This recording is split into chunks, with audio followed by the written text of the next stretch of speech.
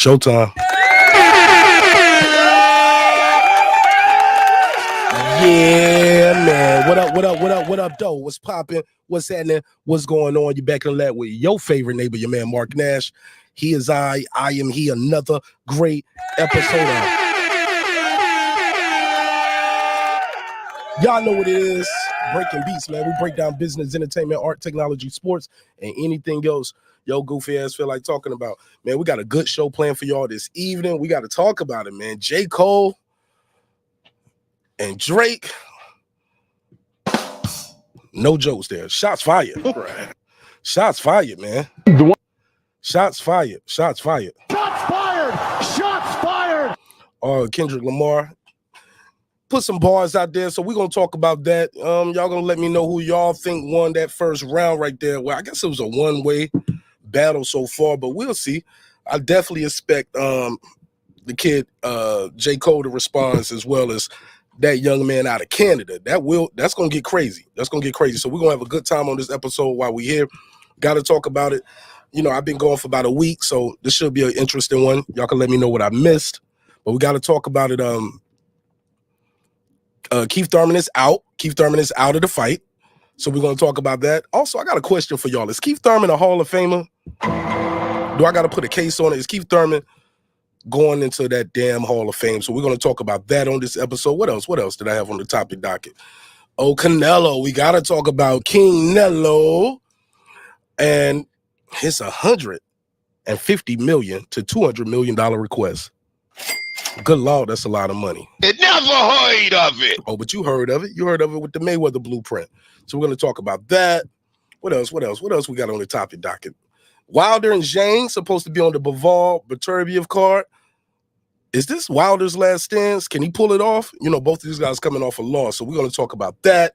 So this should be a damn good episode while we here. So let me run this intro. I'm going to blast this link out there, let everybody know what time it is. It's your man, Mark Nash, breaking beats. Give me 5 minutes. Give me 5 minutes. Let me get this room populated out, blast this link, let everybody know we live again. It's alive. It's alive. And this is live. Yeah, so we'll have a good time on this episode. So let's get this room populated. Please share the link if you feel like this is a show you want to support. It's free. It's free to share the link. So click that link button and share the link. Let everybody know we live. What else did I want to say? Smash the like button on the way into the room. That's going to be the only time I ask y'all. What else? Something else I want to say. All right, whatever. We got all night. All first verse. So let's have a good time while we here. And yeah, man, let's get this show started. It's your man Martin Nash breaking beats. KP, you was right. I'm late again. I told KP, I was like, nah, nigga, I'm gonna be live about 10 o'clock. I'm good. I'm gonna be live at 10 o'clock. And then, you know, the homies start calling me, other people start calling me, and then, yeah, just, y'all know, I'm sitting there running my mouth about the topics instead of starting the show. So let's get this show started. It's your man Martin Nash breaking beats. Let's get it. This is my passion. This is what I love to do. But some days, sometimes, I'm just like you, man. I hate this job. Damn, I hate this job. Damn, I hate this job. Damn, I hate my job. Damn, I hate this job. I'm just like you. Damn, I hate this job. Man, I hate this job.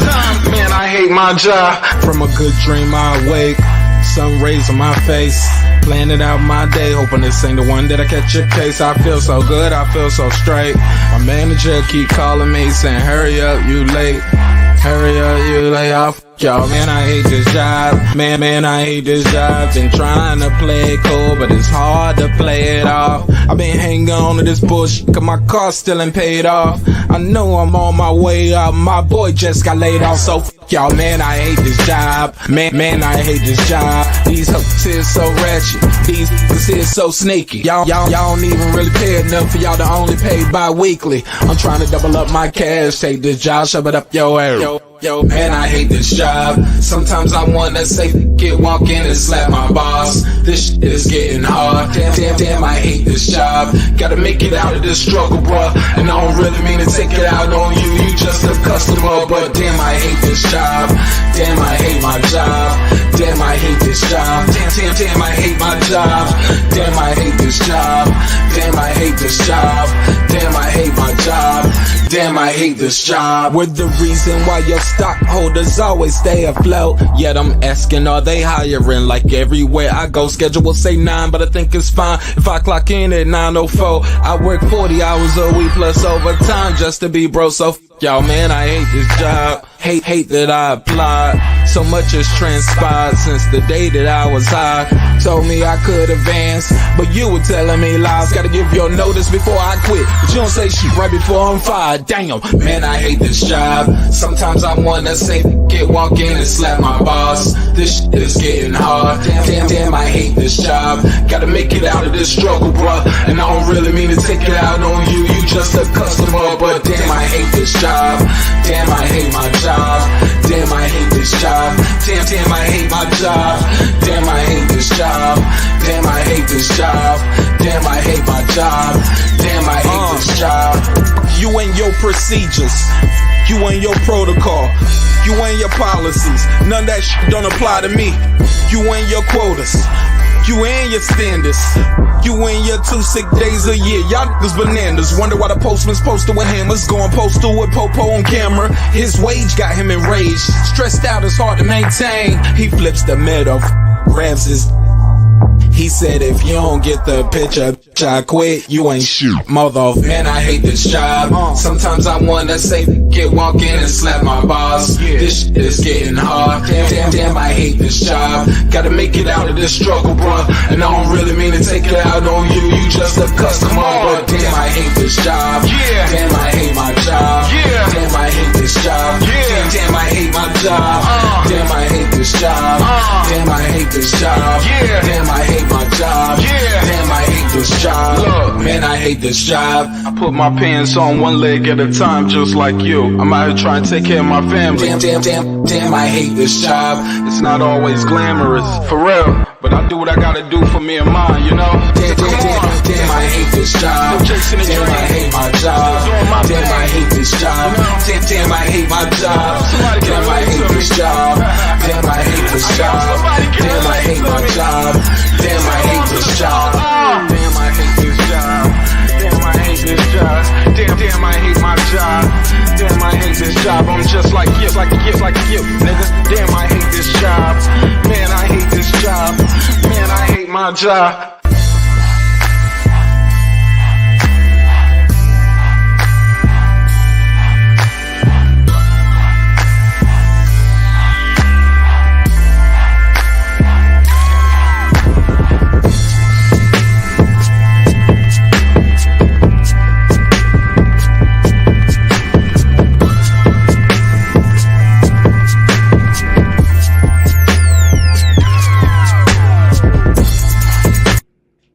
The views and opinions expressed in this program are those of the speakers, commentators, experts, and or the host.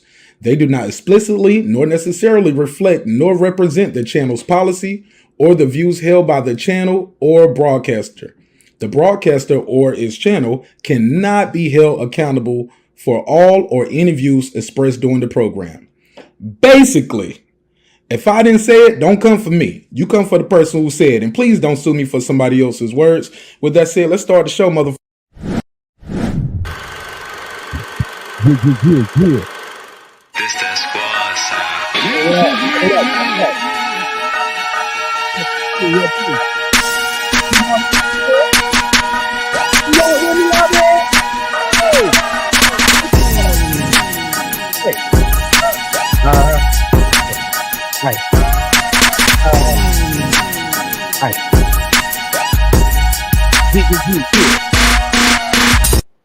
Let's start the show then, Nick.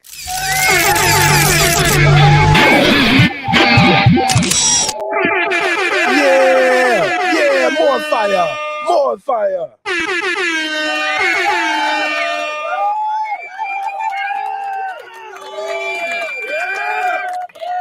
Thank you.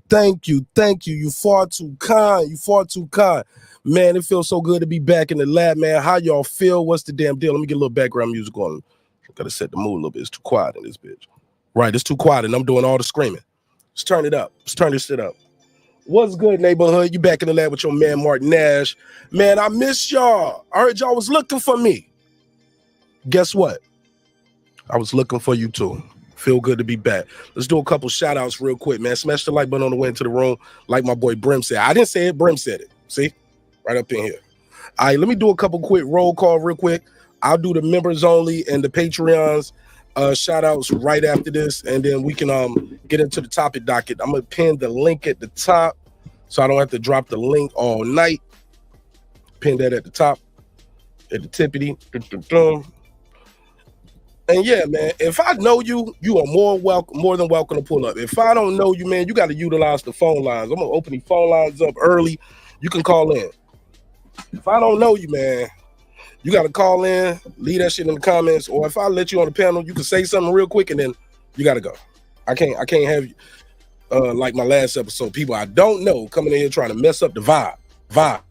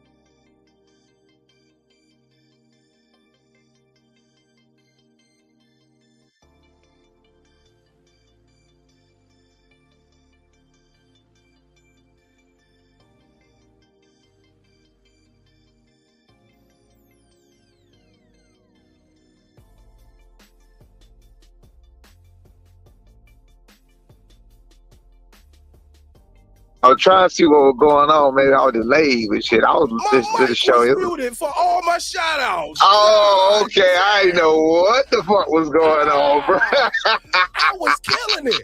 I thought I was killing the shout outs too. I called because I was like, nigga, you having a moment of silence or shit? I'm up here doing like this. What up? What up? Bro, What up? bro, Oh my listen God, to I thought me, I was man. killing it. Nah, bro, you Man, I was was saying giving shit. everybody the best shout outs. I said the Queen Karma Serene with the Serene Saturdays. Man, she getting it in. She proud of you, Karma. Hey, Cooking with Sir Senior, man. I need you to drop some more content. Megas Yeah, all proud of you, man. brother. Blah, blah, blah. Hey, Lisa Bells, thanks for checking on me. Champion Heart. Blah, blah, blah. Man, I gave the best roll call Hey, ever, well, and nobody I heard heard, it. I heard silence.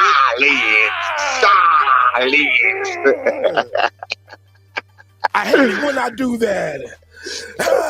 What's going on? Everything good, bro? Man, hold up, man. I gotta slap myself, man. Let me slap myself on this one, man. All right, man. I tell you what. Look, so you gonna get it together, gonna get on your topic, and then you hit me back, or I hit you. Call it because I really was listening to the show. Like, bro, what the fuck is happening here? So you know what I'm saying? Let me call this man. See, when I plugged the phone in, the board clicked off, and when it did that, so it don't short out, StreamYard automatically mutes the mic. I got you. And oh my God! But why I got you up here real quick? Let me pick your brain. Canelo What's up? said, "I want 150 million pesos." Canelo is a fucking duck, bro. He's a duck. I mean, he's got people saying what they're saying right now about a smart duck, but what he's saying don't make sense. They don't coincide with each other. It sounds like he's attempting, like people, you know, there's always two ways. It's always more than one way to look at things. So you can say he's a fucking genius, he's a smart businessman. You can say all of that, especially if you get this shit, right? But it doesn't coincide with you saying who is Benavidez. What has he done? Who is he? All he brings is 25 pounds extra to the weigh-in. So that right there lets you know what he worried about. That's first of all. But you didn't even say that. For you to bring up the 25 pounds that he's bringing to the fight, that brings up one of your concerns. That's first of all. Sounds like rehydration causes. Exactly. So that brings up one of your concerns right there. Because otherwise it would have never been said. You would have just said, "Who the hell is he? He ain't nobody. He didn't earn it," which he did. You know what I'm saying? At the same time, with him saying he's nobody, what has he done? Whatever he said, I mean, that doesn't coincide with you asking for 150 to 200 million to fight him then. And then the fact that you even considering Berlanga is appalling. The fact that his name was even brought up is appalling. Munguia, that's one thing because I think anybody been in the game, as long as these boys been in the game, they deserve their shot, they deserve their chance. So Munguia, I honestly have no problem with him fighting it at all. I think that's a tough fight for him. I honestly, like I told you this before, I think he's worried about getting that another L. Because it's no matter what, is diminishing his reputation. It's diminishing his legacy. These are losses that he took that he never even avenged or even attempted to avenge. He didn't even make an attempt to avenge these losses. He didn't like Errol. At least Errol talking was like, we got to run that shit back. And probably reality set in, and a bunch of people talk. I'm saying, I was on Errol's side, so it ain't not a laughing moment for me. I'm not doing shit to pick at it. I'm just being real. It is for me. Yeah, what the fuck ever, but I'm not laughing at it. You know what I'm saying? No. That man's a warrior. I always tell people he's a fucking warrior, right? He's a warrior. He's a fucking warrior. If Harvey Doc didn't stop the fight, Errol was still. He would have went out his motherfucking shit. You absolutely right. So I'm not. Like this. Absolutely, I'm not picking at him. I'm not picking at him at all. You know what I'm saying? He the truth. Yeah, he the truth. He the truth. So I'm not picking at him at all. I'm giving him his props with what he said and what he meant. He meant that shit. Nah, bro, we got to run that shit back. That's how a warrior thinks. You know what I'm saying? And of course, on the, when it came down to it, and everybody was telling us, damn, bro, it was like it's a little too lopsided, a little too one-sided, and your styles don't really mix up. And then you got the accidents and you got the situations. It's just a lot of things that just, I mean, I'm just saying these are things that could have came into play. Well, I'm pretty sure came into play with the people around him after. But we ain't even talking about it. I'm just giving you the example of how a warrior acts and carries himself. For sure. And Canelo is not a real fucking warrior. And he's a Mexican, and he's not a real warrior because he's a fucking... I tell you what, the people he beat, he could beat them. The people he couldn't beat them and didn't try again. The people he could beat, he beat them. The people he beat Triple G. He get props for going with Triple G another time because I honestly believe Triple G won the first fight. That's just my opinion. Nobody else thinks that, but I think Triple G won the first fight.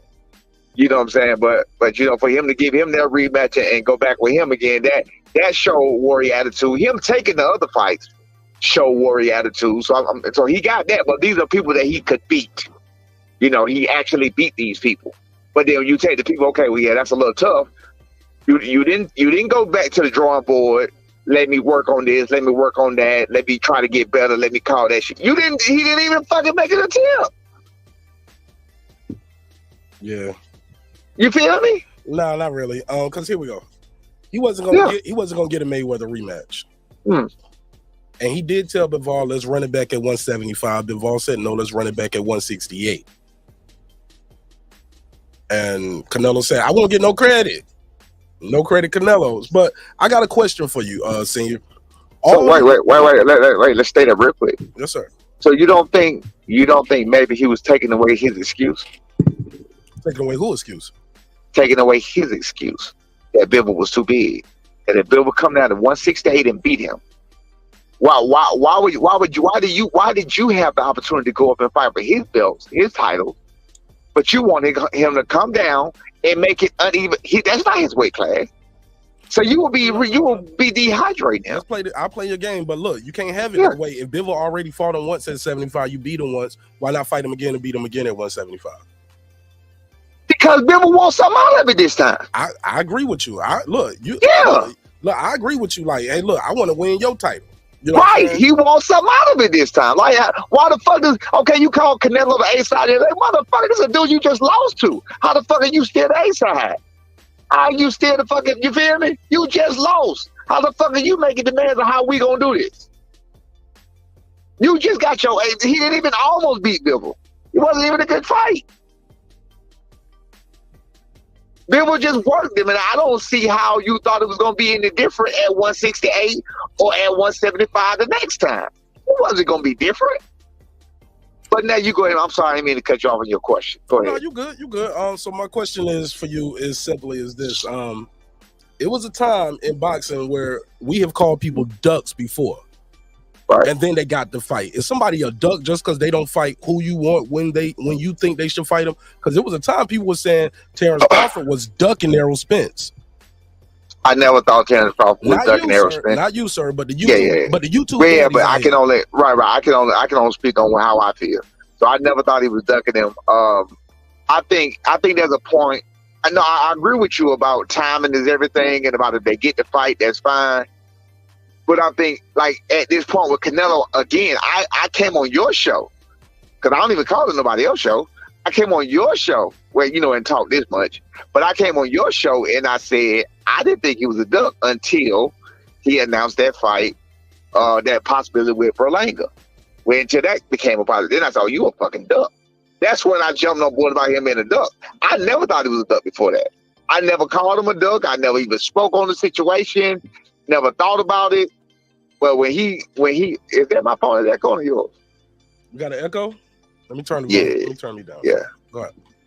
All right. So yeah, when still echoing, but let me do this. All right. Let me do this. Okay. How about now? You still hear echo? Hello? Yeah, you still hear echo? It's cool. I do, but we cool. All right, so listen. When he she's when he was speaking on Berlanga, it wasn't about Munguia. Munguia was not. I didn't have no problem with Munguia. I had the hugest problem with fucking Berlanga, bro. That shouldn't even be in a discussion. That shouldn't even be a possibility. So the fact that he brought up Berlanga made him a duck all the way to me. Berlanga, bro. Who the fuck is Berlanga?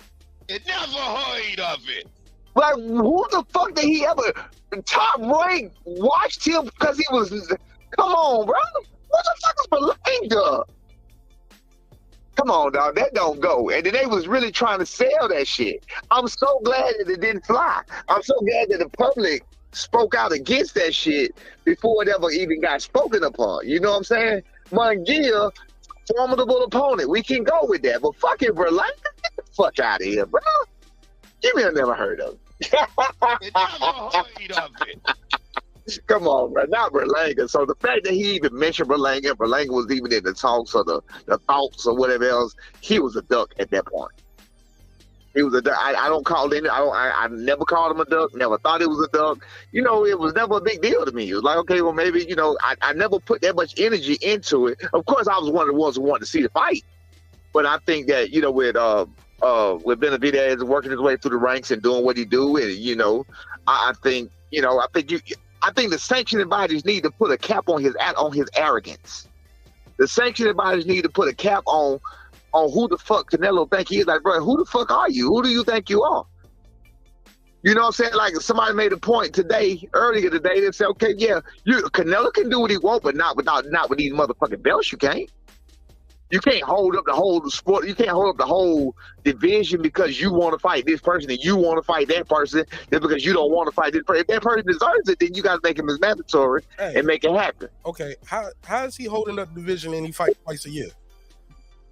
Okay, but how long? Okay, and how long has Benavidez been the number one? Shit, John Ryder was the number one at 1.2 one. I've never heard of John Ryder until he fought him. Never heard of it. That's the Casual talk. I had never heard of that motherfucker till I seen the fight. Hey, Brim, you know who the fuck was John Ryder? Hey, Brim, you know a lot of pros and like people in the business like him, Nonito, Rachel. Like sometimes they don't even know who these people are. They be like, man, we don't know these niggas. We know who we know. We know who's a weight under us that might be coming up and a weight over us that we might be going up to, and who's in our division. They don't keep up with Ed. I'm sorry to intercede, but I want to ask you a question, Coach. How's your son doing? Is he doing all right? Is his recovery from the nonsense? Yeah, he good. He almost 100. He good. All right, so he'll be back probably working again, you know, in about maybe a month or so? He'll be back very soon. Very, very, very soon. Announcement to be made soon. All right, cool. Well, I'll be tuned in on that. I appreciate that. But my question and the topic is he a duck or a genius? Because if y'all calling him a duck now, but if he fights Benavidez this fall, all of y'all gonna have to eat that crow. I'm still not gonna. I think what he was trying to do was trying to price himself out, because again, if he meant what he said, he pretty much just, that was like a forced answer. Why did that answer just come out of nowhere like that? It was a force. How you force him and he answered that question? No, because he never spoke. He never spoke on him though. Maybe he tired of it. Maybe he tired. Right. He did, and that's why I said it was a forced answer. But look, he answered it 3 or 4 times. He kept saying the same answer. You forced him about the 150 to 200. Yeah, you can, and the 24. Yeah, you can force him once, but he answered that question to the lady reporter. So he answered it to Fight Hype. He said it to Fight Hub. He said it to Ronnie, Bobby, Ricky, Mike. Because he don't because that's gonna be his last fucking loss that he's willing to take. He's gonna cash himself out. And that's why. All right. Brim, is Canelo a genius or a duck? Both. Never heard of it. You want me to lie to you? Bro, everything he said was duck language, bro. That was duck language. I'm just gonna keep it a beam, bro. It's duck language. But there's a but though. I hate when the people who are overly Benavidez fans be talking about, oh, he been ducking him for years. I don't want to hear that, bro. Benavidez, let's talk about the here and now, because we talk about years ago, Benavidez did a whole bunch of shooting himself in the foot going into this situation, right? So I don't want to hear about 3 or 4 years ago. I don't. I didn't say nothing about that. That wouldn't mean. I know you didn't. I'm just. I wouldn't address that to you, Coach. I wouldn't address that to you. That was a general statement about a lot of people who are like overly hype on the Benavidez train or overly on the hate of Canelo. I'm in the middle of all this, so I'm trying to put perspective. But I've been saying this, and it's starting to come into fruition. Boxing is smoke and mirrors, y'all. The whole goal when you get to this top level is to play on the emotions of the fans of the sport to get them emotionally invested, whether on each side. And they're doing their job right now. And we're eating this shit up, and it's nothing but smoke and mirrors. So if this fight happens, we got a whole lot of shutting up to do and enjoying the fight. And that's where I'm at right now. I barely want to talk about this subject because I feel like it's a bunch of fugaziness. Because we can get it. There's a lot to get on Canelo about, right? But there's a lot to get on Benavidez about. But it ain't necessarily about Benavidez. It's about the people who represent him. Samson, I would give him all the credit in the world. He has done a lot of good work with a lot of good fighters. But he's the major cap, looking like a gigolo last week. He's a mean capper, bro. He's a capper. And the thing is, in regards to both sides, they have said two different things on the end of the spectrum. They always are contradicting themselves. That's why when I look at both sides, I'm not hearing the garbage because I feel like it's smoke and mirrors. They're building this fight up, and I think the fight is going to happen at some point. I mean, I don't know if it can happen in September. I don't know if it will be November. But I feel like what they're doing is smoke and mirroring us to death to build up this fight. Because let me ask you, both of you gentlemen, this question. From January the 1st to now, has this fight grown more in interest, and has the build-up been larger in regards to the fight? What fight? Who are you talking about? Canelo and Benavidez. I mean, it grows every time. Of course, it's grown every time you see him. Of course, it grows. It grows every time Canelo finishes fighting, and people wonder who he's gonna fight next. Right. There you have it, guys. The business of boxing is at work, whether we like it or not. My boy King KO said the fight gonna happen in September. Y'all gotta relax. Somebody said this is a short live. This short live layout is weird. I did the this is vertical mode, ladies and gentlemen, for the people asking. This helps get visibility of the show, and it puts the video in the YouTube live feed as well. Like, so I don't know how many people is watching right here on YouTube, what y'all number y'all see, but I think y'all see about 40-some people, but like 40-some people. My version right here, I can see watching on Twitter and other and Facebook and so forth, and I see 78.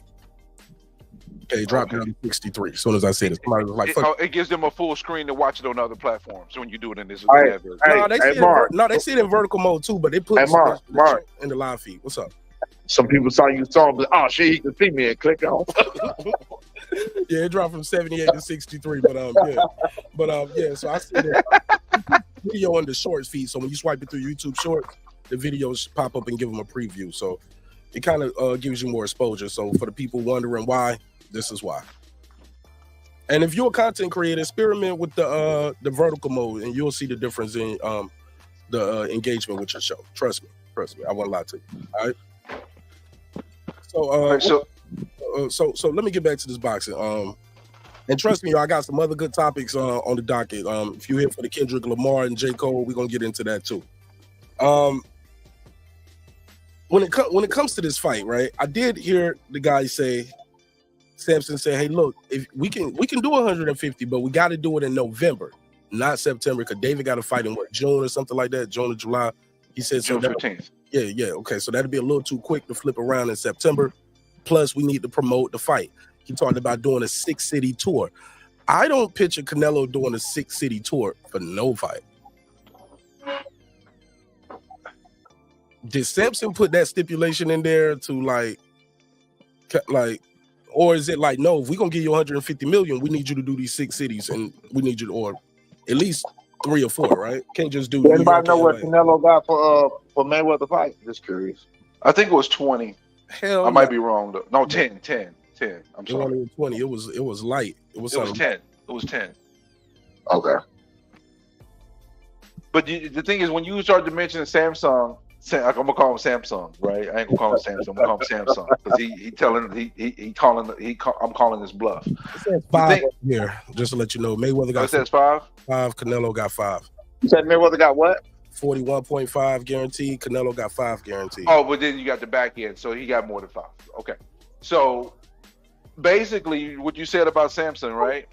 Did you know that Benavidez said he can fight in September? See, this is what I'll be talking about when it comes to Benavidez' team. One person say something else, and then somebody else will come out and say something to be completely different from what the other person says. They can't keep their stuff together.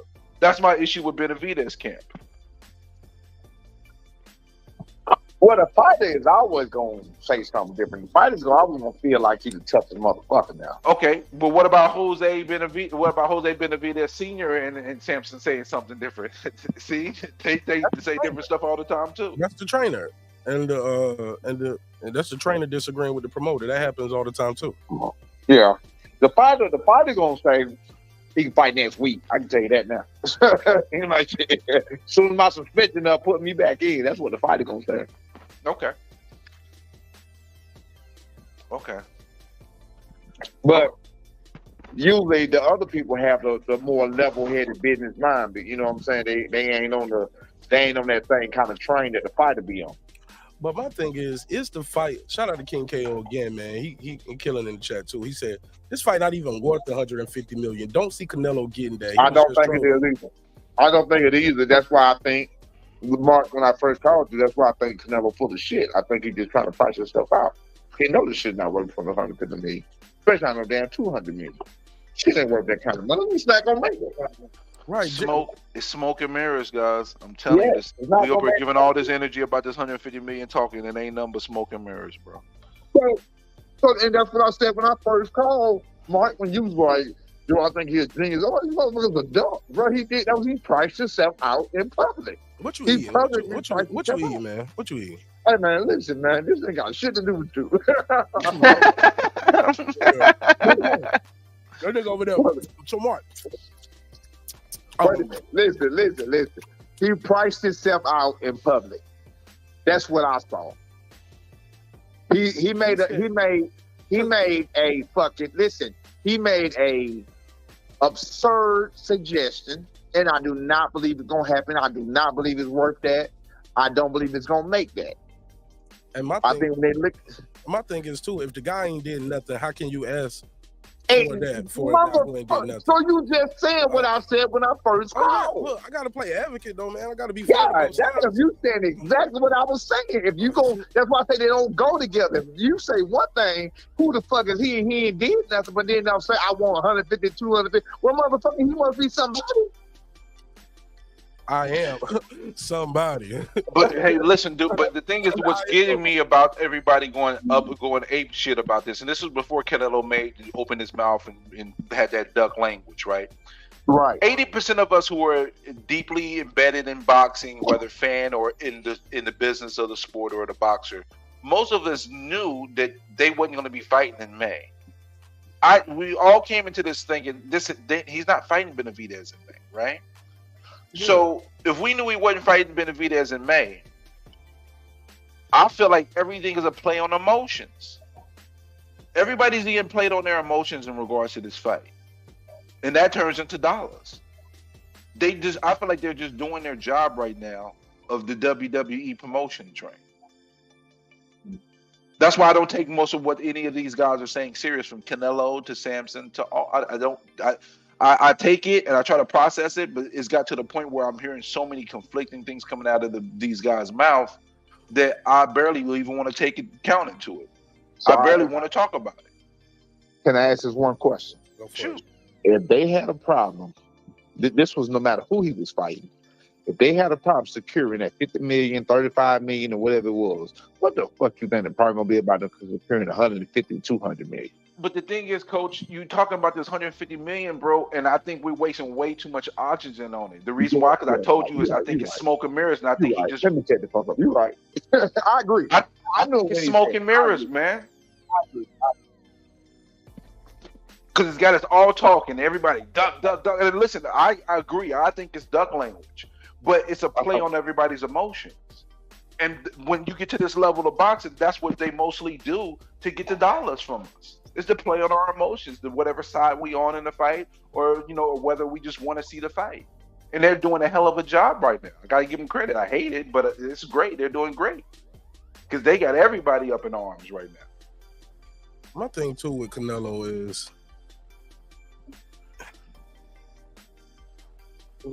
I feel like we as fans in the sport, we created this monster when people can say, well, he has nothing to prove. He's a Hall of Famer already. Like he's done everything. He done everything. Is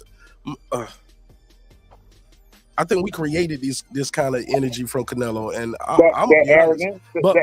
But here's my thing that I don't like. He said, yeah, he's not. These guys disrespectful. I was like, hey, cut that out. That's some bullshit. Hold on, let me hit him with the Derek James. Hold on, what a drop at? Hey, let me stop that shit. That's some dumb shit. Hey, We're gonna talk about that later too. Dumb shit. And I'm gonna tell you why. This is how it's always been done. Ali was calling people gorillas, running up on them at the casino, all kind of shit. Bernard Hopkins broke the damn flag. Mayorga slapping people on the ass. Mike Tyson, I want to eat his heart. Eat his children. Eat his children. All praise to Allah. All kind of that stuff. And look, that's how it's been done. And then you get a guy like Boo Boo Andre come to that press conference, and you know what? And he was very respectful. Got the microphone. Hello, Canelo. First of all, I'm a big fan. Canelo was like, "Yeah, I know you are, you bitch ass nigga." No, he didn't say that part.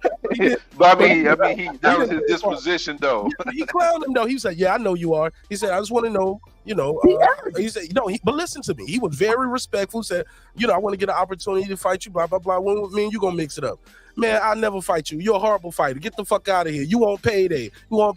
All of this shit." When the guy was humble and respectful to you. So if he's too humble and too respectful, you call him a horrible fighter, you clown him, disrespect him in front of your fans, in front of his father and all of that.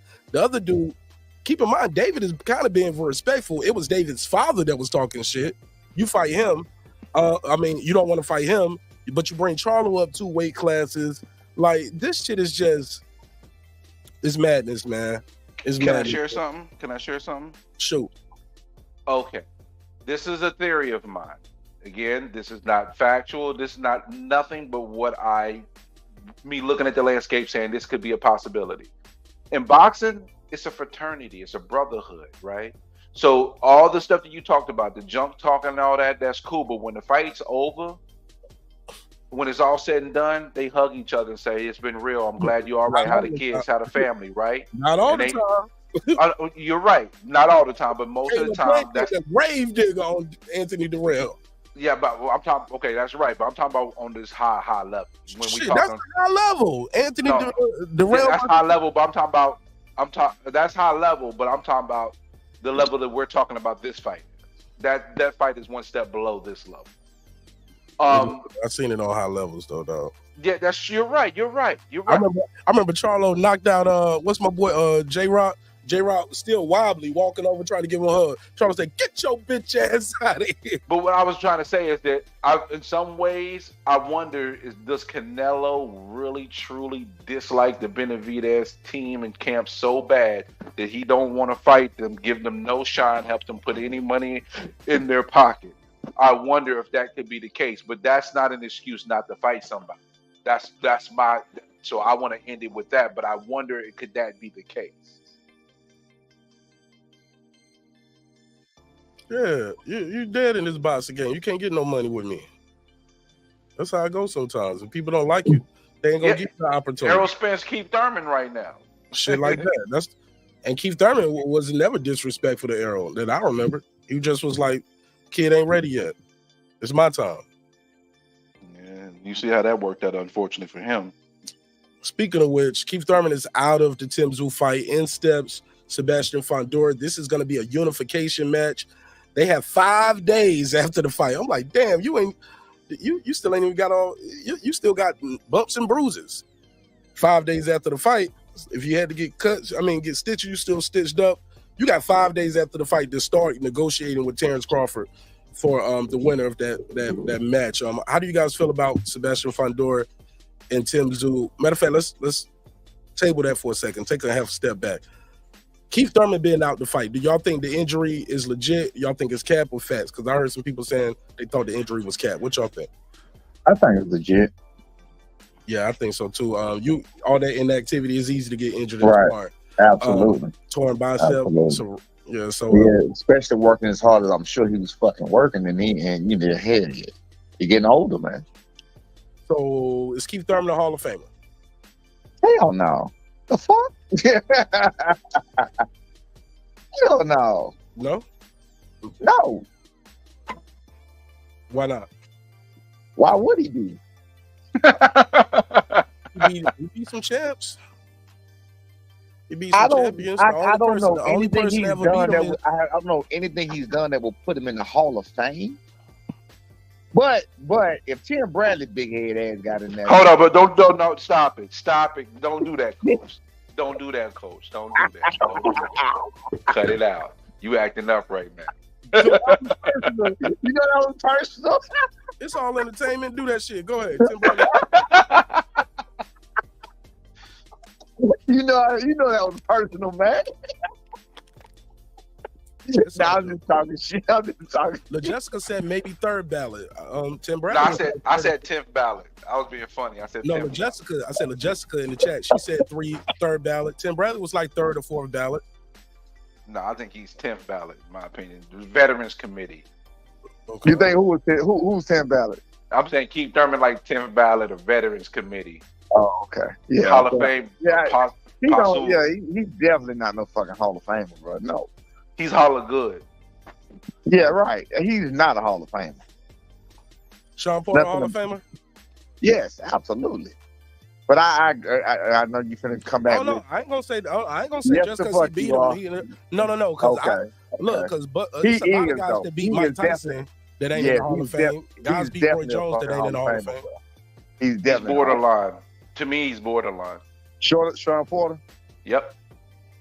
'Cause you can face everybody, but you got to beat some of them too, though. He fought everybody. He fought everybody. That's what I'm saying. I mean, I understand about the actual, accolades. Results. And, And other than Terence Crawford, they were all close fights. right. Crawford was a close fight until it wasn't. Yeah, until it wasn't. Yeah, he got But stopped. listen. So that's what I'm saying. Instead of the accolades of everything else or whatever, his fucking resume, man, he has to be a Hall of Famer. First ballot, Yeah. second. I mean, but you don't put resumes in the Hall of Fame. So No, you don't. I mean, listen, I can have a phenomenal resume, but if I got fired from every job, what does that mean? I got you. That's why when I said it, I immediately kind of stepped back. I'm like, I already know where it was coming from. You know what I'm saying? But with his resume, man, I would not say no. And you put fucking Keith Thurman in the shit. Come on, man. If we put Deontay Wilder in, then you got to put Porter in. That's my opinion. I just don't think he's a first ballot. But Deontay Wilder has the actual successes, even with the years being heavyweight champion. He has a fucking But bro, those 10 title defenses, man. His first out of those 10 title defenses, 8 of them were against guys who are not outside of the top 20. You can come on, bro. He's still But the division was thin at that time too. The heavyweight division been thin. It was so thin that he didn't fight Dillian White when Dillian White was trying to get in position for the. Let's talk about let's do Dillian, this. the drug cheat White.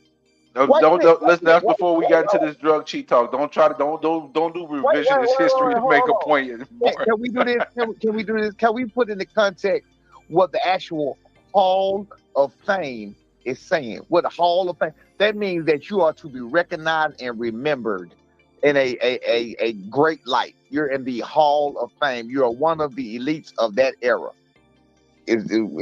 Are we agreeing on that or no? That's what it would go by. But here's the problem, though. I don't think Deontay Wilder's going, when it's all said and done, I don't think he's going to be considered in top 5. I mean, I know we're going to be talking about it a little bit later, but there's some announcements. Top 5 all time? No. I'm talking about top 5 of this era, bro. Who is it then? Bro, if he loses this next fight, it's a fajita wrap for top 5 of this era for him, bro. His era is over. His era is over. He's 37. If he loses this next fight he got coming up, bro, easily 5 over. fighters I can put in front of him. Easily. His era is over. Let's think about the ones that were in his era. His era is done. Give me the 5 guys over him in his era. All right. Even if he loses to Zhang, you can't say, because Zhang ain't been a world champion, right? Okay, but if he beat him though, bro, that's okay. Okay, here I want to hear the 5. Here we go. Because some guys Tyson Fury. Hold on, hit the 5. Tyson Fury. Alexander Okay, Usyk. yeah. and AJ. Those three. Give me the And nope, and don't do it. You listen, don't do that. Parker. No. He was fucking dormant. Parker was fucking dormant till He beat him, bro. He beat him. He was dormant. He thought he beat him. I don't want to. That's an excuse, bro. Heavyweight is the one place where you can be great at an older age.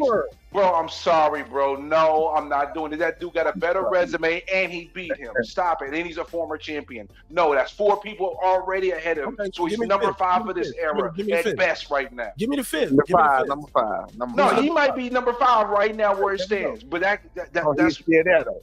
So he's still there though.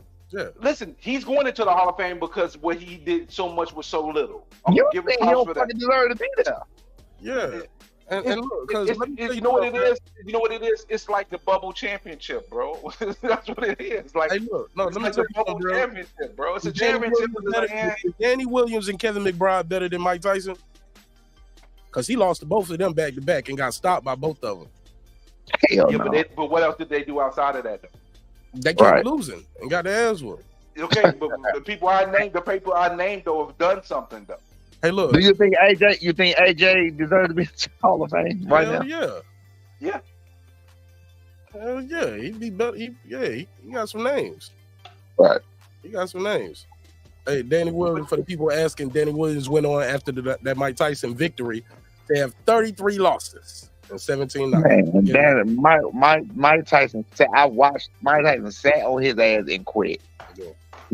He said, people still love him. I love him to the end of time, and that shit broke my heart, and I love him too. Shit.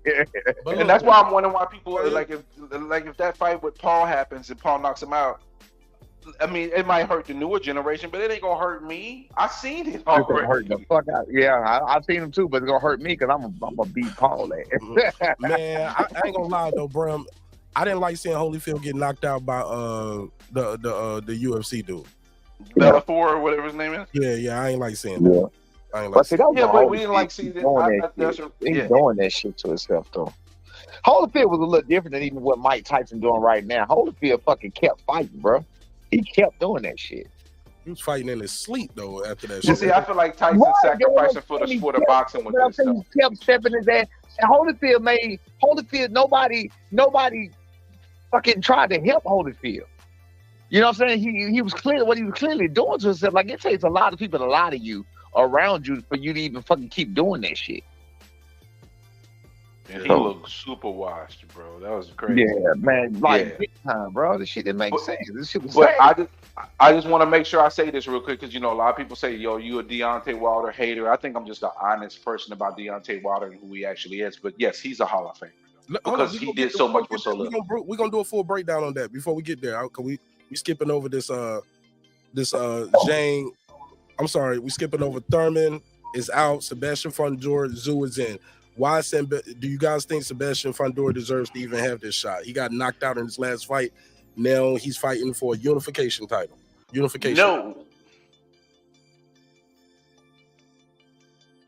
If not, hold on. Ask that question again. Sebastian Fundora got knocked out versus Brian Mendoza. Brian Mendoza went on to get beat up by Tim Tszyu. But now Fundora is fighting Tim Tszyu for a unification.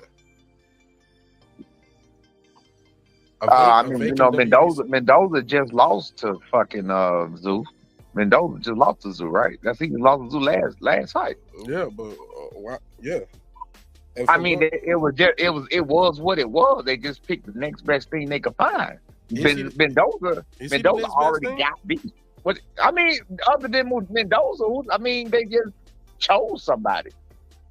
It was Mendoza. It was like this. Fundora lost to Mendoza. Fundora lost to Mendoza. Mendoza fought Tszyu, rightfully so. He lost. So you just take the next one because it would have been Fundora if they had it went the other way, right? Well, they gave Tim Tszyu 3 choices. He chose Fundora. I think that was a stupid choice. What were the other 2 choices? I didn't hear he had 2 I didn't hear no choices either. Lubin and Can't remember the third choice. Man, can't remember off the top of my head. Yeah, I can see Lubin. That would have been a good Is it fight. Bokachet? Was Bokachet? It might have been. But don't quote me. Why not But his again, Bokachet? he's a good fighter. He deserves it more than they do, but he don't got a name. That's the business of boxing in play. Charles Conwell just got signed to Golden Boy, right? Number one. He's the number one guy over there. He just got signed to Golden Boy, right? I believe so. But he's. But I mean, Charles Conwell had issues. He's the number one guy. He over Sebastian Fundora. I don't know. Other side of the street, politics, though. What my man said a minute ago. Other side of the street, it's the WBC doing it. Politics of boxing, man. Politics of boxing. Fair enough. So, who do you guys see winning that fight? Are y'all excited about the fight, or who y'all got winning? I think Fundora might whoop his ass. I'm not really that sold on Zoo like that. I don't think he's sorry or nothing. He's not like a very impressive, dominating type fighter. You know what I'm saying? Like his daddy was. I watched his daddy. Like I don't see it. I'm not sold on him as a superstar. No shit like that. Fundora, he's a unicorn, like Paul Williams was. You know what I'm saying? So I mean, that's a hard fight to train for. You know, they got Michael Fox over there working with that, a tall southpaw like that. But Fundora's 6'6". Crazy. That's a hard ass fight. Yeah, but he don't even use his height when he fight. He gets in close. Nah, he don't. Right. And that's how he almost got fucked up against Luke. I had a theory about that too, Coach. Right when we was watching that fight, Puro was here. Shout out to my guy Puro. I see him in the chat. Puro, you can pull up, talk some shit with us. Puro ain't gonna talk shit because we talk shit about Canelo. But man, I talked to Puro for about 2 hours earlier today. He cool. He kind of made me think about my title there. I was like, Duck or Genius? Because he was like, Mark, they're probably gonna fight. It's all promotion, man, and he's gonna end up getting the money that he's asking for. Bullshit. Okay, or close to it. Go ahead. But I was like, right when we was watching that fight, I said, man, this is a pretty good scrap right here. I said, normally these real tall guys don't usually do good in boxing when they small. Right. As soon as I said it, Mendoza caught him with that looping shot, and I was like, that's why. Laid his ass because they can't see those shots coming from those shorter guys. They can't see them. They come wide and they come and they're more powerful because you're at the end of their punches and you're not at the end of Fundora punches. Right. The power is at the end of your punches, and so Fundora is really shortchanging himself by doing that stupid ass shit. Yes, it's an anomaly. Yes, it's different and shit, but it's not a. But Coach, my theory was the reason why he fights that close is so he's not at the end of those punches that he can't see. He's this close right here, and he's doing these little uppercuts and hitting you like this, fucking you up like this, busting you up, and really you can't really hit him that effectively. Right, because he's right here and you're down here. Right. You can't punch like this. I don't know if y'all can see it makes plenty of sense. So he gets up on you like this and he smothers you, but he can still do his work, just hitting you with these little uppercuts, breaking your nose and your orbital bone and all of that stuff. But when you just give him a little bit of mid range, you can fuck him up because he can't see the looping shots coming around. But Terence Crawford is supposed to get the winner. Do y'all think that's gonna happen, or is one of these, or is they're gonna PBC is gonna tell one of these guys to drop the belt? Somebody asked me that, and I was like, nah, I don't picture that happening. They're gonna fight him. What was that question you just asked? Terence Crawford is supposed to get the winner for the unification. How do y'all think he favored with either guy? I think him and fucking Fundora would be a fucking strange ass fight. I think Fundora would be a strange fight for anybody. But I think he'll beat Zoo. I think he'll beat Zoo easy, to be honest with you. Again, I'm not sold on Zoo. I gotta watch him more. I only seen him a couple of times. Can you hear me? Hold on. You hear me? Yeah, I can hear both of y'all. Okay, I have myself muted. I can't tell when I mute myself. But Tim Zoo wins, he's definitely gonna fight Crawford. If Fundora wins, I don't know if he fights Bud. I don't know. I'm not sold on that because he's more in the pocket of PPC than than Tim Tszyu is. Tim Tszyu is represented by No Limit, where they have the ability to navigate do everything a little differently. And I think he wants to challenge. So I think he'll take the Bud fight. He's not going to drop the belt just to not fight Bud. Win, lose, or draw. Yeah, I don't think so neither. And I think he beats Fundora because Fundora's going to smother his punches. And I've watched a lot of Tim Tszyu fights. I've been watching them, basically, I've watched almost, 10 of his fights at this point. And I've seen his growth and progression. Yeah, I have it. How you think you sold on him? Yeah, I am, but I don't think he beats Bud. Bud is a unicorn. Bud is a unicorn in skill set. So, I think he poses some problems. He has true power, but it's not one punch knockout power. I just think that when it comes down to Bud will be able to put him in positions of uncomfort because he's so flexible. You said there's not one knockout, one punch knockout. He ain't gonna let him beat on him. So exactly. So go ahead. I was gonna say shout out to Bud for handling his business quietly, unlike T.O. who ran his mouth but didn't really want to do nothing. See, a lot of people gave Bud a lot of hell when they thought he was gonna fight old boy, right? Who old boy? Eubanks. And then, but come to find out that was bullshit. Yeah, and I didn't see none of the apology videos. Like, well, congratulations to him for going for the winner of this unification. So my next question is, with Bud going up to 154, it's a two-part question. If you are controlling the career of Boots Ennis, do you chase him? Do you activate that? If he gets, hold on, let me ask you all the way. Do you activate that? He don't have the IBF. Oh, wait, he got the IBF. Do you go up to try to fight him? And also, if you are Terence Crawford, do you keep going up to try to chase the white whale, with the red-headed whale, which is Canelo, or do you go for that third undisputed at 154? I'm almost positive. I'm not really. I haven't asked this specific question. We're talking to Boots and talking to his daddy. It's not about Crawford. It's not even about that. It was about him he wanted to be undisputed at 147, period. We're talking about Boots here. Okay. It wasn't about Crawford. It wasn't about Spence. He wanted either one of them because that's who had the titles. So he gonna stay at 147 and try to get undisputed? As of right now, yes. Okay. I ain't talked to him about that in a minute, but from what I know, it wasn't a personal thing. Like people making it personal, like you just said about chasing them. He ain't chasing Bud. He was chasing them titles. He not chasing Bud. He probably chasing the legacy or whatever. He probably won't. It would be a legacy fight. It's the. No. I'm saying. Okay. Remember we were just talking about Hall of Fames and shit like that. Okay. If you can be undisputed, if you're undisputed at 147, you would only be the second person to ever do it, right? Because Bud was the first. Right. First and only. And it's right. So you will only be the second person. So that's a hell of a goddamn start to a world championship reign.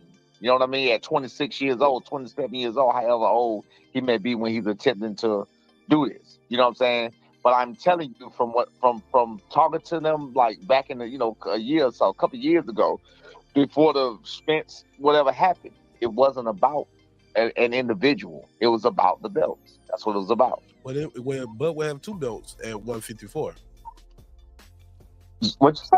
Well, then he gonna want him. Then he gonna want him up there once he do what he gotta do here. But I don't believe he'll be able to do what he gotta do here at 147 before Bud leaves or do whatever else he gotta do. So it's about. He's not gonna worry about Bud. So because I personally never thought he wanted that fight with Bud. I think he wanted a vacant belt. He wanted it. Yeah, he wanted to fight only because Bud had the belt. So if that was the case, he should have stayed in the WBO then. Well, if was a fifth, we'll all be Spence. You know what I'm saying? Let me ask you this, bro. If Bo Mack is Terence Crawford's manager, check, right?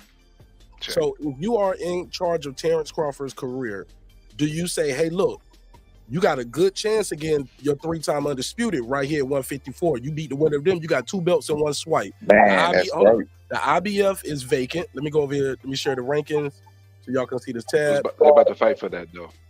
Okay, well, whoever it is. IBF, you got who's fighting 1 and 2? I Is it Jack Coke? Is it Nope. Jack Coke and Markham? Lubin gonna get a shot? Nope, it's not. Okay, but regardless, right now the belt is vacant, and the WBA is Israel Madra. So Jamel had to drop everything? Jamel dropped everything. He ain't got nothing. Okay. All right, so you get a chance to get 2 belts in one swipe. You got 2 more belts out there to get. You got a chance right now. You can still get undisputed, 3-time undisputed within a 12-month period. You can fight the winner of this by the end of the year. And next year get 2 fights, fight the IBF and the WBA guys. So within the 12-month period, you can get your 3rd undisputed and ride off in the sunset. Is that enough do you think that's enough? Would you advise Terence Crawford to focus on getting the 3-time undisputed at 154? Leave Canelo alone. What do you guys think? He want Canelo for the money. He want Canelo for the money. Period. He trying to get the big money fight. So what would you advise him if you were? I would be steady staying the course of trying to become undisputed at 154 at the same time while talking shit to Canelo. See, it's like you to do something. Yep. That's what I would do. You said you would you said you would do what? Say it again. I would stay talking shit to Canelo the whole time while still doing my thing at 154. Because at that point, if you brought Jamel up, why you can't bring up Crawford, right? Right, absolutely. Especially if he stay on this knockout streak too, right? And that's another reason why I mean I didn't put him there. And I'm not really gonna put him there with that now because I'm sound crazy, but that was another thing I thought he was kind of selective. I'm not gonna say ducking. I'm gonna say selective about not fighting Terence Crawford. But I did understand and agree with the reasons about that. He don't gain shit from that. He got everything to lose with that.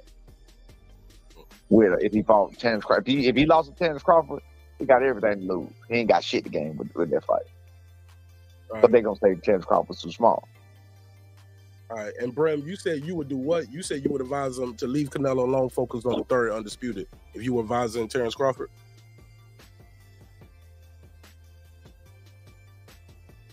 you are muted, Brem, on your headset.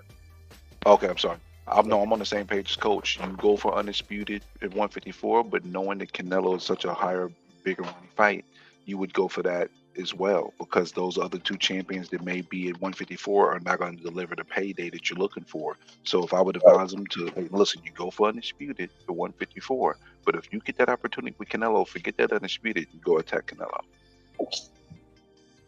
Okay. Got my guy Puro. What up? What up, Puro? Same old shit, brother. What's up? What's going on? Welcome home, big dog. Puro. Thank you. How you feel? I'm feeling good, man. How about yourself? Man, I'm always good, even when it's bad, man. I don't know why I keep flying. Every time I fly back, though, I'm telling you earlier. What's up, Haplo? Every time I fly back in and out of town, bro, I come back with like a little fever and I have my noses running. Oh, shit. I'm up here sniffing. What's this shit right here? This shit works, though. Cocaine? Sinex, man. I've been sniffing that Sinex, man. Got to open my nose up. Man, that shit, I'm gonna tell you, if it's anything, you ever heard of Afrin? Yeah, that's why. Yeah, it's better than Afrin. Listen, that shit, it makes you addicted and it'll make you have to keep using it. I'm trying to tell you, stay off of that shit. My doctor told me I can't use Afrin more than like a couple days. They said, they told me to use a sinus rinse. Okay, it'll fuck you up. Yeah, Afrin has epinephrine in it. Yeah, you turn into Pookie, bro. A Pookie for Afrin. Hey, look, this not real talk, bro. That shit, it makes you. It makes you. You can't fucking breathe. I had to suffer. I had to wean myself off of that shit and just go cold turkey and suffer, bro. Because I was like, this shit got me fucked up. I can't breathe without it. I can't breathe, baby. Like your comedic timing was perfect. Clips called it too. He said, "I said, man, I'm over here snipping this cocaine." But Puro, we're gonna circle back, man. About your boy Canelo momentarily. I do got to ask you while I'm here, while we was on this one. If you were advising Terence Crawford, would you tell him Said, look, focus on your 3-time undisputed. No man in boxing has done that. You got a chance to get 2 belts in one swipe. The other 2 guys you will have to fight is, pretty much is what guys that we expect them to beat. Let's just keep it a buck, man. Nobody even knows who these guys are, man. It's who is it? You got Cocaine, Meth. Zaliev. Yeah, like a bunch of names you can't say. Other than Mazatulev, maybe Charles Conwell. Who? Maybe Charles Conwell. Who? Oh, Charles Conwell. Oh yeah. Maybe Killed the man in the ring. So yeah, buddy, stay away from him. Israel Madrimov. Hey, look, 10-0 with 1 draw. You get what I'm saying? Yeah. Not enough. enough. No, he kind of nice though. What he did just recently, that was a not good enough. fight. He did good. Oh, hey, look, you can't just be nice going in there with Terence Crawford, bro. Oh yeah, we know this. Except all-time great, bro, a generational talent right there, in my opinion. So, what would you advise? Like, man, fuck that. Get the unification. You got your four. Now you'll be a 4-time world champion, 2-time undisputed, unified. Going up again, going up to 60. Try to beat Lara, one of those guys. Now you'll be a 5. Would you tell him like, man, going up another weight if you can do it, or would you just say, nah, get undisputed here? Well, if we're going by what he said, he's interested, to getting another undisputed. It would be easier at 154, so I would advise him to go for 154 and leave Canelo alone because you don't want him touching your boy. You're scared of him. But no. If he truly wanted to like test himself against Canelo, but the only reason he brought up Canelo because he wanted to go for the shot at all the belts. I would advise him to take like a, just like a, what's it called? Like a tune-up at 168 to feel out the weight and then go after Canelo. Speaking of Canelo, glad you brought him up. Duck or genius? We talked about this off air, but is he a duck or is he a genius? Because he's going to end up fighting Benavidez and he's going to get $150 million, whether these haters like it or not. Not the fucking not. What Puro, what you think? And then we can tour after. He's not getting 150 in this country or from any of these promoters. I think Saudi, if that truly is like his motive, money, which I highly doubt it is. Saudi's the way to go. But yeah, he's not getting 150 from like. Wait, Puro. Puro. Why would you say you doubt his motivation is money? Why would you say that when he said 150 to 200 million? What you mean? Because when he went on his undisputed run, he took pay cuts for every single fight. Okay, so why is he asking for 150 to 200 million for David Benavidez? Me personally, I think he's trolling. So you don't think he wants to fight? He says he doesn't want to fight. But you think he does want to fight? Well, no, I think they're gonna fight in September just because Louis de Cubas Jr. Was sitting like right next to Team Canelo, and that's Benavidez' manager. So I don't know. I just and then Benavidez when he tweeted out like instead of 150, you should buy yourself a pair of nuts. Like an hour later, he tweeted out, "Hey man, you never know. The fight might happen in September." So I don't know. They keep contradicting themselves. So who knows? I ain't heard that with the facts. Yet Canelo. I ain't heard that. Yeah, has he contradicted himself yet? No. 5 to 200. No, he literally just said what he said, and then at the end he's like, if they offer me 150 to 200 million, I'll fight tomorrow. Which all of us will fight tomorrow for 150. Yeah, that's why I'm like, what does that even mean? My mama would tell me, nigga, you better hit me. Get this money. Right. And we'll split the money later. Nigga. Anybody, anything. Mama said, you better hit me. You so stupid. My mama was like, just hit me, baby, and get it over with. Shit. I'm going to the mall tomorrow. Yeah, to be honest, I think. Go ahead. No, go ahead. I'm just talking shit. Go ahead. No, I'm just saying, to be honest, I think he knows that like all these, some of these mediums, all they want is a soundbite, so he gave him one. Okay. You got a lot of faith in Canelo, man. You got a lot of faith in it. Hey, Canelo does. Hey, but Puro, a lot of faith in Canelo, but it's well placed, right? The guy only lost. Yeah, of course. One is the all-time great, and the other guy was a bigger guy, an undefeated champion, been a champion for a long time. Oh, he's a bigger guy, and that's why he didn't want to fight him in a lower weight class, right? Well, he won't get no credit because they would say he weight drained him. I mean, Canelo's not stupid. I mean, he knows they're gonna say all kinds of shit. Facts. Get him, Puro. You know, at the end of the day, Triple G, they said they did the exact same thing with Triple G. He fought him, and here came another one, and another one, another one. So. Now, to be fair, he did kind of age Triple G out the first time. Like, we did want to see it. Then the second fight, we had the clenbuterol. Then the third fight happened when Triple G was balding. Like, he had Triple G. Let me see your avatar. Put your avatar on the big screen. Look at Triple G right here. Now, I know I'm gonna get some smoke for this, but I thought Canelo beat Triple G all 3 fights. Put a case on me. I thought the first fight he beat him like the first fight on my mama, man. The first fight he was beat. He looked like if Mayweather would have fought that first fight that way, y'all would have said he was a defensive genius and gave him all his props. Canelo fight that way, he was scared. Second fight, he beat him up and outboxed him, and people thought he still lost that one.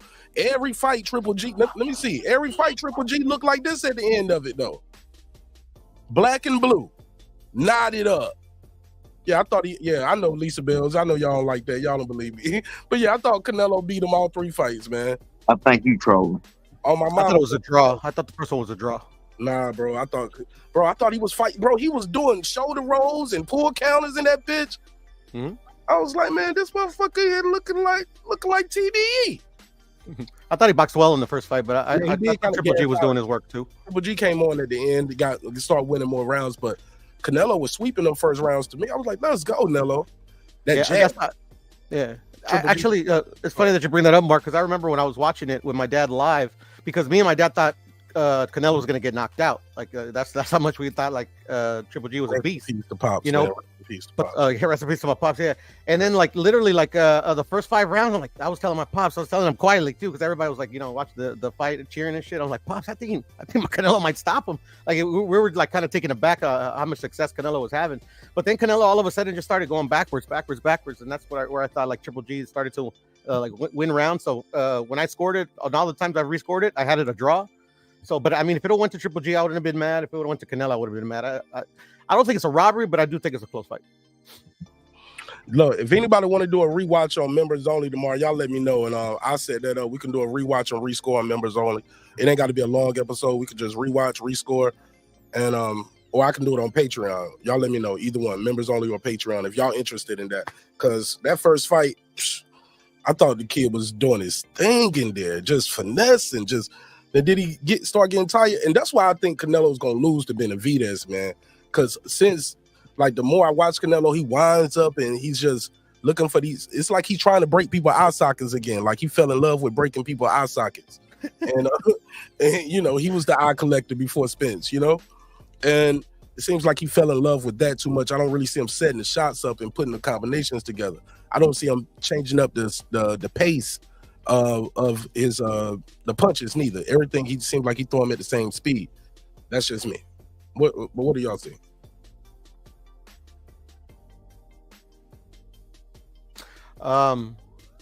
Yeah, I got the other way around, but I just think it's stylistically and also with the experience. I think Canelo's just I don't see any method for Canelo, David beating Canelo.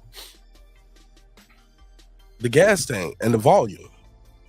Nah. That's how Bivol beat him. Gas tank, volume, and counters. Nah, Bivol beat him because for whatever reason, I don't know. That fight perplexes me why Canelo just hit his arms all night.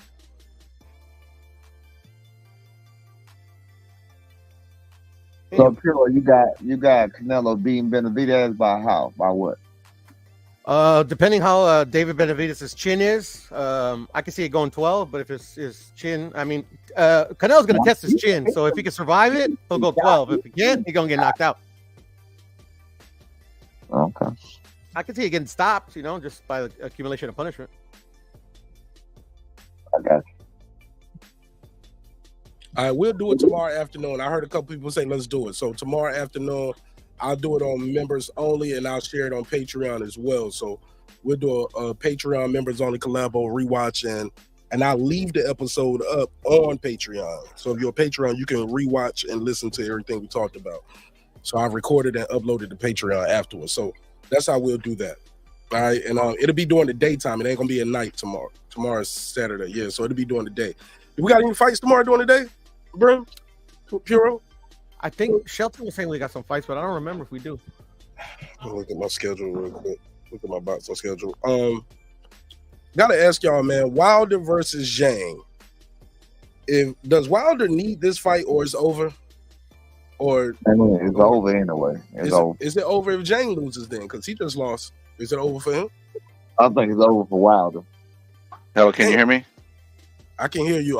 But let me go back to Coach hating on the black man. Go ahead, Coach. Keep hating on the blacks. No, I'm not. I'm trolling.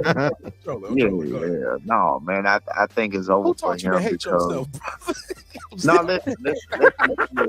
Let me tell you this. Now, people don't know the history of me and Wilder. I honestly couldn't stand Wilder in the beginning because I didn't think he could box. I couldn't think he could box to save his damn life. So I really didn't like him. I was like, bro, this dude is sorry. Hello? I'm listening. Unfortunately, I hear some hating though in the background. I hear you hating. But go ahead. Who, me? Man, he's a bronze medalist. He got off the couch. Coach, you got off the couch and won a You ain't even let me finish. Bro. Oh, you was talking and you said, "Can you hear me?" I thought you was done. Nah, I heard some other shit going on. But anyway. Oh, that's Brim at work. I'm sorry. Oh, okay. All right. So yeah. No. What I was saying was I did not like him initially, and then I even fought him on the same card. I watched him. I saw him go outside and knock a motherfucker out and come right back. I just didn't think he was good. But anyway. What year did you retire, Coach? First time 2009. Then I had to come back and make sure I was good and done 2011. He said I had to come back and make sure. I had to make sure it was all out my goddamn since 2011. So I retired in 09 and then 11. It's hard to let it go, man. Be like, I got one more in me. I didn't have a fucking choice. So I just had to make sure. So anyway, I had vertigo. But anyway, so watching him fight, I was like, bro, he's just not a good fucking boxer. But then he started to grow on me and shit like that. And that right hand, like, okay, he got to be doing something right, knocking everybody out. Like, you can't deny that. Person after person. I was all the way sold when he knocked Luis Ortiz's ass out because I bet against him on that fight. Luis Ortiz, I was all the way sold after that. You know what I'm saying? I mean, because he pretty much got outboxed, and Ortiz was a great boxer. He did exactly what he was supposed to do, and that was exactly what I thought would happen to Wilder if he got in there with a good boxer. And hell behold again, that right hand showed up again for him. The reason I believe he's done now is because I think he's trying to change. Running for Neo? Yeah, you gotta get that to the lovely Miss Deb. No, because he don't know if Deb's here. Hello. Go ahead. I muted him. Go ahead, yo. He didn't know he was unmuted. Go ahead. Oh, okay. What the fuck? I think he's trying to reinvent who he was and what got him where he is, and what got him where he is that right hand. I mean, let's be honest. It wasn't boxing. It wasn't boxing that got Wilder to being the way he is right now today. It wasn't boxing. It was never boxing. It was about a simple punch. It was about a simple hella right hand. And he's trying to change that. I think it's going to be very, very, very hard for him to get that back. Everybody saw, how his legs were. Everybody saw how his legs were and how he tried to change that. And his last time, man, it was so terrible, man. I can't see him going back to being just him. I just can't see it. That's why I think he's done. But if he beats Zhang, is he back? If he goes in there and knock out Zhang, or would y'all say if he go in there and stand in one spot and knock out Zhang by automatic reoccurrence, hell yeah, he's back for a minute. Just by automatic, just how people work. You know how that goes. Yeah, you can't have it both ways. Like he's done, but if he goes in there and knock out the guy, no. Okay. This is why I can have it, boy. Yes, I can. Because listen, I think as a fighter, as a whole, some fighter as what he is, I think that's gone. I think the Deontay Wilder that we knew is gone. Does he have the ability and is a possibility that he will come back and knock out Zhang? Absolutely. I think when he does that, his popularity is going to come right back. But I think when the next fight comes and he fights another real motherfucker that don't stand there and let him do that, Gonna get his phone cracked. he's gonna get his phone cracked. His phone is already cracked. Yeah.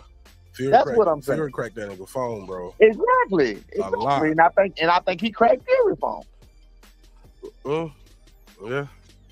Yeah, so that's all I'm saying. They both took a lot out of each other. So I'm saying as a whole, I think he's done. I'm not saying he's done like he can't make no more money. I'm not saying none of that shit. Like, it's a lot of money on the table for him. There's a lot of opportunities on the table for him. Unfortunately, and I'm not a wild to hate. I'm on his side. I'm the one that root for him now. Like I said, ever since Ortiz. Unfortunately, it's gonna have a lot of people who never did like him, like I didn't at first. And they, because I did at first too, wanted to see him lose and wanted to see him get his ass whooped because we really just thought he couldn't box. But again, I was out of that. I was out of that level or whatever. But there's some people that just never got out of that because I've spoken to a lot of them. They just really don't think he the goods at all. So, hey man, more power to him. I hope he knock his ass out and I hope he get another good run. That's all I know. That fight is in May, right? Allegedly June 1st. What's up, Pure? Undercard. What you think, man? Wilder versus Zhang. Is it over if he loses this fight, or nah, man? He'll still get a payday somewhere. I mean, paydays. I think he could still get, but I mean, like, I think it's over for him at. I mean, I don't think he was ever at the elite level. Just if you're. I don't think he was ever at the elite level. In his skill set or whatever, but I mean, like, yeah, I think. Yeah, I mean, I don't think he can beat Zhang, to be honest, but I mean, it is the heavyweights. One punch can knock out anybody. So, but I expect Zhang to make easy work out of him, actually. Yeah, me too. Boom. I think he stops and retires Wilder, bro. Wow. And I don't want to. I don't want to hear nobody in chat on that pro-black shit neither. I'm telling you, man. No. I ain't talking about you. I ain't talking about you. Yeah, I'm just saying, I don't want to hear nobody in chat be like, you ain't gonna go with the black man, brother. Who taught you to hate yourself? Hey, look, man. I can't bet the house on the guy I just saw fight that last fight with Parker. He looked very gun-shy. His defense was the Frankenstein. I don't like to see fighters do the Frankenstein as their defense. Mark you a coon. The worst part about the last fight to me, Mark, was the fact that he actually thought he fucking won. That was the worst part. And he lost all 12 rounds. That he had the nerve. Did he win? He didn't win one round? Nobody knows. One fucking round. He didn't win a round. We saw it. I didn't give him a round, but I don't know. We saw the shit. I think one judge gave him one round and the other two judges gave him no rounds. Yeah, I think Brim's on the money. Damn, we saw that shit. That man ain't win one fucking round. I didn't give him nothing. So he lost 12-0. He got blanked. Blank man. The concerning part is you raised your hand as if you really fucking won. He didn't get knocked out. He won second place. The audacity in a two-man race. He was the first man. He was the first loser. Bro, that's funny. Niggas had about winning second place in a two-man race. The audacity, bro. I was so upset when he fucking raised his hand. I'm like, bro, you need to sit your ass down somewhere. Man. You're making us look bad, man. What the fuck are you doing? You gotta put it up just in case for robberies in the card. Though, man. That card is looking phenomenal. We got Herkovich versus Dubois, and that fight on the card with the undisputed light heavyweight on top of that is the main event. That's a wild card. That's not a wild card. That is the Bivol Beterbiev card. Oh, okay. I was about to say that. A guaranteed card? What the fuck is that? Okay, I got you. Yeah, that's for light heavyweight undisputed. Hey, look. That's going to be are y'all back on the Dubois train? Hell, I'm back. Because I never hopped off. I like him as a fighter. But, he's solid. He's solid. He stopped Usyk though. Get off that train, bro. The train is in a whole other city, bro. Get off the fucking track with that. Hey, coach, he didn't leave with the hardware. We can't go. We can't. Should. Yeah. No, I don't want to hear this. Should, coulda, woulda. Fury should have 2 losses too. Fury should have 2 losses as well. Did he not? Wait, was that punch not legal? Based on the referee said no. So that's right, but you saw the shit. What's the punch lead? It was borderline. Doesn't matter. If I was the ref, I wouldn't have called it. I would have called it a clean punch, but it was borderline as hell. The ref ruled it a low blow. A low blow. It was close, bro. It was dumb close. It was close. It wasn't. That nigga won't shit. Hey, look, that motherfucker shouldn't have been shivering and shaking on the pavement like that. No, neither. That nigga was like a little bit. It was like once he knew the referee. It was like once he knew the referee called it a low blow. He's like, well, shit, I'm gonna get all the time I want then. Actually, the referee told him to take more time. And then after that, what did he do after? He could have did it again. Exactly. Egg salad. He quit. He got knocked out with a jab. I don't want to hear. I mean, I would have quit too. I would have quit too. Right, man. Yeah. So then he comes back and he beats a 450-pound former drug cheat. What's the 400? What was the 200? Big Baby pound Anderson. Big Baby Miller. Big Baby Miller. Miller. Excuse me. Miller. Yeah, Big Baby Miller, who would go on to leave that fight and go on a carjacking. Right. After Saudis post that paid him so much money, like Heavy Bad Boxing just did with me. Shout out my boy T.O., Big T over there, Heavy Bad Boxing TV, man. I'm telling y'all, man, there's a lot of dope channels out here that y'all don't even know about. And they rock with me, and I'm rocking with them too in a major way. I'm gonna keep sharing his links too. Let me give him this drop. A 10, a fucking 10. Yeah, I'm gonna leave that on the screen. Somebody match Big T.O., man, and support the show in a major way. I really appreciate you. Y'all told me y'all weak, y'all miss me. Show your love. God damn it, I can't even hit the like button and share. Shit, now I gotta beg like all these other YouTubers. Ain't too proud to beg, y'all. Hit the cash check. Turn on the super chat. Turn on the TLC. In the words of the great brother Blue Buzz Sports, refresh the super chats, please. Thank you, goddamn it. Refresh that shit. I can't get no super chats till y'all send another one. That's how it works. I need y'all to refresh it. Shout out to that nigga Blue Buzz Sports, man. He the realest, man. I love that. Refresh my shit. Read your message, man. Read your message, Mark. All right, let's see. We got some other news to talk. Oh, all right, and I gotta ask y'all about this. I don't know if y'all want to talk about this. Y'all heard any news that my boy Showbiz the Adult dropped today? He didn't drop it. It was already dropped. I already know what you about to get into. I just had to ask. Had y'all heard? He dropped what? I heard whispers. That's about it. He dropped what? The thing is, people have been saying this for a while, bro. I mean, it's been. He said what? Let's see it. He said, according to Showbiz the Adult, not Martin Nash, because I know they'd be like fake news. They said Errol Spence and Derek James have split, and they are no longer working together. Yeah, that's a done dog. I knew that. You knew that? I knew that 2 months ago, but just didn't have nothing confirmed. Matter of fact, Mark, man. Allegedly, I can't. Hey, Coach, you go ahead. You say what you say. Nah, I ain't say shit. Because I didn't say it. You can say it though. You're right. I need you to say it for you. I didn't forget the shit. I didn't forget the shit. Yeah. But allegedly, maybe, possibly, it was a rumor going around that they was gonna break up anyway. What did you hear 2 months ago, Brim? And I'll tell you what I heard. I heard that he was gonna leave Derek James because Derek James was too tied up with other people and didn't give him the attention that he needed. Who told you that? Where you heard that? I'm not gonna put no names out. This person said this was gonna happen a long time ago, and he was right. And he's somebody that used to be very deeply embedded in the Errol Spence camp, and the reason why was not part of the reason why he was no longer in Errol Spence camp is because of Derek James. Okay. And he was right. Allegedly, put a case on it. Put a case on it. I don't think it's past allegedly now, bro. Confirm rumors, then, bro. Since we ain't gonna cite a source, we can just throw out some speculation. Okay, I'll cite the source. IOTBA. Oh shit! See, man. I don't want you to do that because I can't give up my sources, but I got a speculation too. But the thing is, he didn't put it out there though. Is he still in that camp though? What's your speculation, Mark? Allegedly, from somebody I heard around the street that they ain't been rocking together for a little bit since after the fight. This shit been going on. That's right. And they've had some tension, but allegedly, maybe, possibly, it was about Spence been shorting him for some fights now. He ain't been getting all his bread.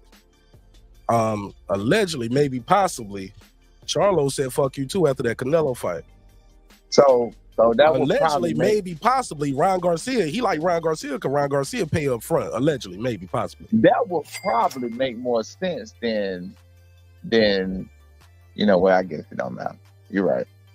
Sound good. Sound good to me. Allegedly, maybe. What you think about that rumor right there? That now that news out, we might possibly hear something about a suit, a case, or maybe they'll handle it quietly. What you think of that rumor though? What you think of that rumor that he ain't been paying Derek all his bread, shorting him?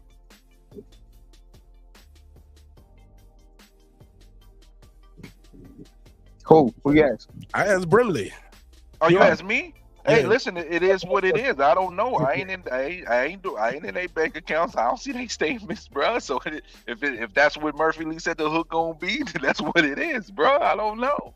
Kind of crazy though, right? That'll be kind of fucked up. That'll kind of hurt Spence's reputation, in my opinion. I mean, you the truth. This your guy you brought to the top, and if Charlo did the same thing, I would feel like y'all remember Django when Samuel Jackson Stephen told Calvin, he said, them niggas know each other. They in this shit together. You know like, it, and coincidence, like if Spence didn't pay him and then Charlo loses his fight and he don't pay neither. Like, bro, even if you lose, you still gotta pay him. But I get it, a lot of these guys have handshake deals. But I wonder if he had a handshake with Charlo, but he had paperwork with Spence. Because if you didn't have nothing but a handshake, can you even sue? Can Derek James even sue if he only had a handshake? Coach, you in the business. Do you have contracts? Do you have? I'm sure you don't have a contract with your son, though, right? But in your experience, do guys have contracts where they pay you? Man, 1,000%, man. In this game, it's a dirty fuck. It's a dirty world. Fuck the game. You know that. Yeah, you kind of almost need to have a contract. I mean, honestly, if my son wasn't my son, I would have to have a contract. But my son is my son, and I don't really give a fuck. You know, at the end of the day, I don't really care. If you want to burn me, motherfucker, you burning your dad, and I'm gonna kick your ass later. So we'll deal with that. Because I'm gonna still be your daddy no matter what. You know what I'm saying? Well, Spence did tweet, say I gotta find a new home first. Which, people's like, are you leaving BBC? He said no. So I think it's a new home in regards to a new trainer. Right. Hold on one second. Okay. I mean, that's allegedly too, because I don't see him coming back. Where the fuck is he gonna go? You never know. He could end up getting with Bomac. Let me ask you this question. Ronnie Shields. He might fuck with Ronnie. What's your question, Coach?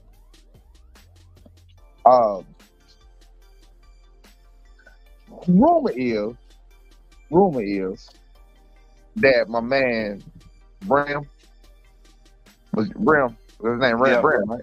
Yes, sir. You the one that said somebody told you that how Errol Spence felt, right? About because he had investing time with somebody else, right? Well, no, I'm speculating on that. The part where he was going to split with Derek James is just a blanket statement that was put out there that he's going to leave Derek James. Now, I'm putting my twist on it, saying that maybe he felt that Derek James was dedicating way too much time to other fighters, and he was the fighter that got Derek James to prominence. And he had too many eggs in the basket. Which is what I said before the fight. Yeah, a lot of us said that. Nah, nobody was on the panel saying that shit. Oh, come on, Mark. Why does everybody want to get 100% credit? I'm the first to do it. Nobody else said it but me. Stop. I did it first. We did it. You wasn't the only person that said that. Shout out to my guy, Coach Malachi.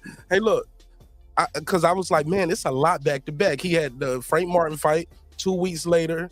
He had the Spence fight. 3 to 6 weeks, like 3 weeks after that, he had the AJ fight. Then like 4 weeks after that, he had the Canelo Jamel. I was like, man, this is bad, man. This is. And he had, remember, that was I remember him saying, he was doing an interview. He was like, everybody, no, it ain't true. No, everybody get their 2 hours. Everybody get their 2 hours or something like that. I was like, 2 hours. Derek James. I was like, damn, that's all they get is 2 hours with the coach? Like, I guess they got other things and other coaches that they working with, but he was like, basically everybody get their 2 hours. He said, I work with him, and I'll go over there and work with him. Like y'all need to cut that out. That's some bullshit. Hey, let me stop that shit. That's some dumb shit. Shout out to Coach Derek James. Best quote. But go ahead, what was you about to say? But I was saying that, like, yo, he matter of fact, let me do this real quick. Shout out to my guy Clips with the super chat. A 10, a 10, a 10, a fucking 10. He said, match my love if you got it. Did I hit you with a super chat? Oh, I think you sent a cash app, but I'm gonna read it real quick. I don't tell my cash app amounts out loud. I keep that to myself. That's my business. Cash app is private. Because somebody, the haters get mad. Somebody might send me $100 one day. They be like, you ain't never gave me $100. You know what I'm saying? Had that baby mama looking at my shit. They be like, hey, nigga, I need some of that for child support. He owed me. He in the rears. But Clip said, match my love if you got it. He said, Martin Nash in the neighborhood, then and give generously. Thank you so much, man. Thank you so much for supporting Showing the Major Way. Back is broken. We're not gonna. Damn, can I find the right button? Thank you. Yeah, and shout out to Brian Norman Sr., father and trainer of Brian Norman Jr., the Assassin 2. Thank you so much for supporting the show in a major way, man. I got your cash app. I appreciate you, man. Appreciate you, bro. I really appreciate that one. That shit instant right there. YouTube don't take 30%, and I can spend it tomorrow. So thank you for the cash app. That shit is cash in your hand. Yeah. Appreciate it.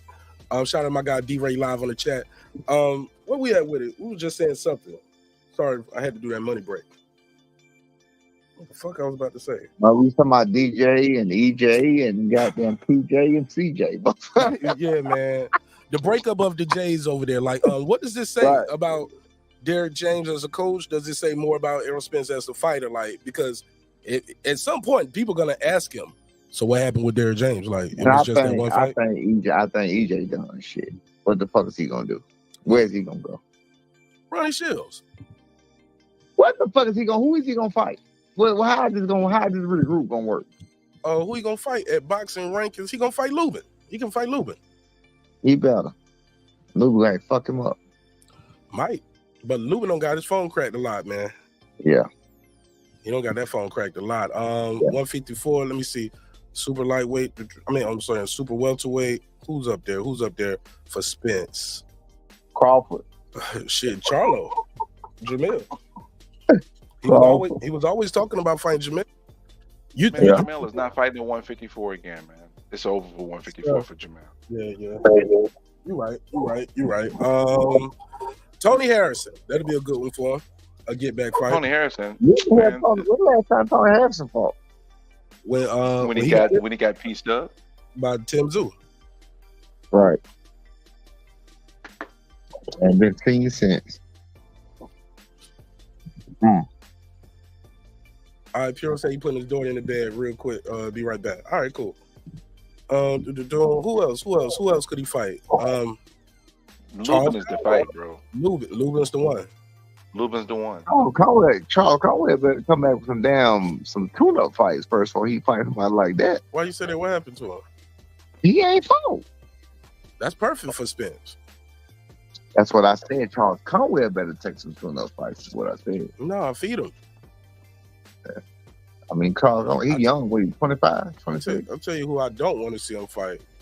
I don't. Or maybe they'll put him in there with Brian Mendoza. Mendoza's fighting on this card, bro. Yeah. Damn. Mendoza's on the 30th card. They moved him to the 30th card. He replaced Fedor. We don't got a date for Spence anyway. Spence could come back and fight in October. Well, Spence got issues due to other injury issues. Once every 2 years any damn way. Yeah, so him fighting in like October, that'll be right up. It'll be normal. Yeah, it'll be normal. Like he never left. Hey, did you guys hear about the fact that Terence Crawford had agreed to everything in regards to the rematch, and then Spence had to pull out because of the injury situations he got? Yeah, I thought we knew that. We knew that. I thought we knew that. But it's official now, though. It's official. Yeah, well, we knew that shit. Sorry, because look, the original thing was we gotta You got to fight it. You got to agree before 30 days, and we got to fight by the end of the year. They didn't do that, and Crawford was like, "All right, well, shit. When you want to fight then? Want to fight later on? Okay, cool." Then they said he was like fighting at 54. Well, Crawford was like, "Well, technically, the winner picks the weight, and you got to send me some paperwork saying, you know, you got to give me something in writing saying you can't make the weight no more." And they didn't submit no paperwork, so yeah, the fight gonna be at whatever weight I say it. And then he popped up. He popped up with a video on the action. And then Spence was like, "You know what I heard? Do it at 154." He was like, "I don't do it at 154. Fuck it." And then I heard like, Crawford agreed to everything. They was gonna fight at 154 for the belts. For a belt. That's initially what they was gonna do. You can't fight at 154 for the belt because nobody had the belts at 154. It was gonna be maybe they was gonna give him one of Jamel's vacants. They was gonna fight for one of the vacant belts. That's what I heard, is that he agreed to fight Spence at 154 and it was gonna be for one of the vacant belts at 154. But Spence couldn't be able to do it. Okay, well, which one of the belts would it have been? Because it would have been the IBF or the WBC? Oh, good question. What they're saying, the word is that this what's called about to be a unification bout. There's gonna be for two belts. This one, the one that Fondora and yeah. So if he was gonna fight for one of the vacant belts, it wouldn't have been the WBO because that was taken. They got a champion at WBA. It would have been the WBC, I think. So it would have been the WBC. Okay. Because that's what what's name is fighting for right now. That's what that unification is for. It's for that. It's for the vacant WBC. And then on top of that, I think let me see. Hold up. Mendoza and Bokacek is fighting for the interim, which is kind of weird. They're fighting for the interim, but at the same time, Tszyu and Fandora is fighting for the actual belt, the vacant world. Different sanction body. Different sanction. No, it's the same. Nope, it's the same sanctioning body. Hold on, Bokacek is fighting. Hold on, he fighting for the WBC interim. Yep, but at the same time, Tszyu versus Fandora is going to be for the actual belt. Yep. That should be Charles Conwell fighting for that belt, bro. No, it should be Bokacek. It actually should be Bokacek. Well, Charles Conwell number one in the WBC. Hey man, what kind of stock you got in Conwell? You keep bringing his ass up. I mean, because that motherfucker ain't fought since 20. He ain't fought since 2022. I'm just saying he was ranked. He's ranked higher than he the ain't guys. fought since 2022. Why you keep bringing that man up? All right. I'm trying to get payroll. Okay.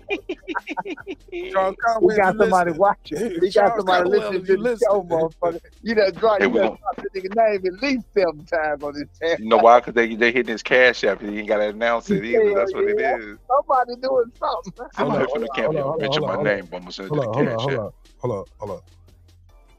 Charles Conwell. I'm like, the man ain't fought in 2 fucking years. He done brought his name up 8 times. He's the number one. Hold on. Go ahead, coach. But yo, Brim, he's number one though, right? Is he? Yeah, in the WBC, number one. 18 knockouts. How much money are they paying them to keep him in number one for this long? He ain't fought in 2 years. World Boxing Corruption at it again. Yeah.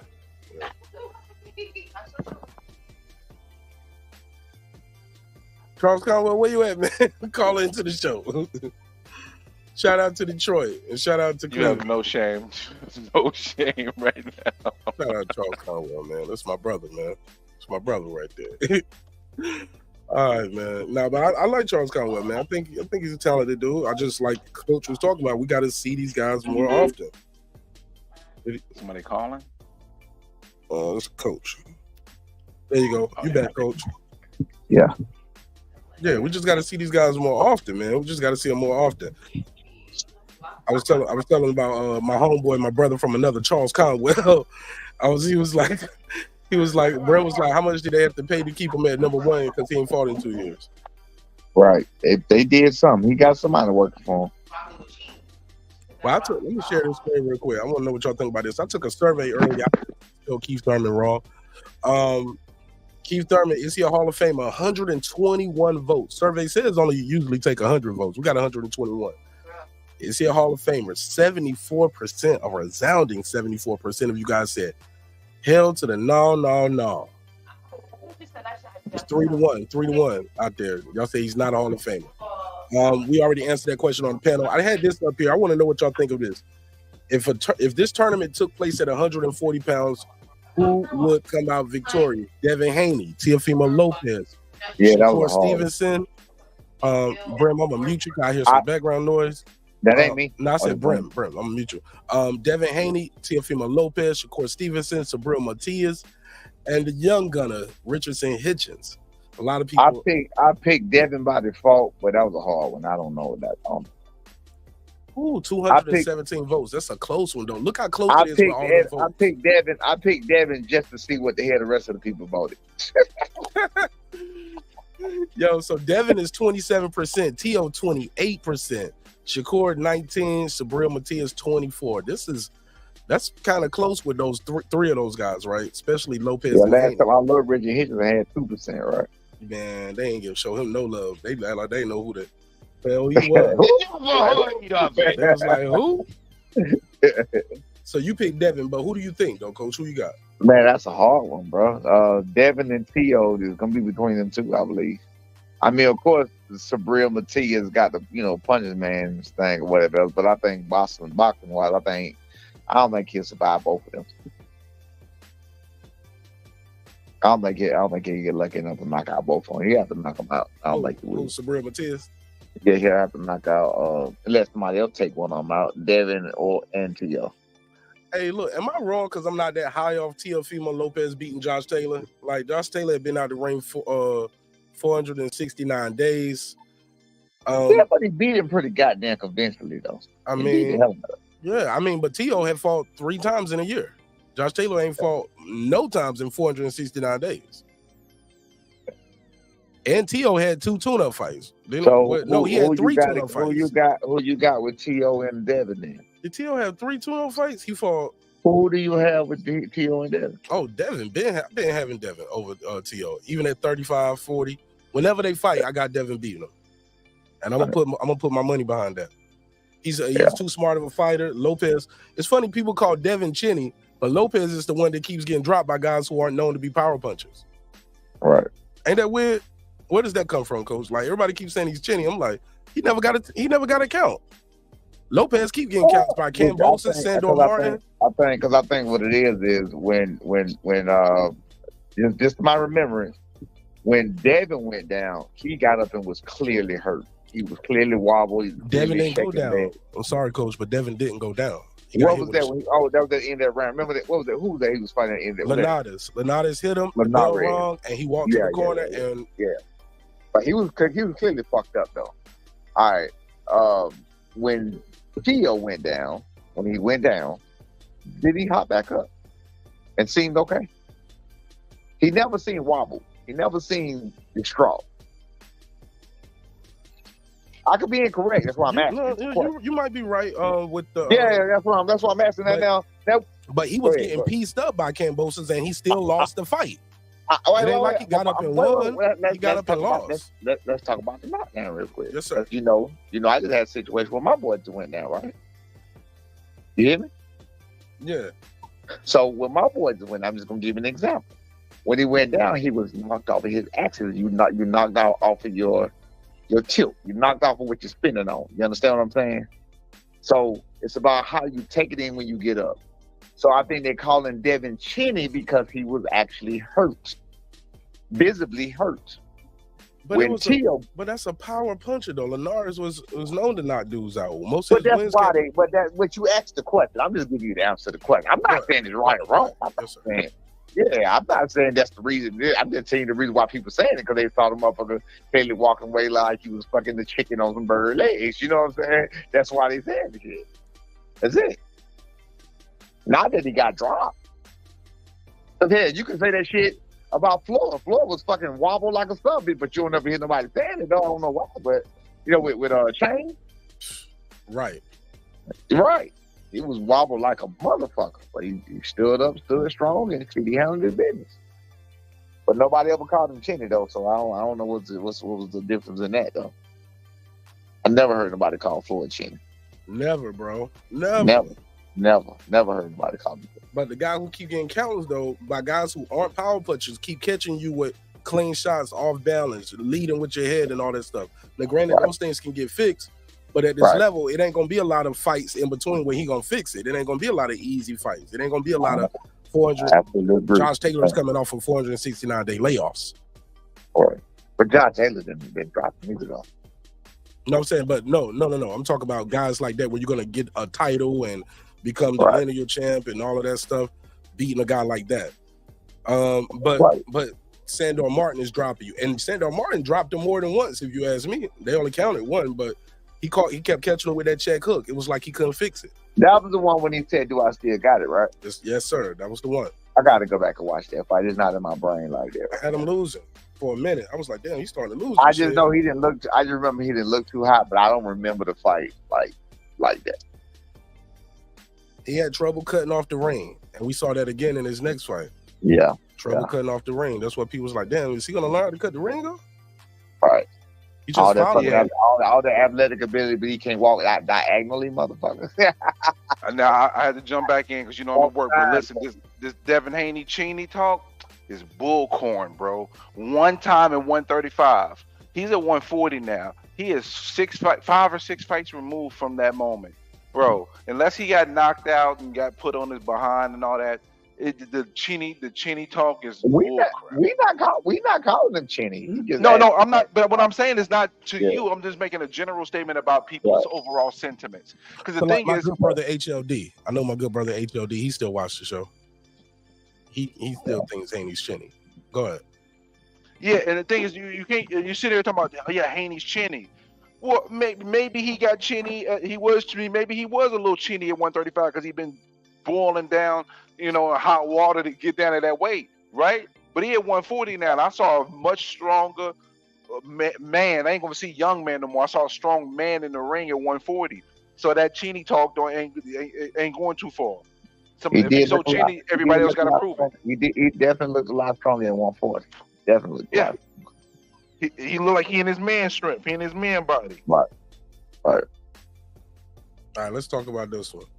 If these guys fall in a tournament, who will win? Caleb Plant, David Morrell Jr., Edgar Berlanga, Demetrius Andre, Christian, and Billy. We got 113 votes on this one. I got Edgar Berlanga. Don't do that. I'm gonna slap you. I'm about to get beat up, man. You're gonna be 19-11 and you done with me. Cut it out. All right, man. I got cut it out. Who you said you got again? Who is it? Oh, let me put it on the screen. My bad. Why the fuck is Berlanga in this conversation? Because he's in the conversation because he's a contender at this point right now. Get the fuck out. Yeah, he's a contender. Look, they was talking about this, all these guys was in contention. Either fought Canelo or was in talks, or people. I like Sweetness. I'm going with Sweetness. Goddamn, I'm going with Sweetness. Caleb Plant. I'm going with Morrell based on his talent. I'm going with Plant.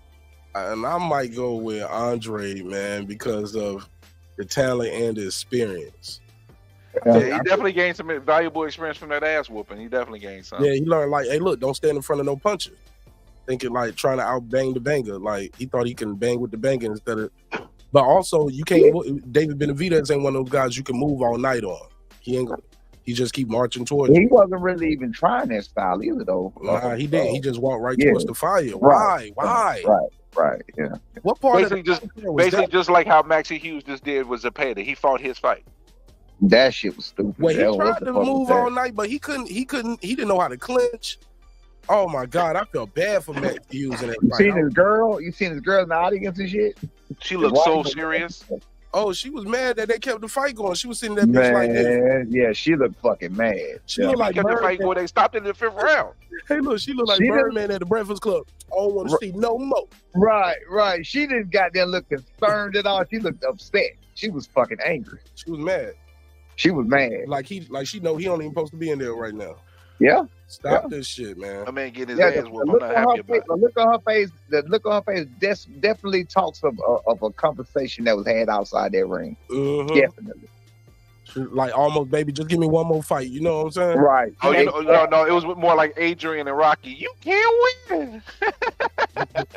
Right. She told him that shit too. Like, man, this guy might kill you, man. And She was right, because that dude is and I'm worried about Matt Hughes too. Anybody heard from him? Like, anybody know if he's okay? Did he take a picture? He's not in the hospital. Because, man, in the body, he got fucked up to the body, right? How did what took him down? That too, but a lot of headshots too, man. A lot of body shots, clean punches, man. Yeah. Hard punches. He shouldn't have took. I think they could have stopped that fight like 2 rounds earlier, man. That's crazy. And the fight only went 5 rounds. Yeah, I mean, shit. It's 3 minutes of getting beat up, bro. From the first time, 3 minutes again, 3 minutes again, nonstop. It wasn't even a competitive moment. Do you even give him a chance to be able to face Shakur? Who? Zepeda. I got Shakur beating Zepeda. I got Shakur because Shakur has better lateral movement, but also Shakur is gonna tie him up. Shakur ain't gonna just let you keep walking towards him like that. He gonna tie you up, spin you around, make you reset. You know that fight might happen in July, right? I think it's gonna be Matalia. I keep hearing Shakur say he gonna fight everybody. He want to fight Ryan. Listen to me. He's doing too much talking. This I know for a fact. He has a date in July because we was supposed to fight on that date, but I got something different. July 6th. He definitely has a date, huh? I think it's July 6th.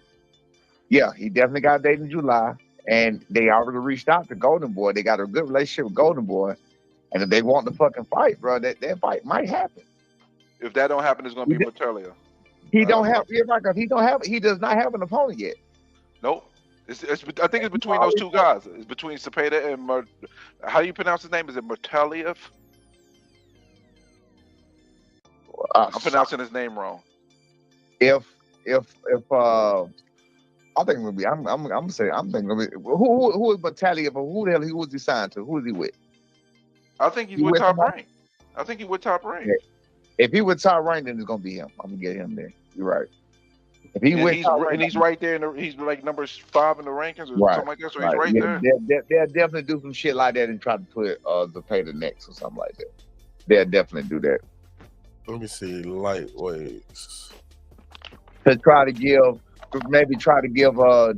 Shakur a better fight to be coming off of, because that fucking what's his name? The worst fight of the 2023 versus that Santos. That was bullshit, bro. That was the worst fight of 2023, man. But you know what really pisses me off about that fight, man? I think y'all even said somebody on here, and I just be baffled by it. You can't really. You had Shakur. Wait. Question. I'm gonna ask the question. Was Shakur running or not? Yes or no? Yes. No. In my opinion, yes. I didn't think he was quote unquote running. I seen running. That motherfucker was running. I didn't think he was running. I thought he was moving and boxing smart. He literally took the fuck off some of the time. Hey, look. All right. But if we don't see that, then I don't, okay, then forget what I'm going to say then. Because people be I see it. I heard on this show. Run, Forrest, run. That's what I saw. I heard it on this show, and people be giving De Los Santos all the hell in the world for his performance. Not on my channel. They be shitting on Shakur over here. I'm the only one that's shooting some bell. No. I've heard somebody shit on, it might have been on something else. It might have been on something else. I've heard somebody cheat on De Los Santos about his performance. Both of them deserved it. Both of them was hot garbage. Both of them deserved that. De Los Santos was trying to fucking fight him. He was trying. No, hold up. When De Los Santos got hit one time, De Los Santos was very, very hesitant to engage as well. Stop it. It took two to tango to make that fight dookie. Well, I can't argue with a man that made the fight dookie, goddamn it. Okay. Hey, look. Shakur was the top billing, right? He was in that fight. It's his title to lose. A lot of people don't keep forgetting that. They kept switching opponents out. De Los Santos was, the 5th opponent? It wasn't going to be Haney, wasn't going to be Loma, wasn't going to be Cambosos, wasn't going to be Pitbull Cruz, no Frank Martin. Like, De Los Santos was like number 6, I think. 6th option. What did y'all expect him to do? He was the 6th best option. And Shakur literally went down the line in the rankings. These guys didn't want to fight him for whatever reason. Now, that cape you got is mean. No, man. No, I'm getting. Did I lie? It can't be caping if it's facts. What ranking? What it was the WBC. It was the WBC rankings at that time at 135. Hold on. Shout out to my good brother Lake County. Thanks so much for supporting the show in a major way with the super chat. Let me give him a drop. I got 5 on it. Shout out to Lake County for refreshing that super chat. I appreciate it, bro. Refresh the super chat. That was the WBC rankings at the time, Coach. I'm looking. Okay. At that time. So it was Devin dropped the belt. Shakur was about to get elevated. It was Loma. Loma said no. Cambosa was no. Pitbull Cruz was no. Frank Martin was no. It was just all in a row. Can't get mad at that guy. So I said that to say De Los Santos, it's your fight to go win, bro. You know they got it set for him to he's fighting for the vacant belt. You the opponent. You get what I'm saying? Yeah. So now right up on Stevenson is Eastside Cruz. You said it now what? I'm looking at the motherfuckers who listed now. And yeah, Eastside Cruz is about to fight at 140 for Rolly belt. Frank Martin about to fight They got Tank. silver. They got the champion is Shakur Stevenson in silver as Eastside Cruz. I guess what's that? What the hell is that about? Silver. Shakur Stevenson is the champion at WBC. He the lightweight. That's what it say. Yeah, he the world champion. He's world champion then, but right up under it got Eastside Cruz, but then they got rating number 1, William Zepeda. So what the fuck is Eastside Cruz? Because it don't happen, man. Eastside Cruz. They got him like he's some type of champ. Whatever. Well, I don't know what ratings you're looking at and the date on it, but Eastside Cruz is not in the WBC rankings right now because in lightweight because he's about to fight Rolling for the WBA. Okay, because they definitely got him in lightweight, and they said March 19, 2024. March 19th, updated. Okay, and I'm looking at a March 20th update right here for the WBC. You don't see Eastside Cruz nowhere? It's on the screen. I can't see it. I'm on the phone. Yeah, Eastside Cruz is nowhere in this WBC. All right, so you see Zepeda. He's no longer in the rankings. Yeah, you see Martelli. You see all that, though, right? Yes, sir. I see Martelli is see Zepeda 1, Martelli 2, Keyshawn Davis 3. David 3. I see all that. Yeah. Edwin Santos 4, Maxie Hughes 5, shit like that. And then, but when you go over here to the go to the 140 division, you see Isaac Cruz is number 2. About to fight Rolly, who's the super champion. That was updated as of March the 2nd. So, right. Real champ is Sugar Barroso. That's at 140 though. Yeah, that's what Cruz about to fight at. He about to fight Rolly. Yeah, Cruz is ranked number 2 in the WBA now. What the fuck? They got Cruz on this damn thing, right? But crazy. Cruz is still ranked number 3 in the ring lightweight though. Right. Shout out to my guy Lake County in that super chat again. It's kind of like he holds some type of title, but it says WBO IDF vacant. That's what it says. You must be looking at something that's old because he's not in nowhere. It says the 19th of 2024. That's what I'm telling you. Well, I don't know where you're looking at, but he's nowhere in any of the ranks. But we got an update since then too. So yeah, because it's the 20th. Okay. Yeah. Yep, because today is the 23rd. Let me give Lake County the drop for the $2 holler. I'll give you the $2. You give him the $2. All right, pay him the $2. Oh, pay the $2. Thanks for supporting the show in a major way, Lake. Man, when it comes to this though, man, who y'all got winning that fight? Rolly versus Pitbull. That's gonna be a tricky situation. Pitbull's knocking him out. It could be. Pitbull fight with Gio Cabrera so fucking ugly. I'm lost on him on that now too. Yeah, but see, the styles make fights. Rolly gonna be there to be hit. I agree. And you know, like they say, you only good as your last fight. So that's why I'm just not. I mean, we know Rolly can hit, right? But Rolly got a retarded strength, so we know he can hit. He do. Don't say that, man. I'm sorry. The fuck you want me to say? He wants you to put it in a pretty bow for him. Come on, fam. He do, bro. What the fuck you? Okay. He has enhanced strength from other inabilities that have enhanced his strength. Yo, that's a good way to word it. You cold as hell. So you got to. So you think Rolly can pull this shit off? I do. Yeah, absolutely. Hell yeah. Knock him out. You're a grown ass fucking man. Give me the plan to give me like no, ain't no hell no. I ain't no hell no. I ain't doing that. Not a game plan, more of like a path to victory. I'm not giving you no tactical way he gonna do that shit. I think if he do it, he gonna have to fucking knock him out. He can't win. And I agree with Brim. And I agree with Brim that he had because his phone has definitely been cracked by Tank. And Barroso fucking fucked him up to the point where he was fucking. Barroso fucked him up to the point where he was afraid to punch. You know what I'm saying? So, I mean, and then that's the fight. And look, then the fight after Barroso. Right. What I'm saying, that's a fucking. What fight after Barroso? He didn't fight nobody after Barroso. No, he didn't. He didn't. Okay, He didn't fight nobody after Barroso. Okay, I messed up. Yeah, you true. Yeah. Barroso was his last one. Barroso was his last fight, but yeah, after that shit, man, after Tank and then Barroso, well, in that title, he know damn well he shouldn't have right now. Barroso the champ. Yeah, he is. What's up next with Barroso though? I don't know, man. They need to give him a fight and stop bleeping him on the sideline. Who just signed him? But I think he took step aside money for this fight to happen in the first place, though. Who signed him though? Somebody signed him after that last fight. I don't think nobody signed him. Yeah. I thought somebody signed him. He ain't signed at all? I thought somebody signed him after that fight. Golden Boy should have signed him. Shit. I'm almost positive they said somebody signed him there. I think Golden Boy. No, I don't think nobody signed him. No, remember they signed. He was. Yeah. What's his first name? Ishmael. Yeah, Ishmael Barroso. Voter is Laura Ching, according to Google. Oh, that's nobody. Okay. I thought he got signed by somebody after that damn fight. So they were talking about life changing. They were talking about life changing money and every damn thing else. No, but he got paid step aside money for this, so Rolly and what's name could fight. Because if O'Hara Davies had won, this fight wouldn't have happened with the belts on the line.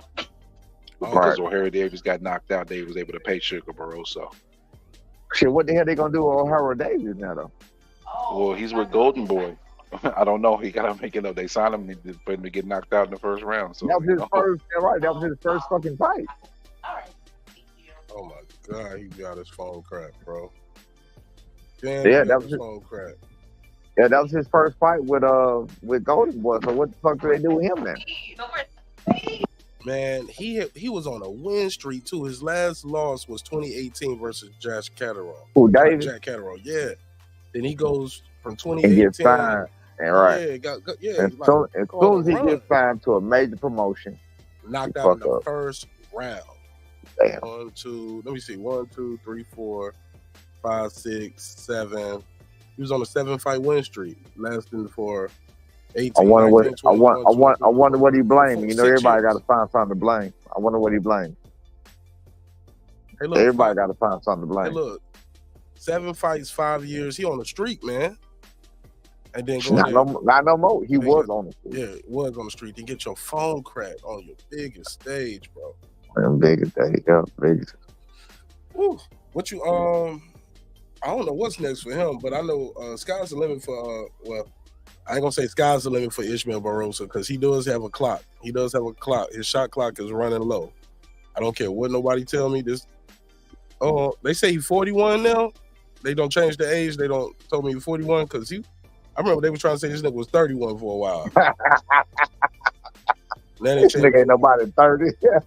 Yeah, he ain't nobody 30, and I don't think he nobody 40 neither. This nigga got gray hairs coming out his ears right here. Yeah. And his nose. You know, when you get gray hairs coming out your nose, man, you know you're getting old. So, yeah, man, I don't know what's up with Ishmael Barroso. But, so y'all got Rolly. So one of y'all said Rolly and the other one said Pitbull Cruz, right? I didn't say Rolly. I said he got a chance. I didn't pick Rolly. No. I just said he got a chance. Somebody said, bro, Rolly not a bad boxer. He just take it, he's not a bad boxer if you take it seriously. He's going to beat Pitbull, though. Somebody said Rolly got short butt strength. Somebody said Rolly gonna sleep Pitbull. Y'all gonna let them get away with that shit, but I can't get away with what I said. I'm just saying. I was like, don't say that. Short butt. Well, he said short butt strength. He didn't say straight up retarded. That's worse, motherfucker. It's the same thing. No, that's the mode of transportation. Who rides the short bus? Short people. Short people. Short-minded people. Shit like that. Shit like that. Right. Who was saying what else was happening in boxing while I was gone this week? There was a lot happening. Oh, Dillian White fought on March the 17th, and nobody heard of it. Let me give Dillian White the drop. It never heard of it. Yeah, he was doing a lot of complaining or some shit like that, right? What happened with that? I seen that shit. That fight was not televised. It wasn't on. They were saying that some about it. They were complaining about this and that. We couldn't even get that shit on Fire Stick. Another fight we probably have to get on Fire Stick or either on the website. Don King was talking about putting Adrian Broner back in the ring with. Oh yeah, I seen that with a Blair Cobb. What y'all think of that Blair fight? Cobb. What you think of that? I think that's a great fight, but what he gonna find somewhere? He'll put it on Triller or somewhere, or go back to BLK Prime. Shit, it was on his. He been putting fights on his website, DonKingPromotions.com. You go up there, you put your credit card information in, and you order the fight. You can watch it there. That nigga with my credit card. Shit. You gonna look up. You be like, what the fuck? Oh, Mercedes. I didn't order for rooms to go. What the fuck is this? They be like, hey, look, who charged this shit in Renter Center right here? I didn't order this one slice toaster. Paying $18 a week. Oh right. Shit. I do know he be putting shows on his website though, man, and I like that too. Like cut out. You going direct to consumer. That means you could probably pay the fighters more. He pulling a Master P, baby, bringing them straight out the trunk. Right. You know what I'm Master saying? P, baby, come on and get it from the source. You gotta respect. You gotta respect that. Hey, but the cameras be like 720p though. Like they ain't even HD cameras. It's like you talking about that's it's 380. You gotta respect it, but for him to be who he is and in the game as long, I think that's pretty sad. Man, Don King using them same cameras and crew from Thriller and Manila, nigga. Yeah, exactly. Using the same fucking camera, the exact same one. Thriller and Manila. He told him up to get that bitch out of that shit out of storage and bring him home. Yo, you stole my joke. I said that before. He called him always like, put the game back together. I'm back, baby. Only in America. Go get that shit out of you public storage. Shit out of the store, right? Shit, you think this is. Hey, look, Don King had them old cameras like this. Put your hand like this. Yeah. And when they film, that shit go. You got to put the two reels. You got to hook the reels and shit up together so they be really, you know what I'm saying, going from one reel to the other. Record. Oh, shit. Man, Don King had the old ass cameras and that shit was fuzzy as a motherfucker. I thought it was my glasses. I'm like, oh no, that's just how I look.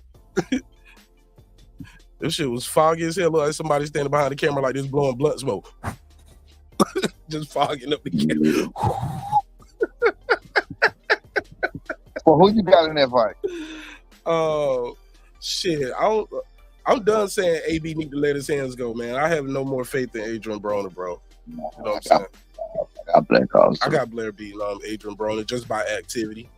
Yeah, because he don't move his legs, Adrian. He don't move. He's standing one fucking space, one spot. He arches back like that fake ass steal a shell that ain't doing shit and badly let his hands go. Yeah, I beat that boy. I did it for the hood. Right. Everybody know I beat that boy. Get your ass up, man. Yeah, nah.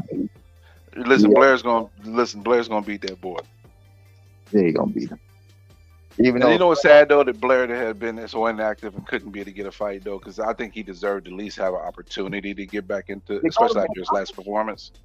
Hell yeah, he on Don King Promotions. I know he on Don King, but I just wondered, did they drop him because of Rocha? Yeah, he kept getting his phone cracked. What are you talking about? He only got his phone cracked one time. That was the only time he got his phone cracked. That's the only fight he ever lost. Didn't he get? No, he only lost to Rocha, and that was his last fight. No, he won after that. Remember, he fought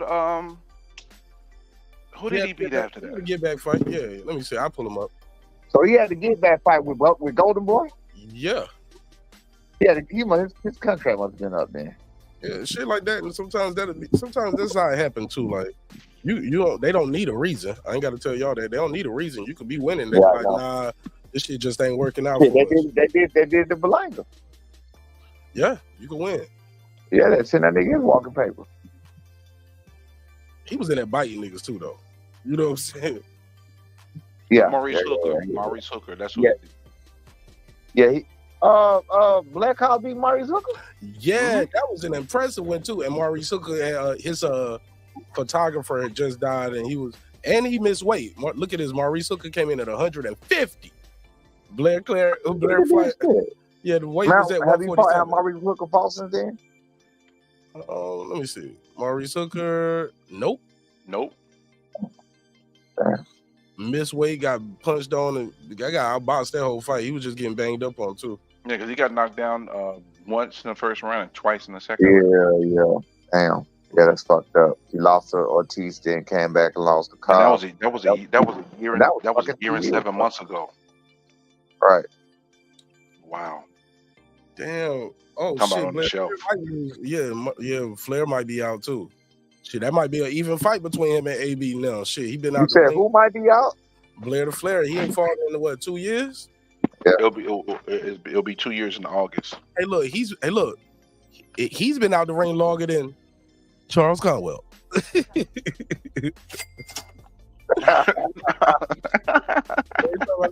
Why you so dumb? Why you so dumb?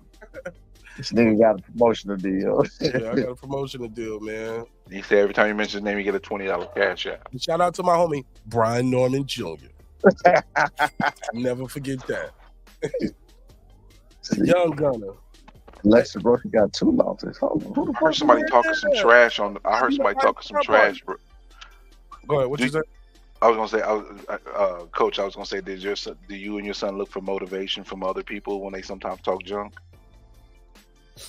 To be honest with you, we just started getting that type of shit, and Mark know about the first on and out. We didn't really have about, because we was, just doing under the radar. You're just building up your profile. But I heard somebody say, I can't wait till. But now we get a few people talking shit, and absolutely that motivates. Like, shit, I heard you had some smoke with my boy Bernie the boxer. What happened with that? Bernie is some bullshit, bro. What the fuck? I don't know what's wrong with that dude. I think that dude is. I mean, we done gave Crawford his credit. That shit that came out of Wilbur that we did not put out. You know what I'm saying? You done had my son on here. He spoke highly of Crawford. He denounced the rumors about him knocking all of that.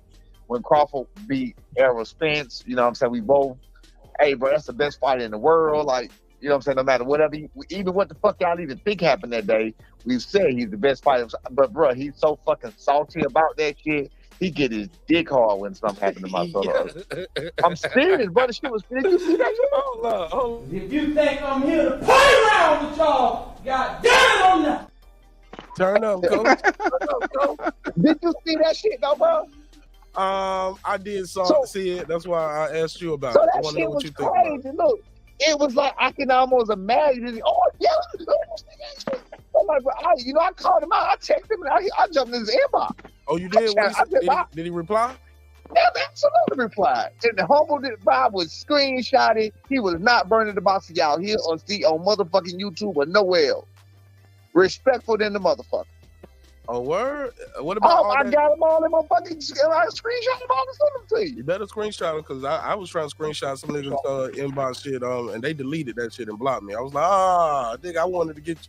Let me screenshot this nigga shit before I do this Bernie shit. be jumping out the window sometimes, though, because the whole thing about the this nigga didn't never jump out nothing. When I told that nigga, I said, you do realize I ain't finna screenshot. Fuck you. Let me do it. Well, you ain't got to send it to me, but keep it just so you'll have. Let me do it. Let me look for it. Hey, I said you do realize that you fucking talking about a grown. I said you talking about a motherfucking child that you're close in age to. And I told the nigga, you show me.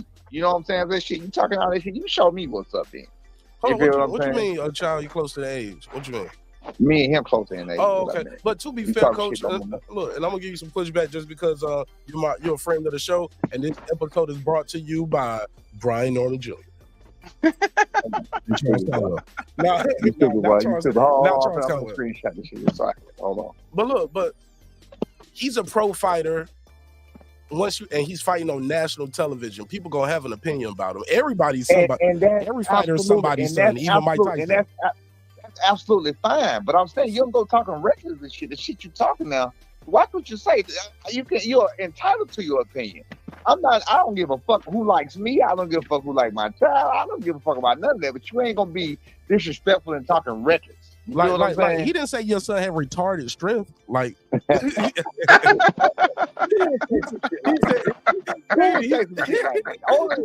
person that like an idiot.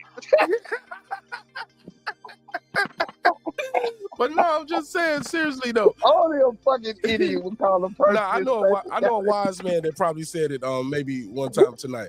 But coach, I gotta say though, coach, like Rolly somebody's son, like you're right. You're right, bro. You're right. Yeah, I apologize. He said he made fundamental mistakes, and I thought he went too far. Was like, I think he said like, I hope Top Rank drop you out, or Top Rank is gonna drop, or something like that. Something. Man, listen to me. Far from it. I don't want to misquote. Far from it on that. Just so you know, like I said, big news coming soon.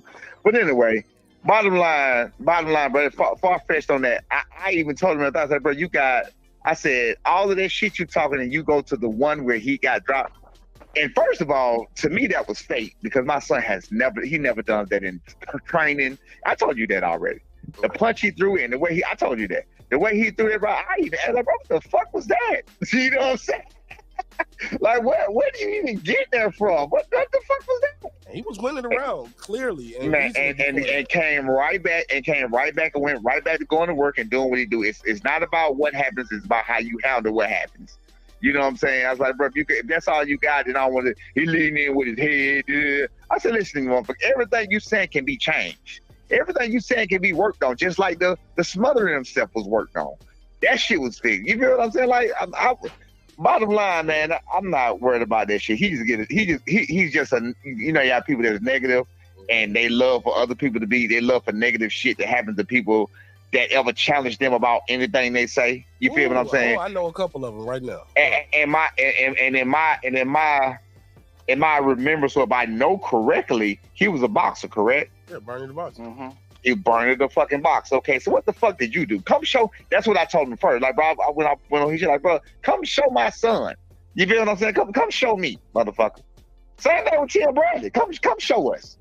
You talk a lot of shit. We around the same fucking age. Please, come show me. You feel what I'm saying? You know, I'm hey man, you know me, I pull up, like I said. I ain't with all the internet talking and all the rest of this shit. I want proof. Show me. He's 4-1. His record was 4-1 as a pro. No, I'm wrong. I'm looking at a different Bernie. Right. So what made you stop? What made you stop? Not the same one. You feel what I'm saying? Got involved in some life, street shit, other shit, Okay, but he's still young enough, and you got people still going. You got people still coming back at 40 years old, 35. How old is he? Fair enough. How old is he? I don't know. Yeah, either way, that motherfucker had enough time to come back. He's older than Crawford. He got to be like 40 because he's older than Crawford. Okay, well, he had enough time to come back and do something, and he had Crawford right there with him. So Crawford could have put him on somewhere. Well, his last fight was 10 years ago. Bottom line, bro, shit's just like mine was more than that. But either way it go, bottom line is, man, he just talking shit about a fucking kid that's just trying to make his way. And it just happened to be my motherfucking kid. So my kid ain't gonna say shit, but guess who is? You feel what I'm saying? But again, like you said, you're entitled to your opinion. I don't talk shit to nobody about your opinion. It's just about how you do it. That's all. It's about how you do it. He only 2 years younger than me. He 40. He 43. He turned 43 in February. Me and him the same age. I'm finna be 45 next 2 months. Yeah, so I'm me and 45. The same age. Oh, I turned 45 in July. Birthday, dog. Shit, yeah, me and him about the same fucking age. Word. We all the same age. We getting old, bro. Right. Old motherfuckers, man. This shit. I know we used to be the hottest thing smoking, though, man. You feel me? This time went by way too fast. I don't know what y'all talking about. I still got it, man. I ain't washed up. Y'all been losing weight, bro. I just had a feeling you was coming for some shit. Y'all coming for something, man. Hey, look, man. Let me ask y'all this, man. Does Frank Martin got a chance in this tank fight? Like, yes, man, he does. Y'all think he does, but I don't think he'll pull it off, though. It's I don't think he does. Yeah, he does. Right. I think he does. I think he does, but I don't know. I don't know how it's gonna work out. I mean, with the energy at, I don't know how the energy is at. Sometimes a lot of time the energy is a lot. So I don't know how the energy is over there at DJ Gym at the moment. You feel what I'm saying? Hopefully it's still up. I thought about it. I said, that's important. Yeah, right, it's very important. So with what happened to EJ, what happened to Jamel, that's just it's a bad omen at the moment. You feel what I'm saying? Yeah. It's just not a good omen at the moment. It's not a good energy at the moment. And depending on what happened to what's my boy name? Crazy Boy. Ryan. He said, "What's my boy, Crazy Boy?" This nigga over here, but I can't talk about people. No, you told no. I was just trolling. Man, this nigga over here, goddamn, listening to motherfucking classical music, goddamn doing the wing. And look, this nigga doing Wing Chong on the bag and shit. He doing way too much. He doing shit. This nigga doing Wing Chong, nigga. Like, what the fuck, bro? Everybody Wing Chong tonight. Some shit. Everybody have fun tonight. Everybody Wing Chong tonight. Bro. I don't know what the fuck he had going on, man. But I will say this though. I talked to a very valuable source that says that the look that DJ had was not of dismay. Oh, that meme that's going around with him looking like that's not. Yeah, it wasn't real. That's just how he is. Yeah, he's an older guy too, man. Yeah, he's stoic. He's stoic. And he's naturally stoic. Get a lot of rest, man. When you see him, like you can tell he's busy all the time, man.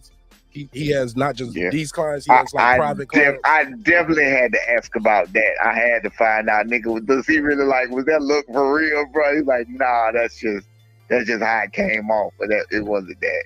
That's just how he looked. That's just how he is. Bremen, you're right. He's very stoic. Let me play this clip of Frank Martin. I want you guys to react to it. According to him, he was kicking Tank Davis' ass in sparring. Let's hear it. He hurt you in sparring? I feel like I seen him say you saw that interview? Big cap. I know you seen that interview where I seen it. He said something. So maybe heard him like I did before. Big cap. Yeah. Big cap. So did you feel like you heard him? Was you in your head like, oh, I just hurt Tank just now? I heard that nigga. Yeah? Facts? Ooh, it's not a lot of people that can say that, Frank. I'm just trying to let you know. Not a lot of people that say that about Tank. This is Tank. All right. I don't know why he lied and said he hurt me. He hurt you. All right, so check it out. You see how that tape of Devin came out with Tank? Yeah. We all know where that came from. It came from Floyd, right? From what we heard, yeah. I believe that. Floyd. Oh no, I've been in the gym. I tell you the whole nine. He got cameras in the gym. That came from Floyd. Floyd recorded that shit. Only him and his people. So, exactly. So there's no fucking such thing as you ain't recording because your shit is getting recorded. The fact that tape ain't out yet says everything to me. The fact that they only edited that minute and 44 seconds of the other one says everything to me. Tank is a big ass capper. I do believe what Frank's saying. I don't believe that he beat Tank up. I don't believe shit like that. But I know he said he hurt him. I exaggerated. I cap. Okay. Yeah. But okay, good. Yeah, but I'm saying the Tank full of shit. He does that shit, bro. He's not a fair dude. People got it twisted. This nigga's not a fair dude at all. I'm telling you what I know firsthand. This nigga's not fair. He's not cool. We talking about do dirty shit. We talking about push your fucking head down. We talking about on the inside. Watch this. What he did to my son when he was 16. Hold on one second. We talking about on the inside. Reach in, hook my son's hand, hooked it with the glove, and pulled the fucking hand and hit him. You get what I'm saying? He reached in and hooked. He hooked his glove. Like grabbing like that with his hand and pulled him towards him. Yes. Grab with the right and hit it with the other. I mean, he's a dirty nigga, bro. That seems desperate. He's a dirty nigga, bro. He's a dirty nigga. He's not good people, bro. I'm telling you. He's not. I don't know what the fuck y'all be looking at, or it be tripping me out when I be hearing people. I'm like, man, this dude is not a good dude. Even at that first time, you talking about a 16-year-old kid, he started off talking shit to the fucking kid. Like, bro, what the fuck is wrong with you? Out of nowhere. It was unprovoked. Nothing was going on. Nothing was happening. My son hadn't even thrown a punch really yet. It was just crazy. To give him some But work. we in there to help him, and he already fucking 4 hours late. Bro, what is wrong with you? Do you think he's like that though? Sometimes some people need an enemy to perform well. You get what I'm saying? I do. I told my son to start using that because I kind of agree with that. Like you can talk yourself up on some shit. So I agree with that. But at the time, I'm looking at it as this is a 16-year-old kid. So the beef with him started way back then. This was in 2017. So the beef with him started way back then. The fact that you talking about fucking child, and I got another child that's a couple of months older than Tank. He 29, Tank 29, and my son 29. I think my son turned 30 before he turned 30. So I'm looking at like I got two of my fucking boys. You feel what I'm like, nigga? What the fuck is happening here? So I'm not gonna let that shake. I'm not gonna let that fly. And that's how me and him started beefing from way back then. And I was asking like, bro, what the fuck wrong with you? You know what I'm saying? This was after his Broner fight and everything else. He's just not good people, bro. To my niggas spit loogies in the ring and shit. This was in 2021. Who spit loogies in the ring? Tank did that shit. Who? Tank spit a fucking loogie in Mustafa ring. I even asked Mustafa, like, bro, you gonna let a nigga disrespect that shit like that? That's nasty. You know, Mustafa, my people would have, but you know, every time Tank came into town, he went to Mustafa, and that's where he sparred at in 2021. That nigga, yeah, I've seen people do that shit in a spite. And spit that shit in the fucking ring and then stepped on it and rubbed it in the fucking ring, bro. He's a, bro, listen to me, man. Yo, maybe that's the process. That's granted, bro. I seen niggas hold their nose down with their glove and shoot a boogie out. Yes, but I seen that in fights though, not in sparring gyms. Bro, like, people usually man, like, hold on. Do that right real quick, you know. Nah, man. Nah. You talking about boogie loogies? So do you call timeout when you got a loogie you need to spit out?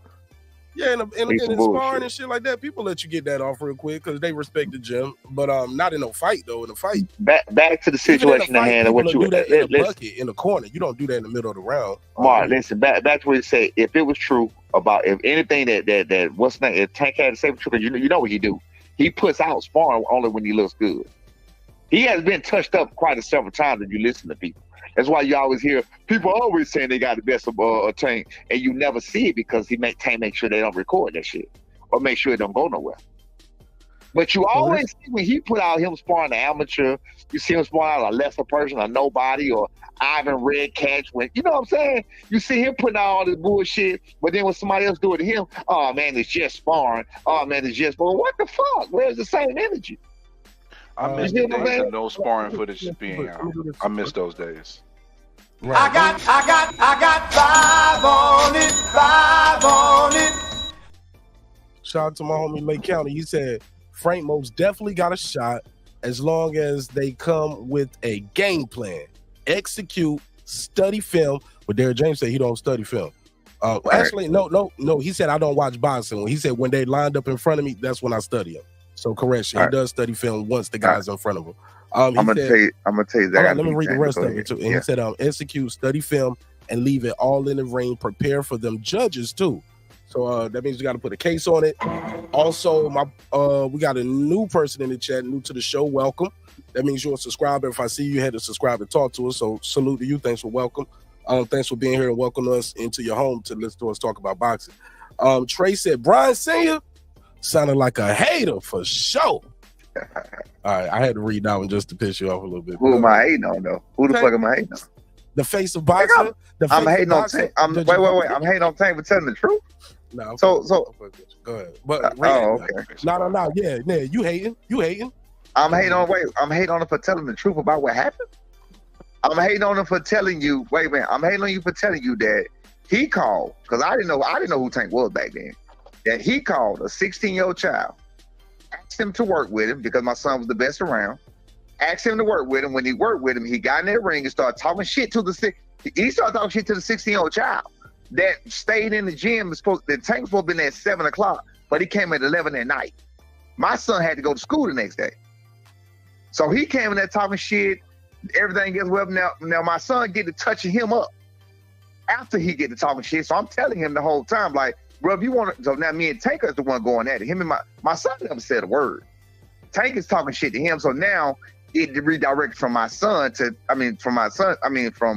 him initially talking shit to my son to me. So now it's me and him at an all out, man, fuck you, you know, that old shit. You feel what I'm saying? So like, shit, you want to hurt me, hurt my son. He right there, because my son was touching him up. So I'm like, well, hurt him. You got him right there. You feel what I'm saying? So where is the hate at? I'm telling you what happened. When did I hate? What did I say that was hateful? I'm telling you about tactics that he used. I'm telling you about him pushing down heads. I'm talking about when you go down and he'll take in the middle of your back and push down the middle of your back. You feel what I'm saying? He'll take your head first and then he'll go to your back and push your fucking back down, trying to wear you the fuck out. I'm telling you what goes on. That headlock shit that Frank said, absolutely agree. He's a dirty fighter. Now, let me tell you, fuck the guy who just said what he said. Now, let me tell you how to beat Tank, because I know this for a fact, too. Tank throws minimal punches, right? The only thing Tank does is knocks people out. He throws minimum punches. He's always getting outpointed or beat a lot of times in the rounds, whatever, and then he finally catches him slipping, and he knocks him the fuck out. Simple as that. All right. So what you do with Tank is you hit him, and this is what my son did in 2021 on Monday, February the 1st, 2021, and on Wednesday, February the 3rd, 2021. What you do is you just touch him up. You touch him, and you touch him, and you touch him. You beat on when he ain't working, because that's why he's a low output fighter and a very accurate fighter. When he throws his combinations, this is when he's accurate. This is the second day. I told my son, soon as he starts to punch, put your jab out there. Break that shit up right in the middle. Fucked him up worse. He blooded him the first day. The second day, he beat him worse because Tank didn't get none of those combinations off. The first day, it looked more competitive than it was because there was blood, Tank's blood. There was blood, Tank's blood, but he did catch my son with some vicious combinations, and he might hit him with 4 or 5 punches in a row. And then after that, my son go right back to touching him up. Wednesday, when he came out, I said, listen to me, B. The only thing I can remember that really stands out to me, even though you did what you did, was because he's very, like, he's like a fucking, he's fast with that combination shit. I said, when he do that shit, bro, just jab. Simple as that. Jab right in the shit. Jab. Because you can't punch past that. He's short. He got a lot of distance to cover. That motherfucker put his jab out, bro. He shut him down on that Wednesday. Tank quit that Wednesday. That's when he faked the hand injury. Whoever the person that says I'm hate is, go back and do your research. Look up Tank hand injury. Look up Tank Twitters. From February the 3rd, 2021, he got out of the ring, walked away, didn't say a word. Everybody was trying to figure out why he was getting out of the ring because he didn't say nothing. He quit. He got out the ring. Nobody said a word. Then the next day, you see on Twitter him putting a hand injury. He broke his hand. Then when people started voicing concern, his whole fight got canceled at that time.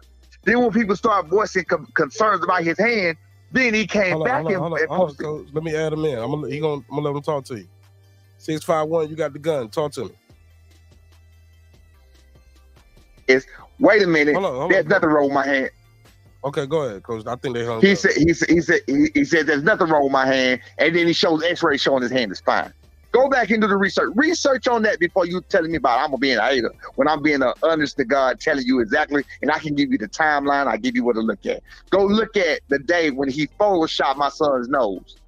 Go look at the day when he had to do that, when he put it on his Twitter. But then he chose to shut the fuck up about the whole thing because he knew that if he don't bring it up, it'll go away. Okay, 214. You ready?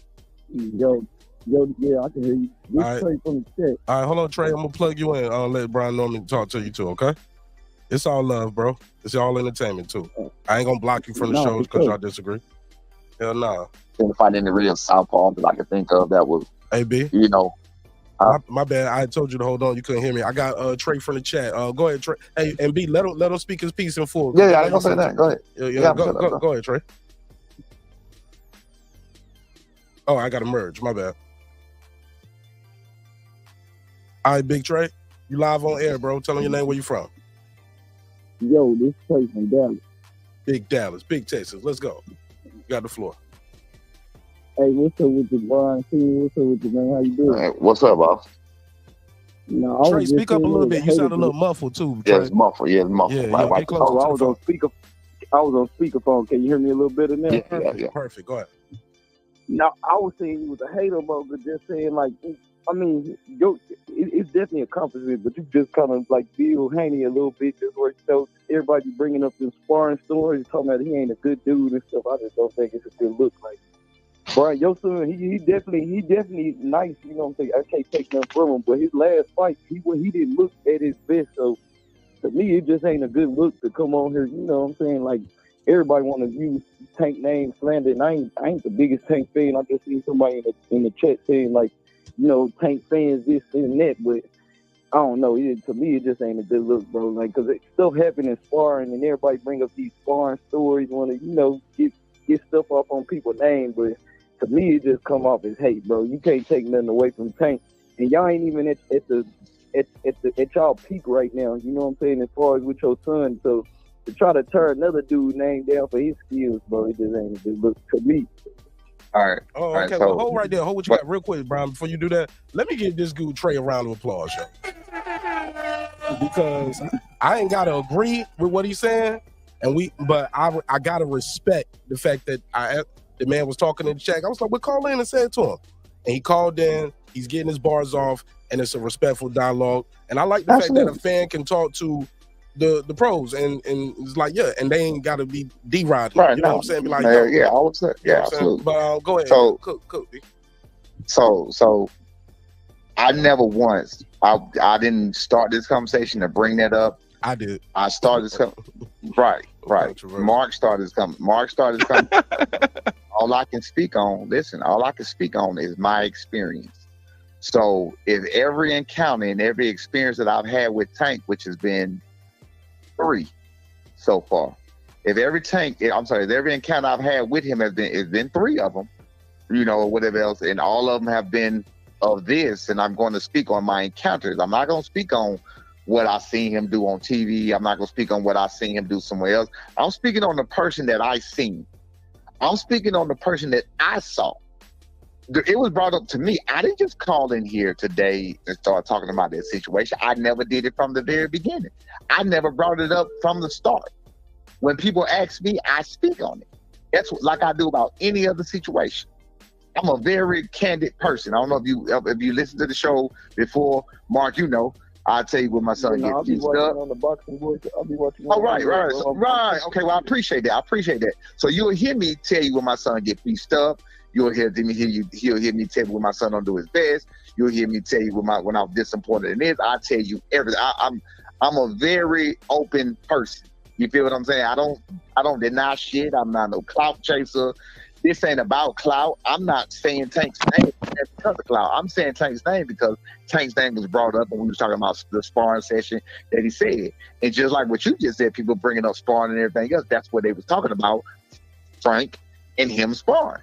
And this whole conversation started, I'm going to segue back into what I was trying to say initially, Mark, was that if it's true what Tank's saying, and Mayweather is the one that got the film, because Mayweather Jim is the one that recorded it, guaranteed. So if they got it, that film would already be released, just like Devin film was released. It would already be released if it was true. So the fact that Frank is calling back, release the tape, and they not standing on business and releasing it, that tells me everything I need to know. That tells me everything I need to know based on what I already know about Tank.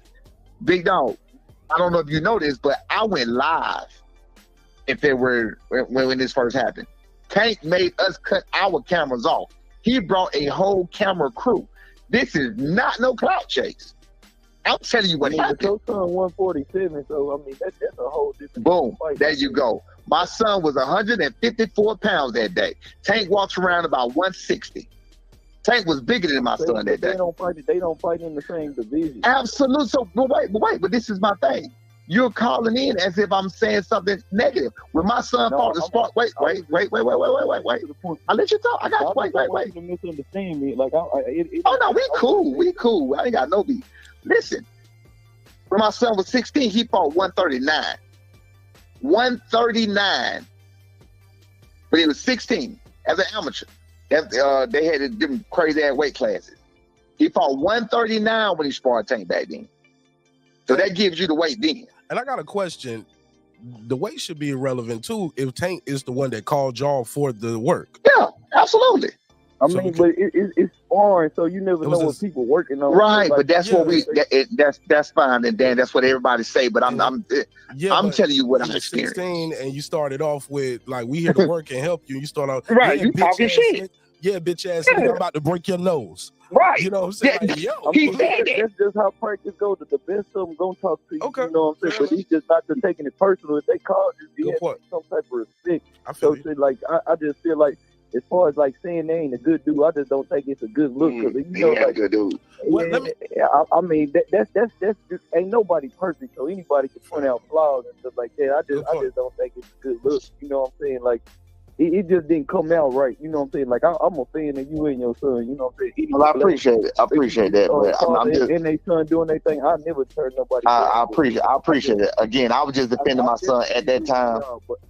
I appreciate it. Put bad energy in the air. You know what I'm saying? But is it him giving his? Is it necessary? But is it necessarily that? Not to cut you off, but if you have experiences with the dude, you had 3 separate experiences with him, and you think all 3 of those experiences were negative experiences, and you giving your story and your recount of those events. I mean, I think you just keep it to the facts. As far as like the opinion stuff is not a good dude. It's just like, it's to say that the best of them gonna all have tricks. If you go to basketball, Michael Jordan had his tricks. How he used to get off stuff. The best of them gonna have little tricks and stuff. What they do, they gonna talk trash. I mean, so he's just like, to me, I don't think that make him a dirty part. But you gonna grab. Do you understand what I'm saying about grabbing his hand and pulling his hand? No, I didn't understand that part. I ain't gonna lie. All right, so let me explain it to you. You know how you got the hook? You can picture a boxing glove in your hand, right? Yeah. Okay. Hook the wrist. You got the hook, right? You got the cuff. You got the cuff of your boxing glove at the end where you can open your hand. All right. So he reached in. He got his other hand the other way. He reached in and pulled my son's hand and hit him with the other hand. So can I ask you a question? Yeah. Do you think Tank learned that from somebody that's better than him, maybe Mayweather or something? That's something your son could pick up, like, because he was 16. He was 16. As far as what they do, well, we don't do dirty shit like that. I don't sport. That's fine. That's fine. I mean, we play by the rules. I don't teach my son to push heads down. I mean, we go through this all the time, and people have, call my son nice when it comes to that kind of shit. You're like, I know if you seen the last fight, it's the world though. It's like you can go outside and not want to do nothing to nobody, but I mean, the world is crazy, so you got to be. I tell it, man. Look, it's a dog eat dog world. I 1000% agree with you on that. You know what I'm saying? But I'm not gonna practice to kind of open your eyes. I got you, but me personally, I don't practice and teach dirty tactics. That's all. I don't practice like the guy that threw the ball. Listen, like the guy that threw the ball on my son the other day, or his last fight. Yeah, the last fight. That was practice. That was on purpose, and it was practice. I would never practice no shit like that. No, I definitely agree with you on that. I would call him dirty, but yeah. Go what you about to say, Champ. My bad. Yeah. No, I would say that move was. I would definitely call that dirty. But I mean, just little stuff here and there sparring when people practice. Like, to me, I just don't. Let me ask you something, Trey. Of course, he the number one. Yeah. Trey, you bring a world champion. The world champion calls this 16-year-old kid in there to work on some things. So that's what you brought him in there to work on, the grab and hit, like. And you're 4 hours late. The kid got to go to school in the morning. Like, it is. Yeah, it's a grown man business, but you call for this work. You set up the time. Where's the? That's all part of the game. No, where's the? No, hold up, bro. Let me ask you for. Where's the professional? No, you good. Where's the professionalism from the adult in the room? You get what I'm saying? Like, that's the ropes you teaching this young fighter that you call in to help you and get ready for your next fight. You start out 4 hours late. Yeah, you bitch ass nigga, I'm about to break your nose. Now, granted, I said this though. I said maybe Tank's one of those guys. He got to get himself in that I can't like you and be in fighting you. You get what I'm saying? Yeah, because I don't think if he really didn't like him, they wouldn't call him. So I mean, some people just he didn't know him. The first time he didn't know him. With the territory. Well, they they knew about you, so they had to see. Yeah, they had to know. If y'all up and coming, like y'all, I've been hearing y'all name even before the last couple fights. Like y'all name been ringing. Like I say, I've been hearing about y'all. Like, and y'all good prospects coming up and have been for a minute. So I just think everybody, you know, on the tank hate train or just anybody. I ain't on no take. I ain't on no take. I'm not saying you, even Frank. Like I'm from Dallas, but even Frank, you know what I'm saying? Like anybody think Frank gonna be taken crazy? Like Frank nice, but I mean he off the Earl Spence cosign. Like he not on that level. So shit, it's just like to think that sparring tape is gonna show him exposing Tank. To me, that just come off as hate. So why won't they go ahead and release it then? Frank asked him to release it. I think it's all marketing as far as them building up fights and stuff. Like it's deeper than just not releasing the tape. It's a possibility, but why would you say it? You ain't gonna, if you did it, why not just release it? I mean, obviously, it's some type of method to the madness. They make it, you know, they released Devin tape. Barely. I mean, yeah, that's what I'm saying. And look how long it took. I mean, it ain't like that. To me, it's just, I don't know. And then they already got a fight lined up. What is the sparring tape gonna really prove if they fighting in a couple months? Right. Allegedly, because I ain't seen lines up for me. Right. I want to see the shit. I want to see it official. Is that shit official? No, you about to see it now because like I said, I'm from Dallas. I just ran into Frank a couple. Yeah, I'm saying they don't have a date. I'm talking about it official. They don't even have a date yet. I mean, Frank was talking about it on the cigar talk today. So, both of them been talking about it. They say that Tank put the PBC 250. Put anything out about it. Yeah, so that's what I'm trying to figure out. And I don't believe that's what I'm trying to figure out how did he bet $250,000 when there's no open line of betting on it right now? No, he bet that with an individual.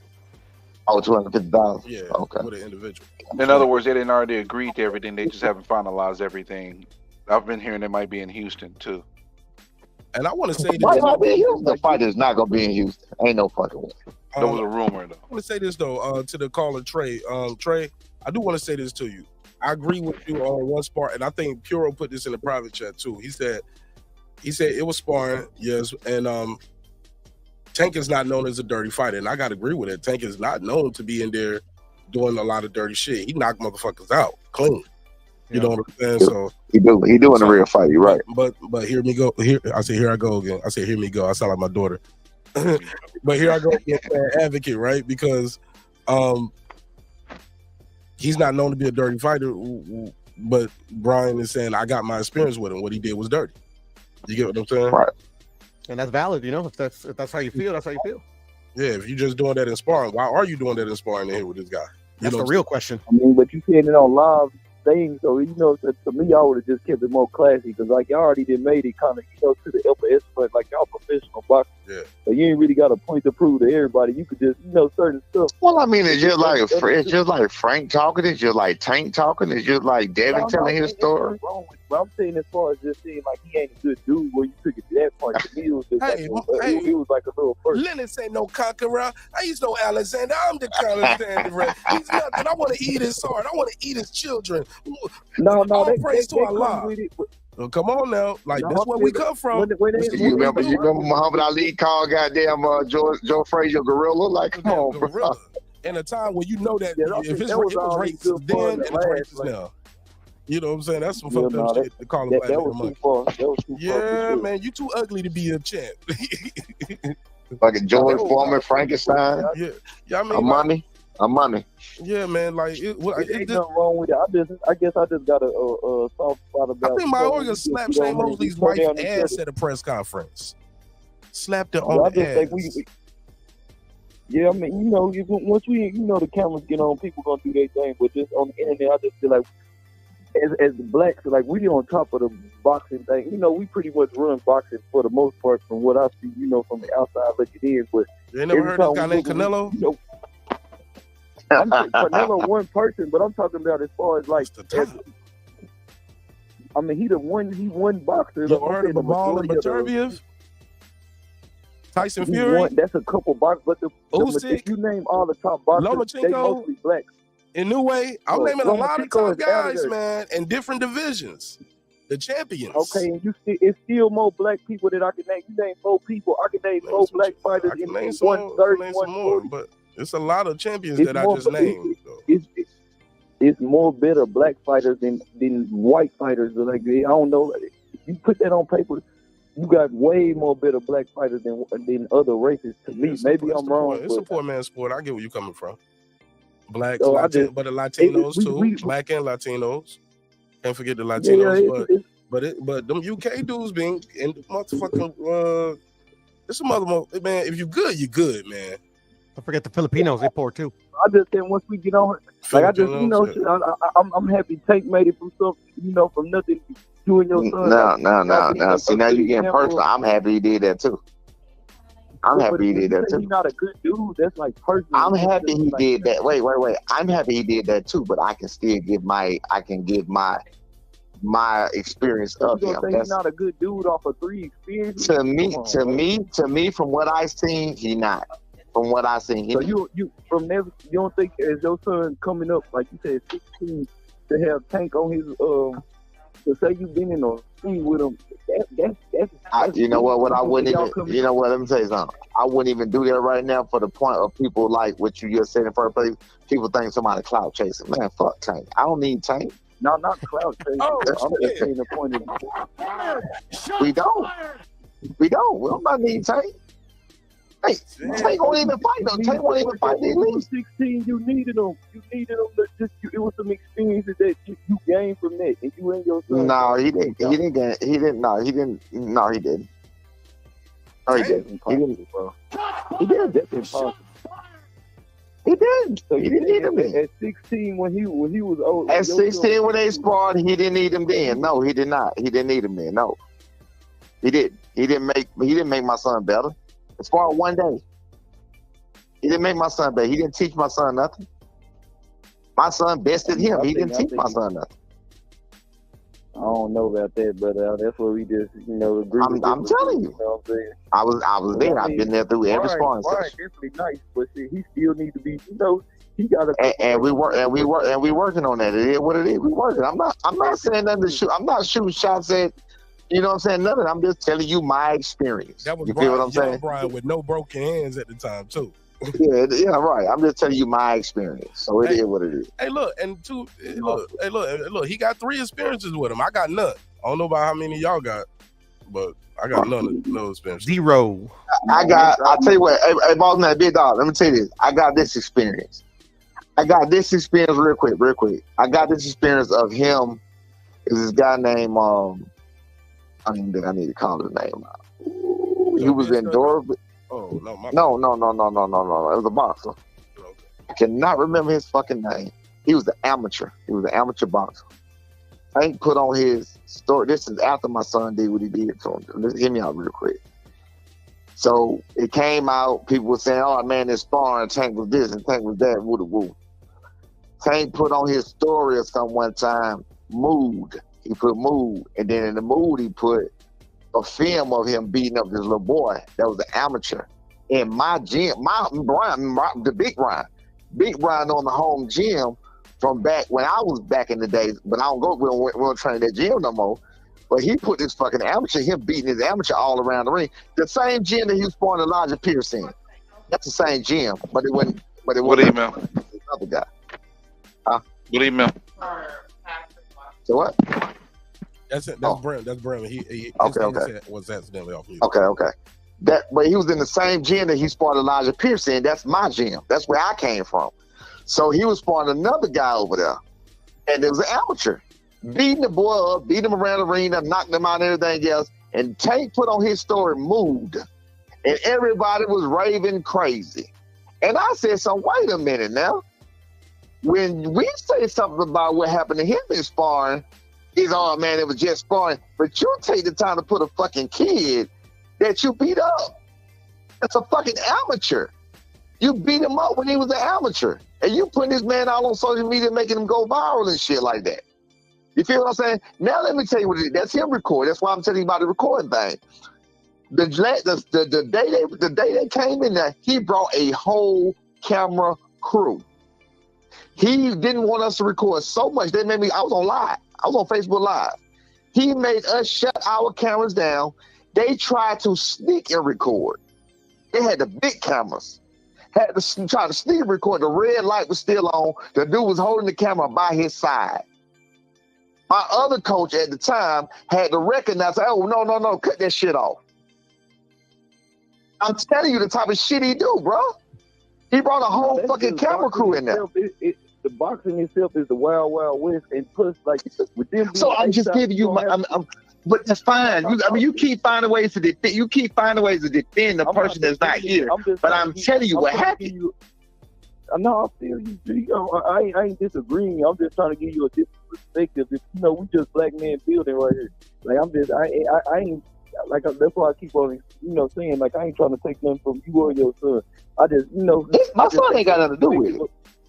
Yeah, no, I got you. Your prop, so, I appreciate it. Thank y'all you. As a whole, as a team, you know what I'm saying? Like, as an accomplishment to get to where y'all at. Like, I wouldn't want to take, me coming on this platform. Like, I wouldn't want to be on here trying to turn down a man that built up his son. You know what I'm saying? To something. Like, I got a daughter. You know what I'm saying? Like, I'm trying to build up to something. Right. First off, I salute you for that. You know what I'm saying? Just to be able to be a father and lead your son in the right way to somewhere. I damn sure appreciate those kind words. And can I ask you this question?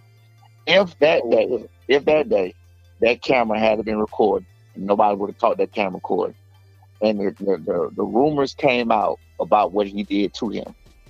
The rumors came out about what he did to him because Scotty from World Combat Sports, everything else. Shout out to Scotty. They were there. They saw it. They saw the whole thing. When the rumors came, Cenk was property. Chances are. I put that tape up because I told you he had some very good moments the first day.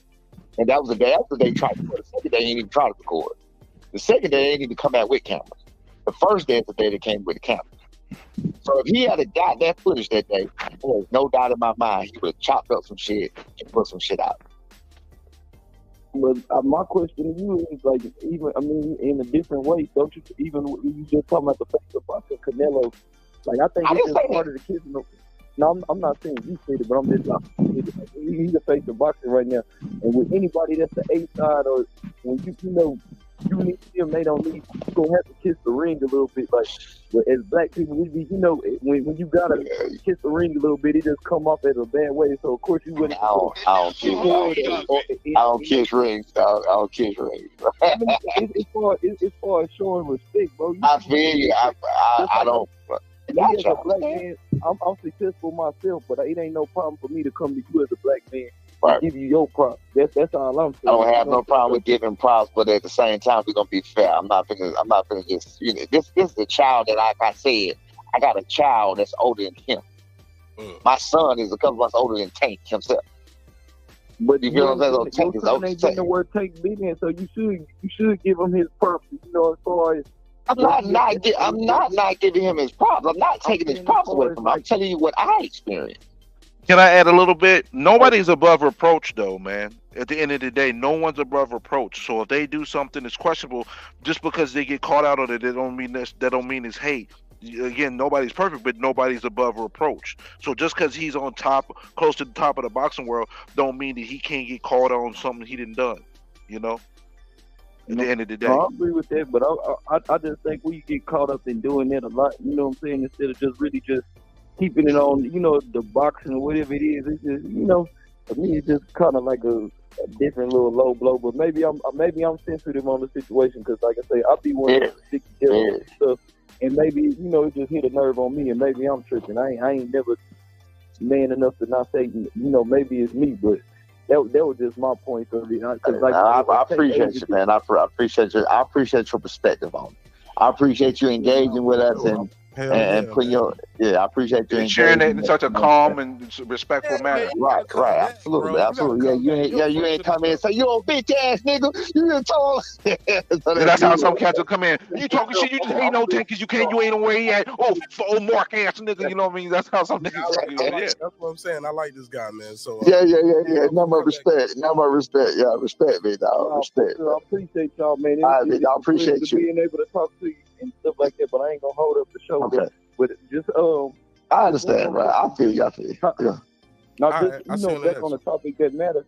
When can we expect? Like, you think before the summer we'll see Brian back in the ring, or like? Oh, real summer. Definitely before summer. Yeah. Okay. Real summer.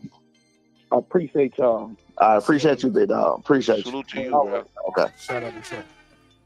Shout out to Trey. Good call, man. Good ass call.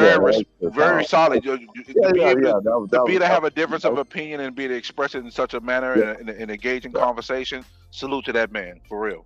And salute to the man, like you said. I didn't see the chat because I'm on the phone, but I can't see none of what the fuck y'all doing on the chat. But salute to him standing on business and, like you said, called in and said to me, and he said it. So that's, like you said, I respect that on a whole nother level anyway, as opposed to a nigga just being an internet motherfucker, just be talking shit and just disappearing and shit. You know what I'm saying? Boy, So that's look, they get brave behind them screen. Right. So he get respect. Yeah. So he get a different level of respect from me for calling in and voicing his opinion and voicing whether we agree or not. You know what I'm saying? I understand where he's coming from. I understand where you're coming from because, at the end of the day, there have been things, and I ain't gonna lie to you, and I hate that I felt it. Like, it's been things like certain things that I've seen Tank do in particular on the outside because, like he just said, when I say shit like he ain't a good dude, I can't say that across the board. Because I've seen him do some good shit. You know what I'm saying? And here's the fucked up part, though. I kind of be hating when I feel like he be doing good shit because I fucking don't like it. So, you know what I'm saying? But I'm going to give him props for what he do.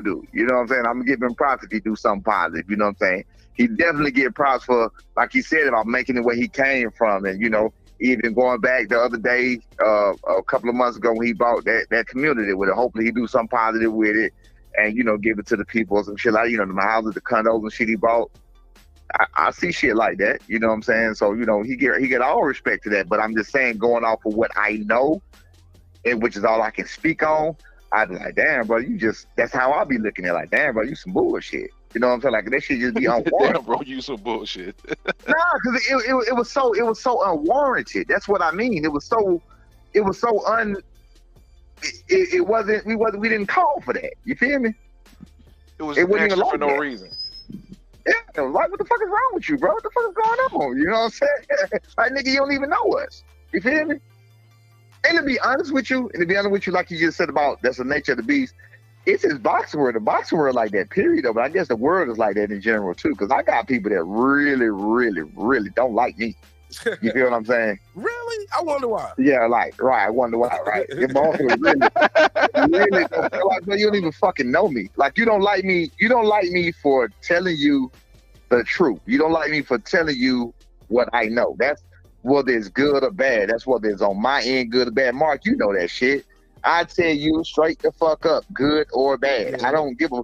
Oh, go ahead. And I was just saying you solid too, bro. Because as people can hear how we talk up here, this is how he and I talk offline too. I don't just be yes manning. I challenge him. I disagree on shit. I crack jokes all the time. I crack jokes on me. I crack jokes on him. It's all love, man. And yeah, man. So I mean, it's just being real about what the fuck is going on and what I think, and you give me yours. When people give you a different perspective, like even what he just said, when people give you a different perspective, you know what I'm saying? If you keep an open mind and have an open mind, a lot of times it's gonna make you think twice. Like, damn, you might be right. Like what you just made me say about rolling punk ass. I don't even call him a punk ass, but you know what I'm saying? I'm just fucking around with the punk ass shit. That's somebody's son. You absolutely right. Hey, look, and he young. And he young. And then you hate. He young. I got kids. But hold on, I don't think Trey would get mad at that Corolla ain't black, so he won't. I got 3 kids. I got 3 kids older than him. I got 3 kids older than Rolling. How old is Rolling? I don't know, man. But my boy Trey almost sounded like a black supremacist at one point, did he? He's like the black man about the black man and everything. No. I think. I didn't feel either. I don't want you to answer this question. Sure. All right, I'm gonna protect you from yourself. Don't answer for me. Question. I was talking to Brett. Yeah, I want you to sit this one out. No, I ain't been. I'm good, brother. Sit this one out. I got this shit. All right, go ahead, Disney. God damn. Anyway, I'm not signed with y'all, right? My son is, but anyway, nah, we good though. Nah, I'm not gonna say nothing racist and no shit like that. I think where he was coming from is like you take back some years. You take like from where we just came from, the 90s, the early 2000s. The people you just named, a lot of that shit really just started. Okay, you had Roberto Duran's and you had the hell, the even what's his name, Ricky Haddons, until Mayweather came and topped him in the Manny Pacquiao's. You feel what I'm saying? But by Mayweather, right, but you see, but you see the, you know what I'm saying? I think that's what he's looking at. But even and as a whole, but you had the Wilford Benitez before him. You get what I'm saying? Right, you had, right. You had But it's like he said, it's fewer of them is what he was trying to get. I was just saying, there's a lot of Latinos that cracked a lot of them niggas. Oh, absolutely. Shit, Trinidad, all kind of shit. Man. There's a lot of Latinos. Yeah, Trinidad De La Hoya, fucking you didn't even say David Benavidez a minute ago. David Benavidez, fucking Dave Morales, a whole lot of them. I think a lot of but like I said, it's not just necessarily a race too. A lot of times it be that American style too. Right. But like I said, I understood what he was saying. He looking at it as a whole, like people say like it's just normally that the African Americans dominate sports. That's all in general, with the exception of golf. You know what I'm saying? That's just the speculation that people normally say. Now, of course, you know what I'm saying. We know what happens, and you got anomalies, and you got exceptions to the rules and shit. You know what I'm saying? Yeah, I had a missed call too. 651, call back. I didn't want to break that flow earlier. 651 called twice too. Sorry, I missed. But I appreciate you, B. What was his name again? Trey. Appreciate you, Trey. Trey, a friend to the show, Never love, and I appreciate you being a fan of me and my son, man. Yeah, man. That's what it's about too, man. That's why. Yeah. That's what these episodes about too. He's not up here just to chop it up with me. He got my number. We could talk about boxing any other time too. You know what I'm saying? He's here to engage with the audience and the fans, and give his opinion and let y'all hear what from a professional former coach. A former professional fighter, current coach, to talk about boxing and talk about the business. So it's good to engage. Let me do a couple of these super chats real quick. Lake County said, "Yo, Brian, he said you on film dragging women in public. He said, yo, Mark, you ever leave the scene of an accident on video? It's not hating, it's factual." Ooh, shots fired at you, Trey. Trey, he talking to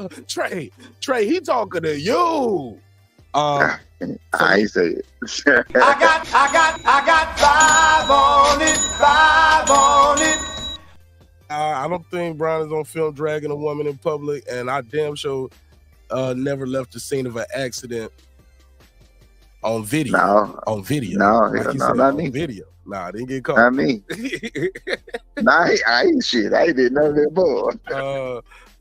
He also said, shaking my head, these damn tank fans. He's talking to you again. I'll give you the $2. You give him the $2. All right, pay him the $2. Oh, pay the $2. And he had another one while y'all was talking. Let me read this other one. He said, no, that was the vacant belt. What was the other one? I missed it. He said, you're gonna always be a hater to them damn Zeal tank fans. Damn. I'll give you the $2. You give him the $2. All right, pay him the $2. Oh, pay the $2. Let me merge in. And then he also sent another one. Shout out to Lake County, man, supporting the show the major way. He said, get this ninja some pom-poms. Tank. Who do we appreciate? Tank. Yeah, he cooking you, Trey. That was for you. He's all of these super chats are for you. Shout out to my guy Lake County, supporting the show in a major way. What's up, Jerry? Oh, got a clip merge. From Baltimore, Jerry to Terry Tasker. What's up, Jerry? Oh shit, Baltimore. Oh, it's in the burn me. Baltimore finna burn me. What's up, fellas? What's up, Mark? Man, shit, I'm up here high off this Afrin. This nose spray got me here. Oh shit, you better on that goddamn Afrin, boy. Yeah, I'm on this drip. Timex. I'm in here on nigga. I'm gonna be in town like Gucci Man when I have to wing my drip try. Man, talking with my nose like the. What's up, Jerry? Talk to me, man. Canelo Alvarez. No offense. Yeah, he must have just got here. No offense to Puro. I know he's a big Canelo fan. Canelo's recent admission. That's what they say.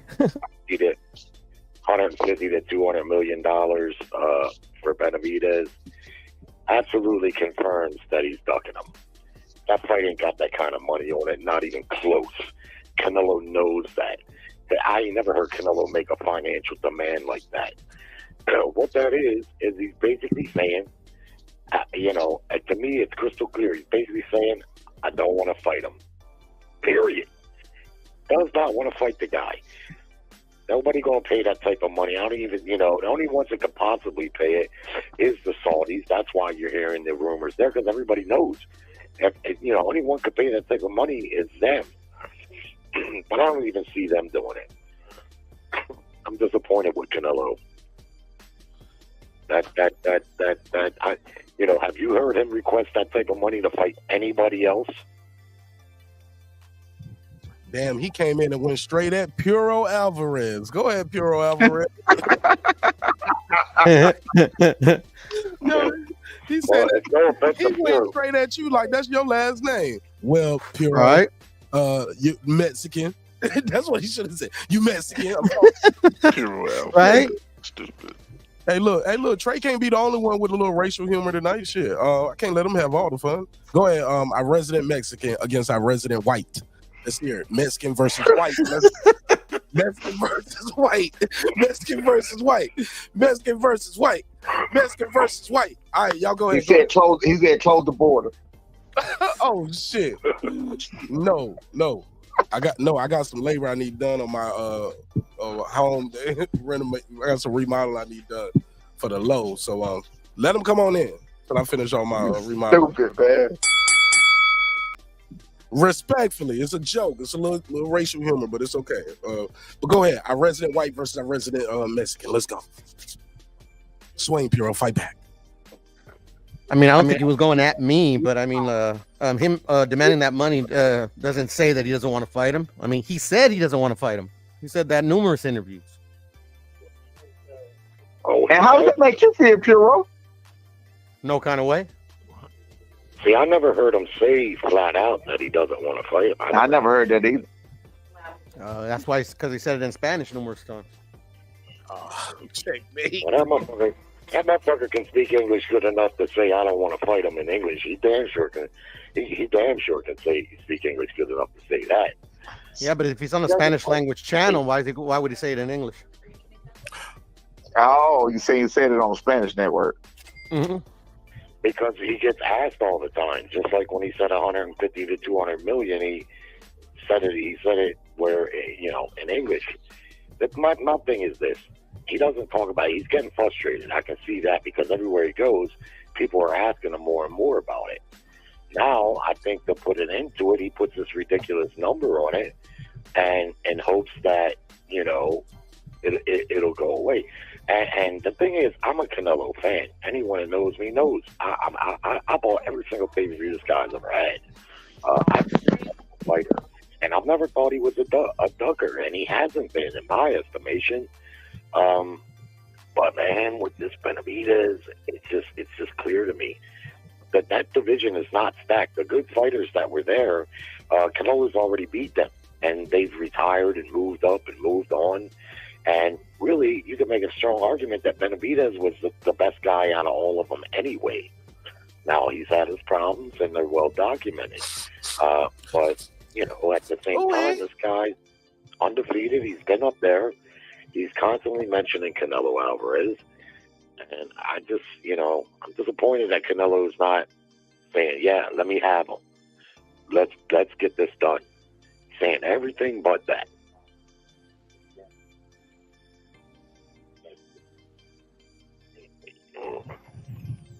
I think the whites have won this one. Congratulations. That's why. I'm just telling the truth, man. That's funny. when do call-outs work nowadays, bro? Never. What'd you say? I said, when do call-outs work nowadays? Never. Ryan got that tank fight. Bud eventually got that Spence fight. It's a fight it was some call out we got. It wasn't even a long time. That's at the high level, but and Ghana got Fury and AJ. I'm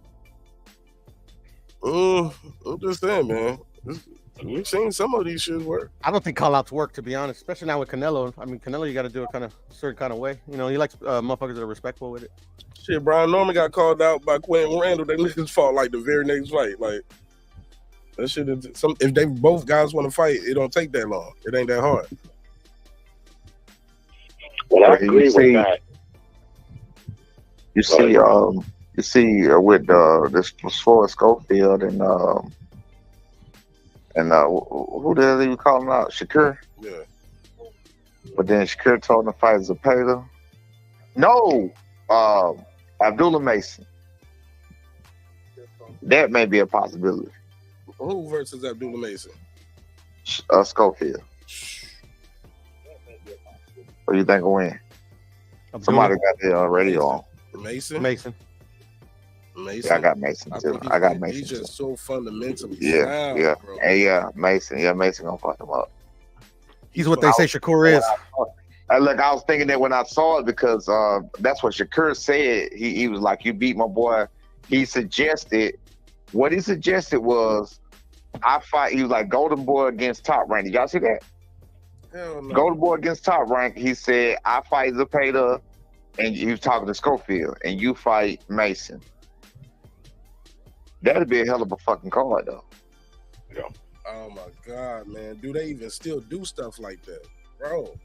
Why would they not? You know, Golden Boy and Top Rank got a good relationship. Yeah, but they wouldn't feed. I wouldn't feed this guy. I just signed this guy to build him up. I wouldn't feed him to a rival promoter at this point in his career. But how is it feeding him when you think? How is it feeding him when you think it can beat you? Either guy, like it's. I think they still at the building stage.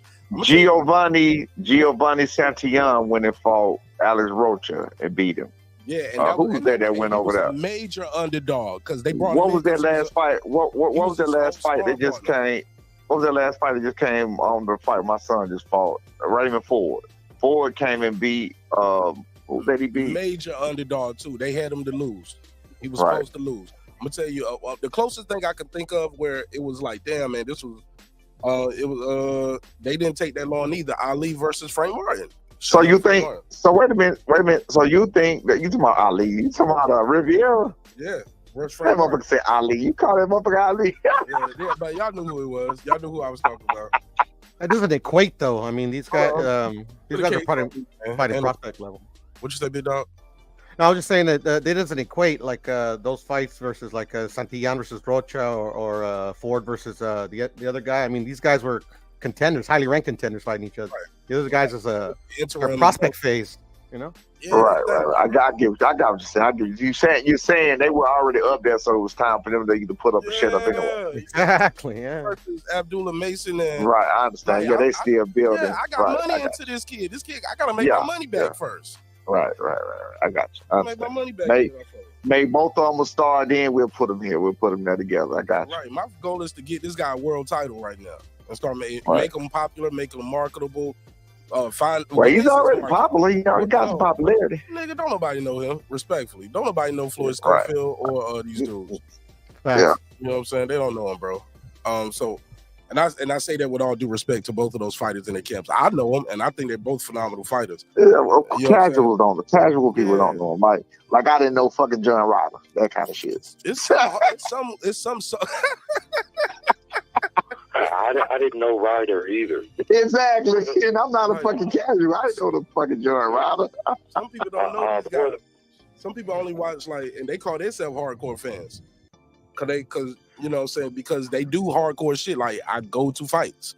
So people like shit, I'm a hardcore fan. I mean, I don't think you have to be a hardcore fan not to know. You can be a hardcore fan and still not know people though. I agree. Yeah, but I didn't know David. Not in my day. Huh?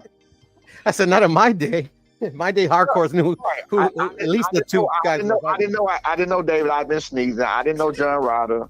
Who was that? I didn't fucking know. You did? Did you know Bivol? Did you know Bivol before Canelo fight? Of course.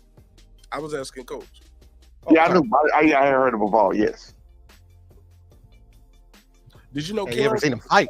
Did you know Karen Kukajan before Boots fought him? I absolutely did. Fucking not. No. I'm gonna say I didn't know Karen either. I'm not gonna lie. No, I did What not about- know who the fuck that Did y'all was. know Artem Haratunian before Frank Martin fought him? Yes. No. I'm just saying. See, that's fair. A Yeah, of I did. Niggas pass around a couple never heard of it juice right now. I'm just saying, like, it's a lot of. I mean, hardcores usually follow like the contenders in the division. So I mean, like somebody that doesn't know, like somebody that says like they follow Canelo or they're a Canelo fan and don't know John Ryder. I mean, that's kind of doesn't compute. I mean, that's because he fought him though. Yeah, I mean, John Ryder doesn't equate to Canelo, of course. Right. That's just because Canelo fought him. Just like with you take. No, but he was his mandatory challenger. I mean, did you guys know how John Ryder even got that shot? That's what Mark was saying a little while ago. I didn't fucking know that. Yeah, that's what he was telling me. Yeah, I'm just saying. I mean, like, if you hardcores usually like if they don't know a fighter, like just off top, they'll be like, oh, okay, I see why he's fighting this guy. You know, but I mean, I didn't look it up. I didn't look it up. Look, when I heard the name, I was like, who? That's all I knew. Shit. You just know Benavidez. That's it. No, hell no. I'm not. Wait. No. Don't get it twisted because you came on like that before and I thought so. I'm not a Benavidez fan like that at all. No. I never said you were. Oh, okay. I thought you said you just know Benavidez. I thought. I'm just saying when it comes to Canelo, a lot of people just know Benavidez. Okay. You don't fight him. That's it. You know, and everybody hears it. No, he's got to fight him. Oh yeah, Benavidez, he's good. Oh yeah, he's got to fight him. I've been a fan of every fight he had until now. I was a fan of the Caleb Plant fight. I like that. I like the of course Triple G fight. I like that. I didn't like the idea of the third one. I think he beat him convincingly the second time. Neither did I, but the people wanted it. I think the third one was unnecessary. As do I. That's why I think the third one was unnecessary. I think who was that? Who the fuck else is he? Oh, Jamel Charlo was just fucking pointless. That was pointless. You know, huh? I say I don't see how pointless it is, but it is what it is. You know, everybody's entitled to it. Can y'all hear me? Charlo fight was pointless. Yes, sir, bro. No, Mel, it wasn't pointless. It became pointless because Mel went there to get a check after getting cracked a couple of times. He said, "I'm just gonna survive." And I can see that. I can see how people think it's pointless for that. Jamal would have been better. No, it wasn't. No, Jamal, man, come on, man. Don't do this, man. You don't think Jamal would have been better than Jamal? Hell no. 2018, yeah. Yeah, right? A while back when he was still active.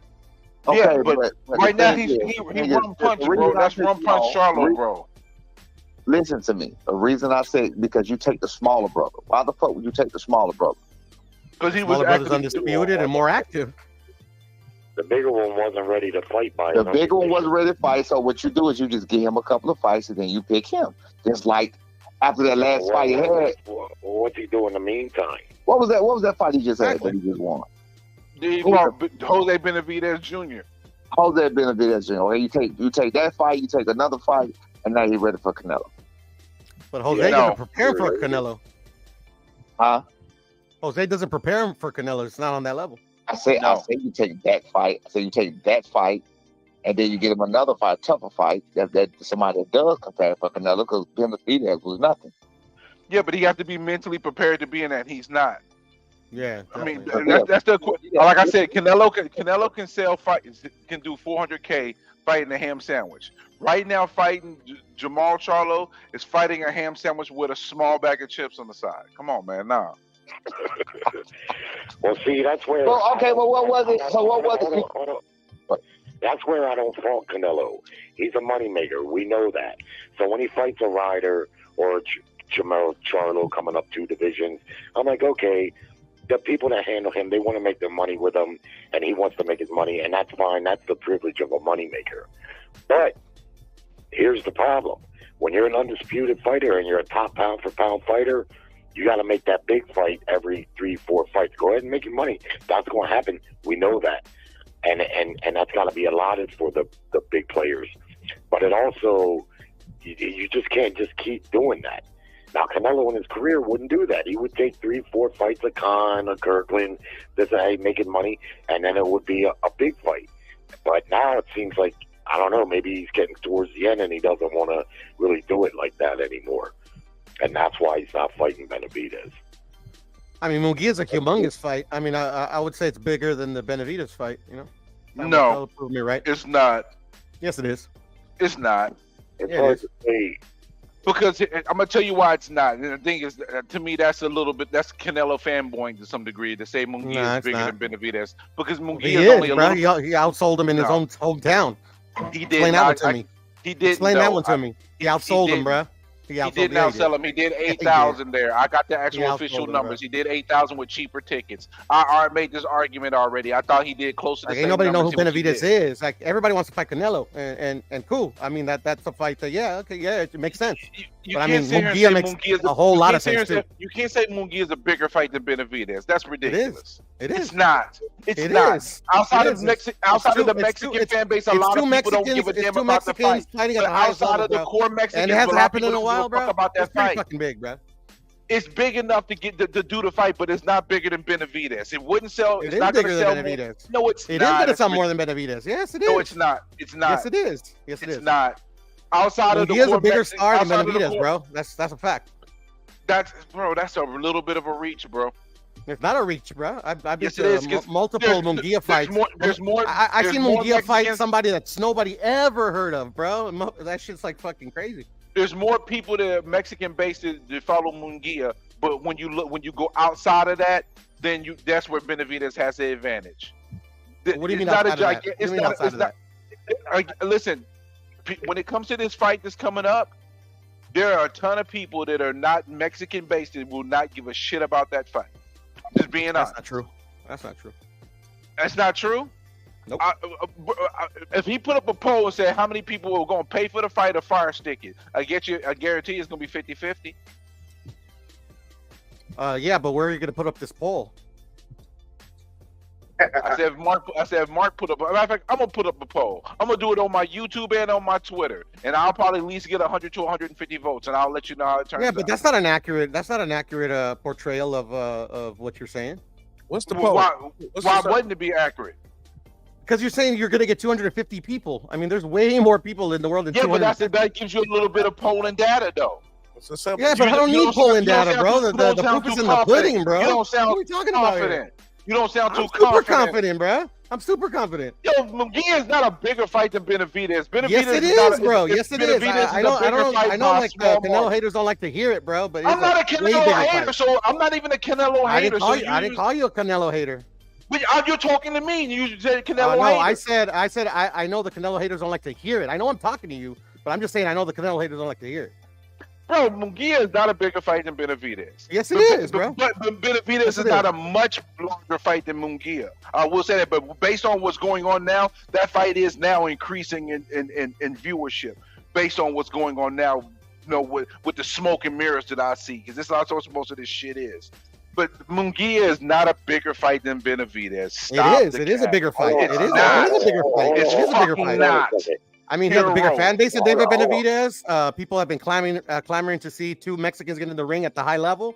You know, so like, I mean, there's gonna be more. And in this is my opinion. Munguia actually has a better shot than David Benavidez does. I mean, you can laugh all you want, all you want, Brim, but you can't break it down why David has one over Munguia. I could, but I think. No, you're gonna say something about like, look how big he is. Look how many punches. No, that's not what I'm gonna say. What does that mean, bro? That's not what I'm gonna say. I'm gonna say that in regards to who they face. Yeah, I know. That's what you're gonna say, Jerry. That's why I didn't say nothing. I mean, that's obvious right there. David's a giant super middleweight, and he's got good hand speed. I mean, he's a fucking monster. Mike Tyson's right about him, man. Guy's a straight up beast. I think he's going to be a beast at 175, maybe even stronger. He'll get his ass whooped at 175. Be fucking around with Viterbi. If I fight 27 cab drivers, I would look like a monster too. Just saying.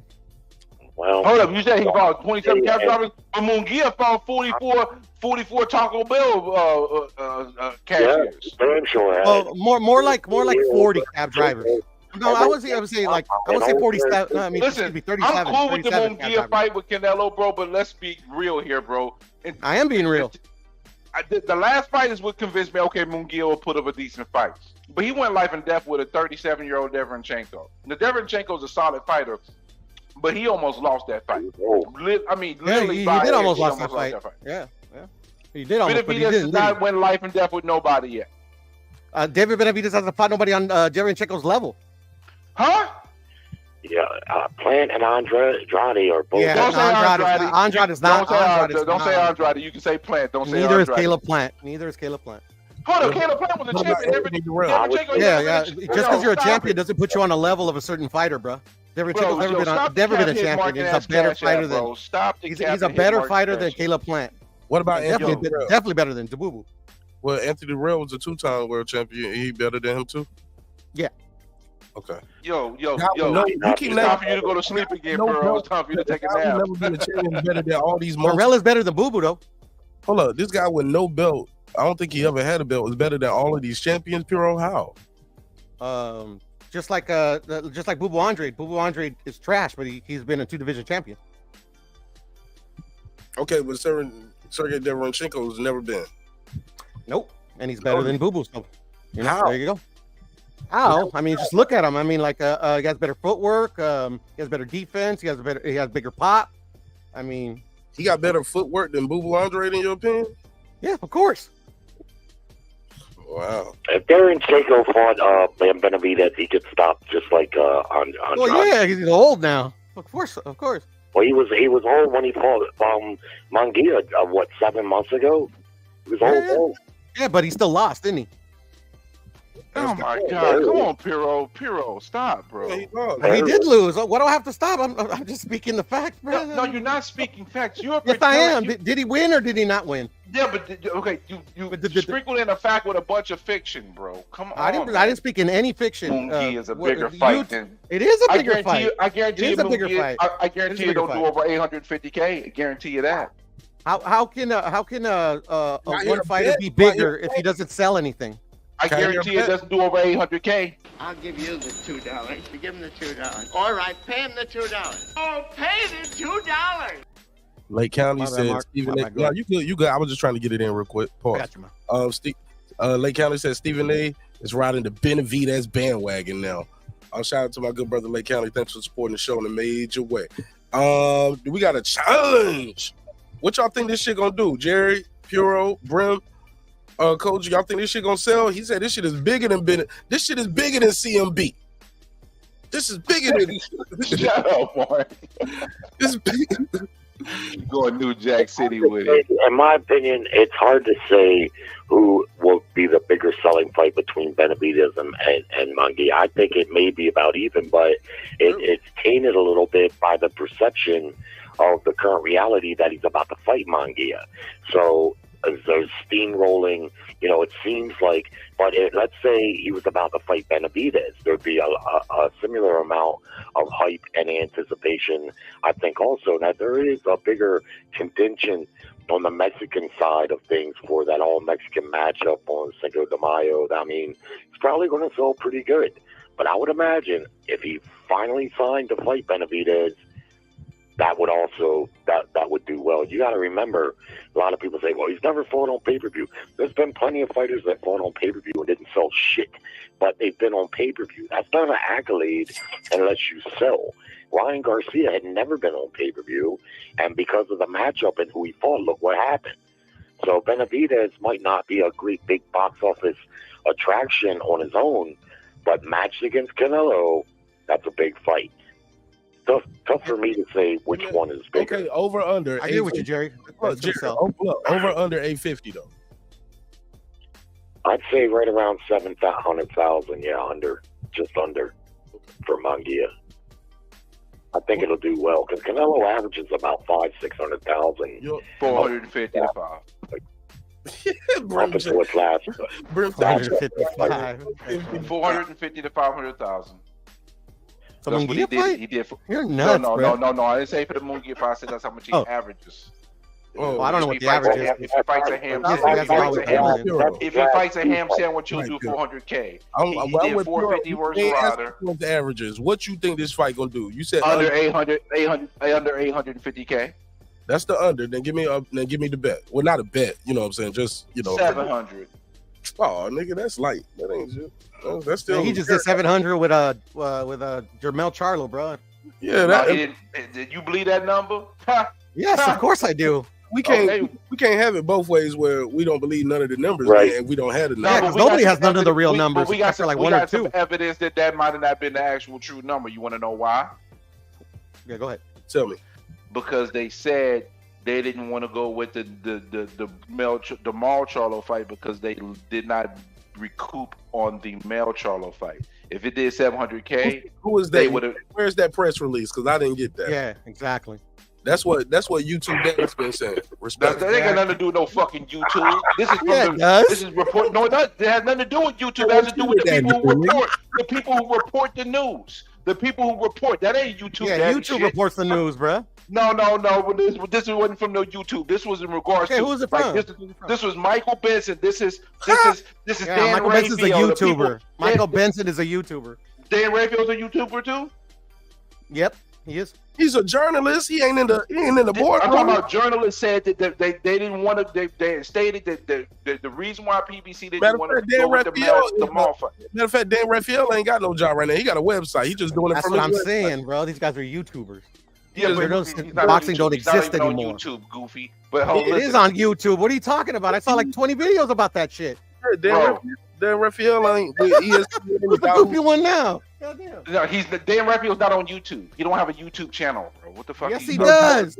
I'm gonna go to his YouTube channel, bro. Let me show you. Well, I don't pay attention to him like that. All right. Well, you're wrong, man. You're quoting him.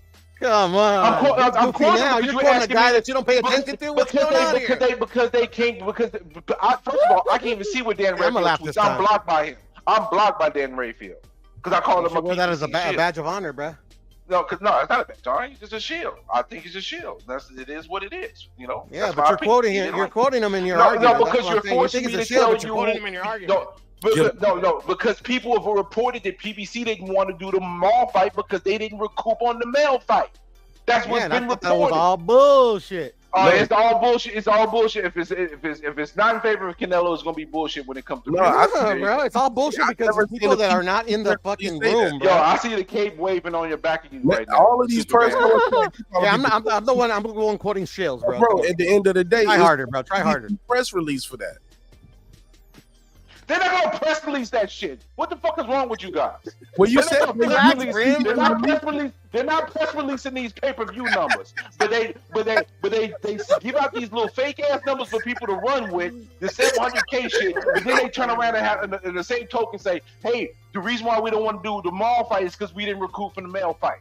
Come on, do a little bit of math. 1 + 1 = 2. If they did 700K, that would have been enough for them to recoup because they would have paid Canelo his money and paid him theirs. Let's say 45 million. That would have been 700K is enough to pay that. If they didn't recoup, they didn't do 700K. You can talk about recoup unless you know what the budget is, sir. I didn't say it. I didn't say it. Who's they? I didn't say it.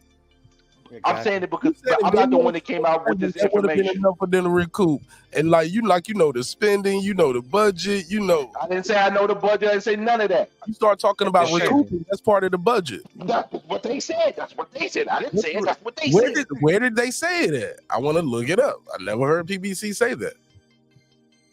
I heard them do a press release talking about the Amazon Prime deal. You ain't gonna find it. When they ever gonna press release their pay-per-view numbers? Never. So you can't. They said it then, bro. If they didn't say it, I'm trying to help you not get sued. Man, who gonna sue me? I don't give a shit. I'm joking with you. Hell out of here. I ain't getting nothing.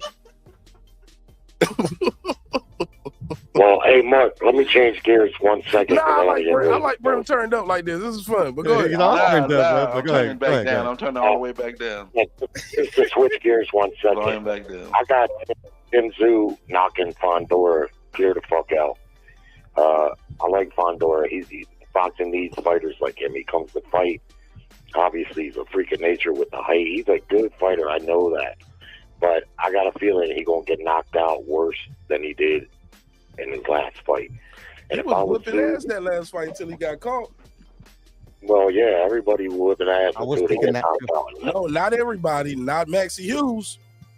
Well, this guy... Not Errol Spence. Too much. Not Errol He Spence. just hit too much, and we've seen him get cracked. and he coming off of that with no confidence building fight in between, going right in there with Zoo. And if I was handling Zoo, I would tell him straight up, go out there and wing power punches at this guy.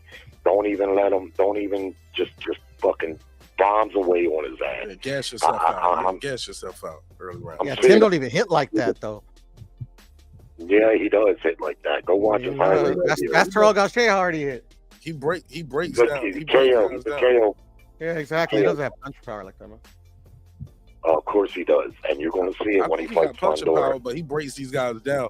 I know that one fight I didn't like. I think it was Mendoza. I was like, damn, he just looking for one big punch. He didn't set up nothing. He wasn't using his jab. I didn't like that. But Fandora, as far as what you said about the rebuilding fight, I want to know what the panel thinks about this as well. And I like the change of gear, Jerry, because this is something I didn't bring up earlier. When it comes to Fandora getting a build up, or what he said, confidence building fight, does he really need a quote unquote confidence building fight where he was winning? It wasn't like he was getting his ass kicked. He got hit with a shot and went to sleep and woke up. Well, I mean, he may be flinching now, though. He may be that's the thing, though, Mark. We would have to know if that fight had any effect on him mentally, and we will only know that in the fight. What you say about what you say, Brian? You say everybody be flinchy? It's a gunshot. Really? You don't know. He hasn't fought yet. It's even worse if you're doing good and all of a sudden, boom, you get fucked up. Come on, bro. Yeah, he went to sleep, and he said right.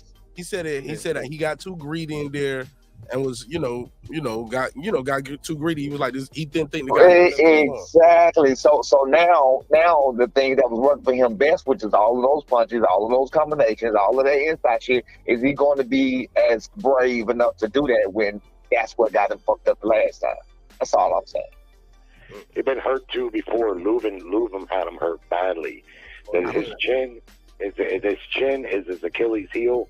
Tim Tszyu definitely punches hard enough to KO him or break him down, but I would just go for the KO because breaking him down is going to be tougher to do because he's a high output puncher. He throws a lot of punches. That's why in his fights, he's almost typically always ahead in the fights because he throws a lot of punches. But at the same time, it's his downfall because he gets hit. His chin has been cracked. He was hurt badly by Leuven. I've seen him rocked in another fight. I can't remember which one. And the guy just gets hit too cleanly.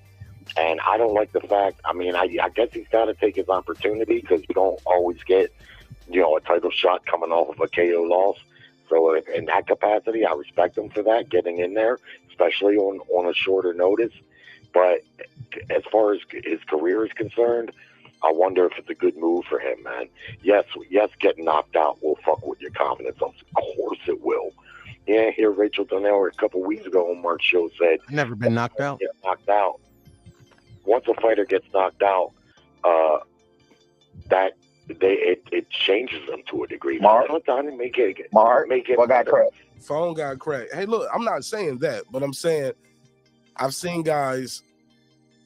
It's one way. It's one way to lose like Fandora lost, and you're like, damn, I made a mistake. You know what I'm saying? I need to fix that mistake. No, let me say this last part. It's another way to lose like Errol Spence lost, where you just keep getting your phone cracked over and over all night long. He got fucked up. It's you.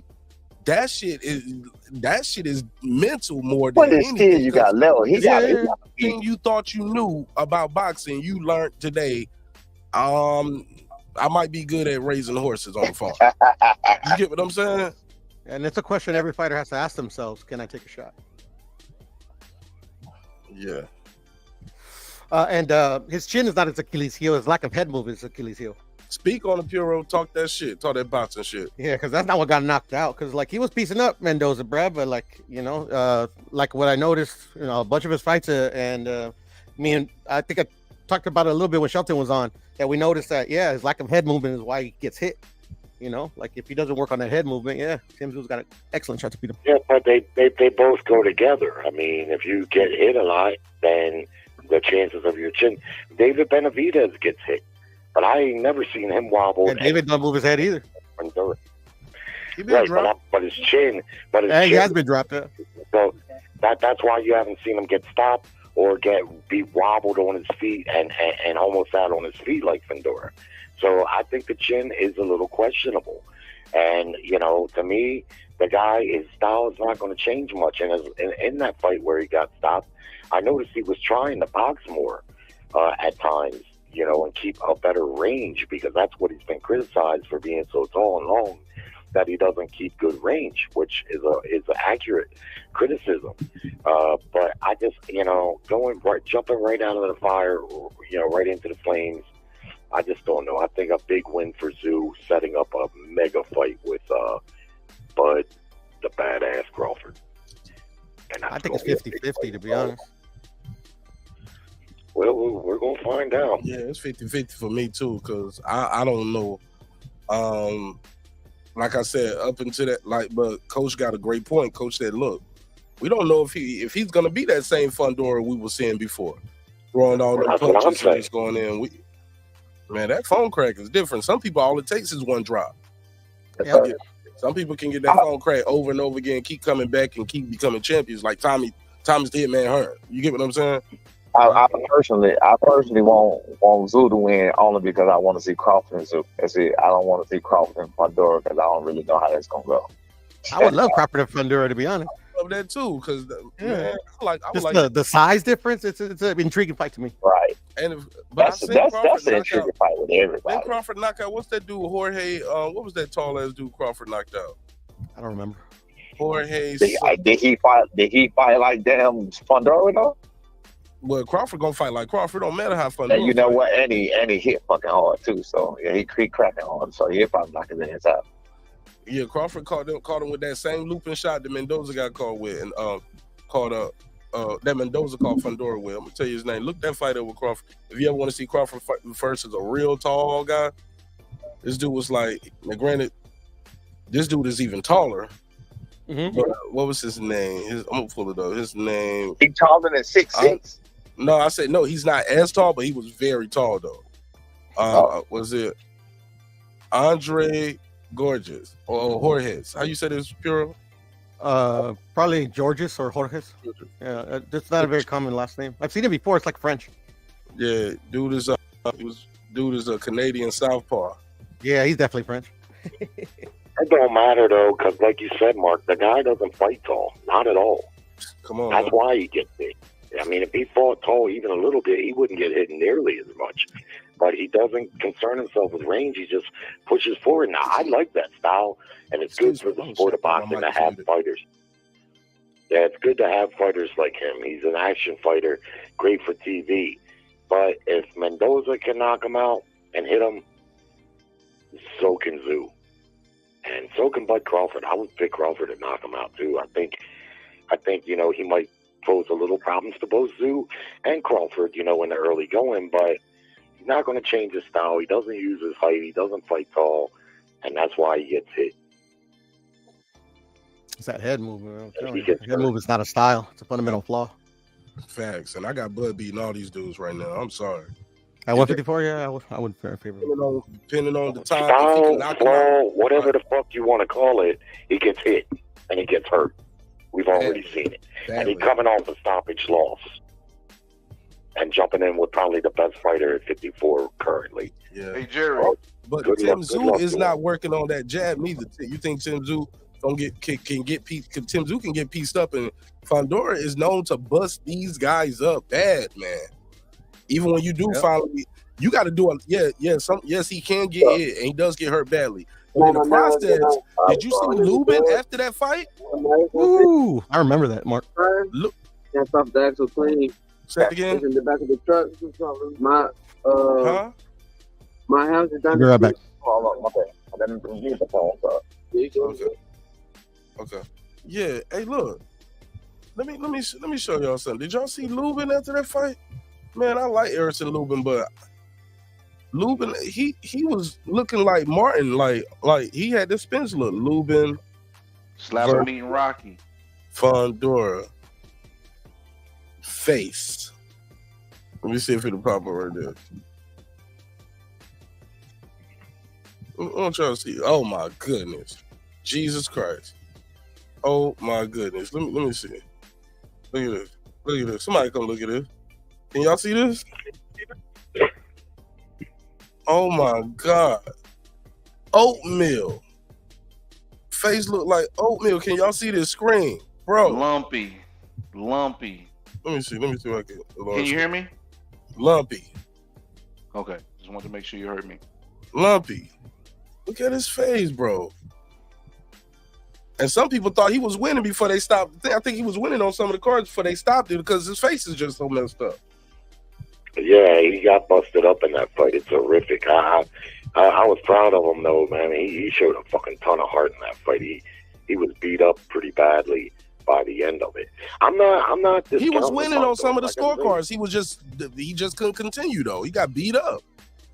Yeah, I didn't think he was winning, but I think it was competitive and close. But nonetheless, in the end, you know, he busted up badly in that fight. But man, did he show a lot of heart. I remember watching him, man. He fucking never quit, and he was beat up badly. Broner is a good fighter, so don't get me wrong. Just the circumstances surrounding his style and his fundamental flaws, and the matchup, and with Zeus streaking the way he is, I don't think it's gonna work out well for myself. But we'll see. You know, that's the beauty of it. We get to find out. Unless he get injured in sparring too. I shouldn't say that. That's a jinx. Hey, look at it. Thurman. Oh, go ahead. Yeah, but I just want to say this before I forget. Tim Cheatham had it as a draw at the time of the stoppage in the ninth. Dave Moretti had Lubin up by 1, and Steve Weisfield had Lubin up by 1. Oh.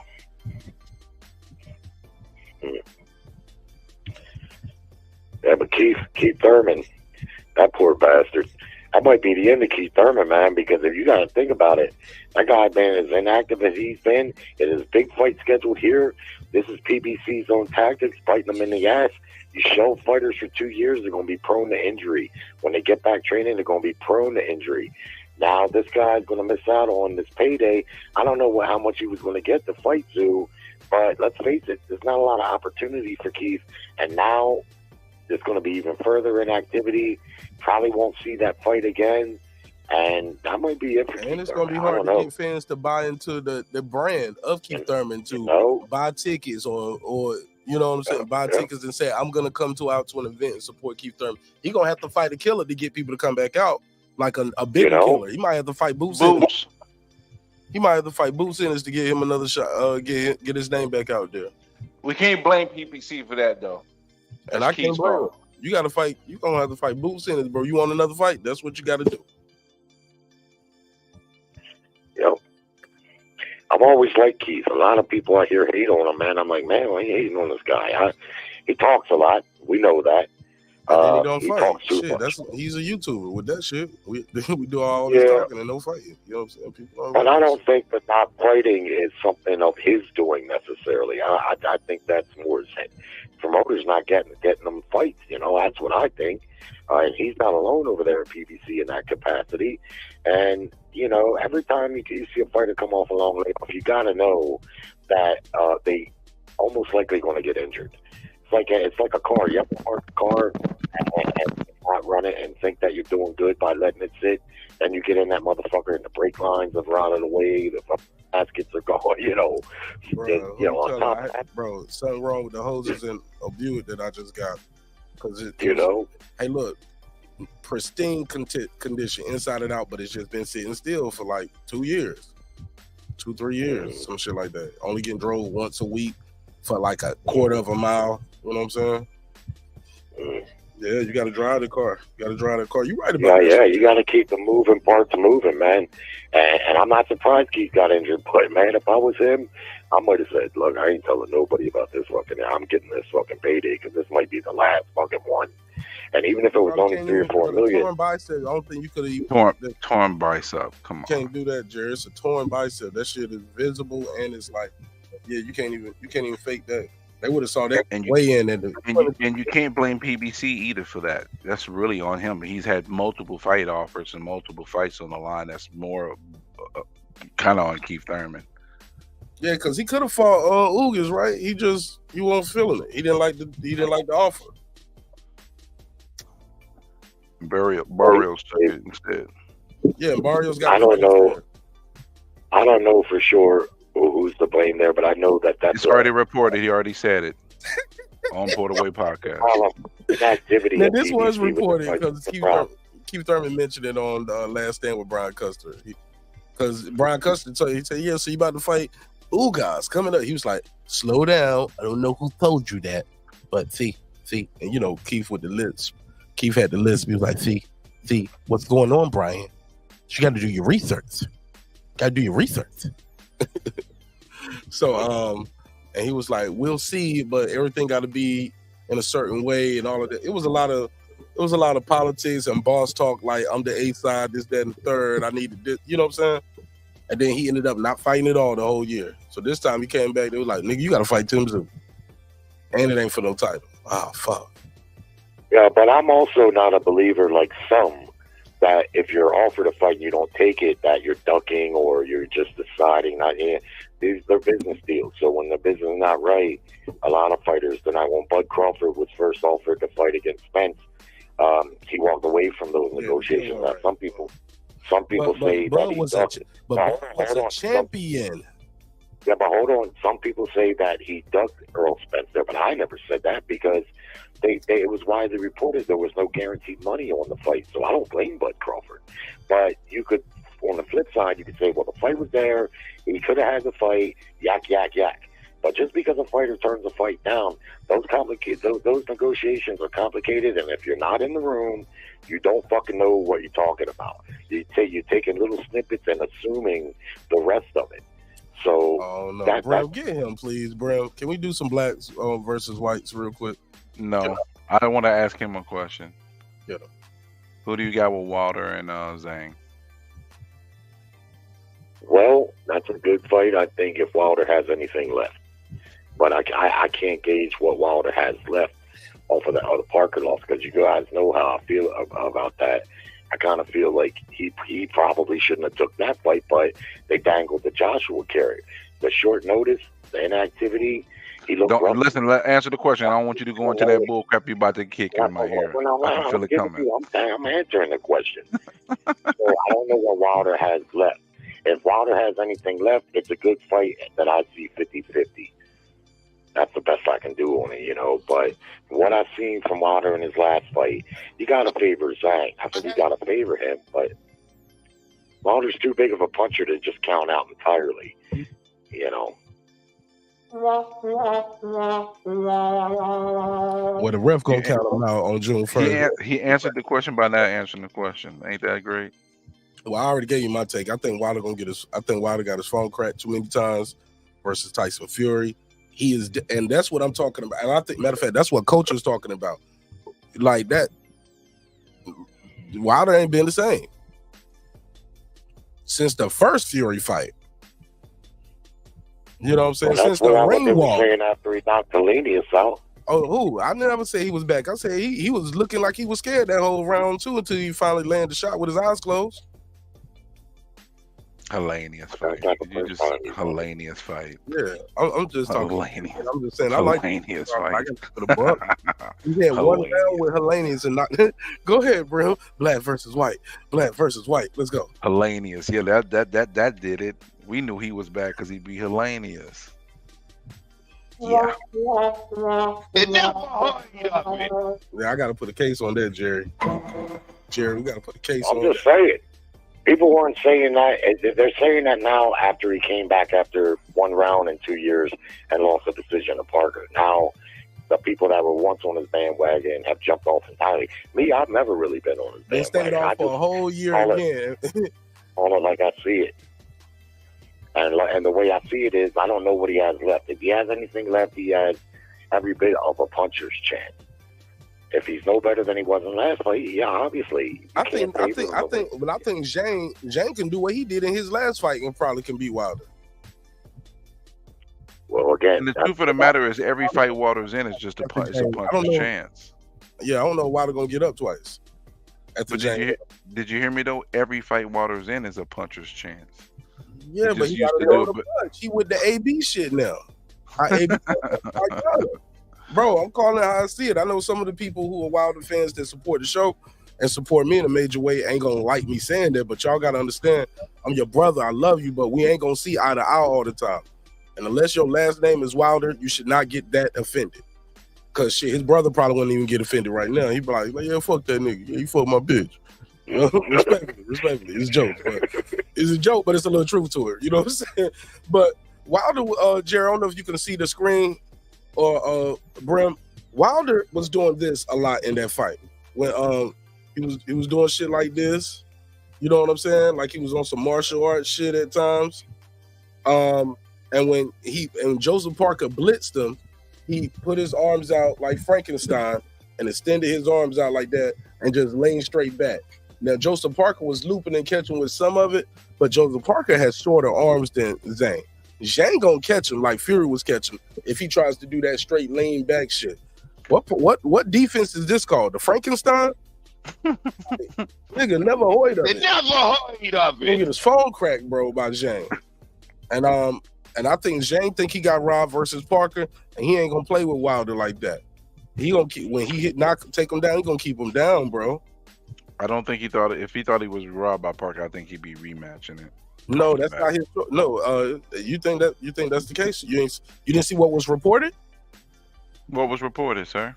Shit, let me go to my boy Show Moore sent me this earlier. I was like, but basically, the Saudis are putting this together because that's what they want to see, and they was saying, scroll it down. Let me see, where is it at? And it was basically saying is after the performance that and the way the fight was, they don't think as much, in the words of my good brother Brent Reaper, value in seeing that rematch right now. But instead, Joseph Parker is going to move on to, they're going to give him a better fight than that. And also Zhang, you get Wilder. Wilder and Zhang is probably is a bigger fight now than seeing that Zhang versus Parker rematch. I know for me it is. Even with both of them coming off the loss. Us American fans, yes, absolutely. Value. Yeah. And China power. Shout out to China.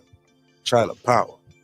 Shout out to all the Asian out there. There's somebody call in. Asians versus blacks. Asians versus whites. Okay, you're doing too much, man. That's funny to me, man. You silly. Shout out Pittsburgh T. What Pittsburgh T said? He said, it's not true. No, he said he's actually said that's true. He said Wilder's done. Don't nobody want to hear no more Wilder conspiracies when he loses either. Ooh. Don't worry, it's gonna be something. WCS will have something for you. Me and him been going at it for a little bit because I'm a Wilder hater and an AJ stand. What did he say? Yeah, he told me I'm a Wilder hater and an AJ stands. He said I'm mad because he interviewed Wilder like that's supposed to mean something to me. Congratulations, clap my hands, bro. He hates AJ and he just won't admit it. That's all I needed him to do was say, "Hey, I hate AJ." And I'm a Wilder stand. Hate is a strong word, and once you saying he. Like he is, bro. He said Otto Wallin and Nagano were fixed fights, bro. That's come on, bro. Everything's fixed, but again, phone cracked, bro. Yo, he said it was fixed fight. So the guy got his eye busted, and it was a fixed fight. This is what I'm gonna have to deal with. And then I get told, I just started watching boxing because I just joined the YouTube community 2.5 years ago. So that's my value to boxing. This guy just arguing points was goofy as hell. Well, yeah. Talk to him later about that. I like World Combat Sport. He all right with me, but when it comes to Wilder and AJ, he's completely slanted because he had access, and because of that access, he has no objectivity. Did you tell him that? Hell yeah, I told him that. What he said? Oh no, it's not. He basically was tell me I'm just hating, basically, and I'm like, how can the facts be hate? You know what I mean? Are you hating a little bit because he has his Wilder interview? Yeah, that's what it is. Yeah. Are you hating a little bit? Hating because he had because he had access to Wilder. That's why I hate. I guess. Sure. Whatever you say, buddy. I had to ask. Shit, okay, whatever. We can move forward. But shout out to World Combat Sports. Yeah, I just had to do that because he's been throwing pot shots for a while. I'm just not reacting to it anymore because it's a waste of a conversation. Because I can't have an objective conversation with a subjective person. You don't got the link, or you just talking to him in the chat and he just talking back in the chat? Oh no, I was on this panel. First it was a chat. Me and him had a debate on this panel about it. Send me the link. I want to see it. Send me the link. All right, I'll send it to you sometime. It was a week and a half ago. But you know what? He kept interrupting me and then talk about, oh, you're yelling and mad. I'm like, I wasn't even yelling. I'm like, yo, he was deflecting like crazy. It was all deflection. Like, he wouldn't answer a question. No, I thought so. It's not a good debate. Then. It's not a lot of good points being made on both sides. I mean, I made a couple, but every time I go to say something, he would interrupt me. So, that's he was filibustering and all that type of stuff. So that's what I had to deal with. I want to see it. I'm going to see it. Send it to me. All right, I'll send it to you. I ain't going to send it to you right now, but I'm definitely going to No. You ain't going to send it right now. I ain't going to watch it right now. Send it to me tomorrow. What was I about to say? So, Jerry. Yeah. Hey, so you think Crawford should go for that third undisputed? Or should he try to get unified with the winner, then going up to the next division and try to chase that Canelo match? Like, cause the guys that he's fighting at 154 that he would get that third undisputed for, he's gonna get less credit than they gave Inoue for beating Butler for his undisputed. I think he should do what I said right after he fought Spence, and I was on your show, and I said, where does he go from here? He says he wants big fights, but there are none really. There's Canelo 3 divisions up, Hank 2-3 divisions down. That's the only big fight. So who does he fight? You remember me asking that? And I said, what I think he should do is use his WBO status to get Tim Tszyu. If he beats Tim Tszyu, that'll make him a 4-weight division champion, plus his undisputed. So the accolades are there in droves. Then he should use his WBO status to fight the middleweight champion, which is currently Janabek. And if he beats those 2 guys, he puts himself in prime position to get the Canelo fight. And even if he doesn't, he's a 5-weight division champion. Not many fighters have done that. Tommy Hearns, of course, Manny Pacquiao. Not many fighters, right? And to fight some tough guys to get it too, like undefeated champions. Bad motherfuckers, right? But if you can beat Canelo, you should be able to beat Janabek and Tszyu, theoretically speaking. And plus, like I say, it puts him in a good position because at that point, Canelo won't be able to say, well, this guy's a welterweight, because at that point, he is proven that he's no longer a welterweight. He would be the man, dog. If he was to do that shit, beat Tim Tszyu, winner of Fondor, and hey, look, and don't let him stop him. And the knockout streak keep going. To another division, like from 40 to 40. Hey, look, Manager Marty will be out here like, roll the tape. Roll the tape. Snack work. That makes him a 5-weight division champion, 2 times undisputed, and puts him in prime position for the Canelo fight. And like I said, even if he doesn't get the Canelo fight, I mean, that's a hell of a career at that point. I mean, that's big. And that's just 2 fights. So he said he's got 3 fights left. And that, to me, that's the perfect course to map them out. 4 division, 5 division, and Canelo don't want to smoke. Fuck it. I like Jerry's idea is really good. Man, the white man is working over here, man. You so dumb. Thank you, white man. Thank you, sir, for your almighty guidance and wisdom of these ignorant blacks. Once again, thank you, sir. Oh man, they're gonna cancel me for that one. But the good option is what you said, Mark. If he fights Tszyu and gets 2 of the junior middleweight titles, even if he says to himself, well, I don't know, man, if I want to move up, if I can get the Canelo fight, if he just decides he wants to fight, yeah, sure, to take it. But that'll put him in prime position to unify all 4 belts at 154. Yeah, but the only problem with that is the people who gonna have the belts are people that are unrecognizable by the masses. Not even hardcores know Barkham Martizalov. Dang, can you get it out? Niggas barely know Jack Koke. They barely know Janabek either. Let's be honest. But there's enough people that know Janabek, and he got 2 pieces of hardware. He's unified. Yeah, and it ain't like, so that'll be 2-time undisputed, 5 division champion, unified, and 2 divisions. That shit hard to knock, man. I mean, you talking about somebody stepping their first ballot, and then you can't say this man ain't got nothing to offer. That's when you can say Canelo, last person you fought this accomplished, That was Floyd Mayweather. You ain't never fought a guy this accomplished. You get what I'm saying? When Yeah. you talk about money or not, you have never fought a guy this accomplished. And Mayweather didn't even I just do it. like the Mayweather moves didn't even after do this weight. shit right here that Bud pulls that off. You know what I'm saying? Mayweather didn't even do that. I just like the moves up in weight because I think Canelo's reluctancy, and he said it himself, is he doesn't feel he'll get credit fighting a guy jumping 3 divisions in one fight. But if he does what I said, then he won't be doing that. And he'll be in prime division. No credit, Canelo. I get tired of hearing this motherfuckers out here talking about he don't get no credit for this, credit for that. Like, he said he wasn't gonna get no credit if he dropped. If you fought Bivol at 175, got your ass kicked. In my opinion, Puro thinks Canelo, it was a close fight. I was like, Puro, he barely won a round. I think I probably gave him 2 at best. Puro probably thinks he won. Canelo won 4 rounds. Yo. Now I understand It was 8 to 4. Canelo when he says that. But Crawford said the same thing about fighting Tank. But he said but in the rematch, Bivol said, well, let's run it back at 168 since you said, you know what I'm saying, I'm gonna come down to your weight. I want to get something for it this time. I want a chance to be undisputed. So I think I can beat you again at 168. Because I'm like, nah, I don't get no credit for that. But really, I lose all my leverage at 168 if you beat my ass again. Yeah, I don't blame him for that. I mean, nah, that's Canelo bullshit. No, that was bullshit though, Jared. That's cap on that. No credit. No, let Bivol. Bivol doesn't call those shots though. That's the problem. Canelo did. Canelo I know called because he's the shot caller in that discussion. Yeah, but he got his ass kicked, so you can't say. But I'm just saying, all that no credit. That's some more. That no credit shit is some cap to me, bro.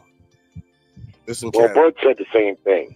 So it's not the same thing. It's not the same because Canelo and Bivol actually fought. This is a rematch. And Canelo so was it ain't the actually same thing. moving Tell me a up. time Bud fought somebody lost. Canelo fighting Tank or Crawford fighting Tank is Tank moving up. It's not. Canelo actually moved up. No, So it's not hold the on. same. Matter of fact, no, the divisions are different too.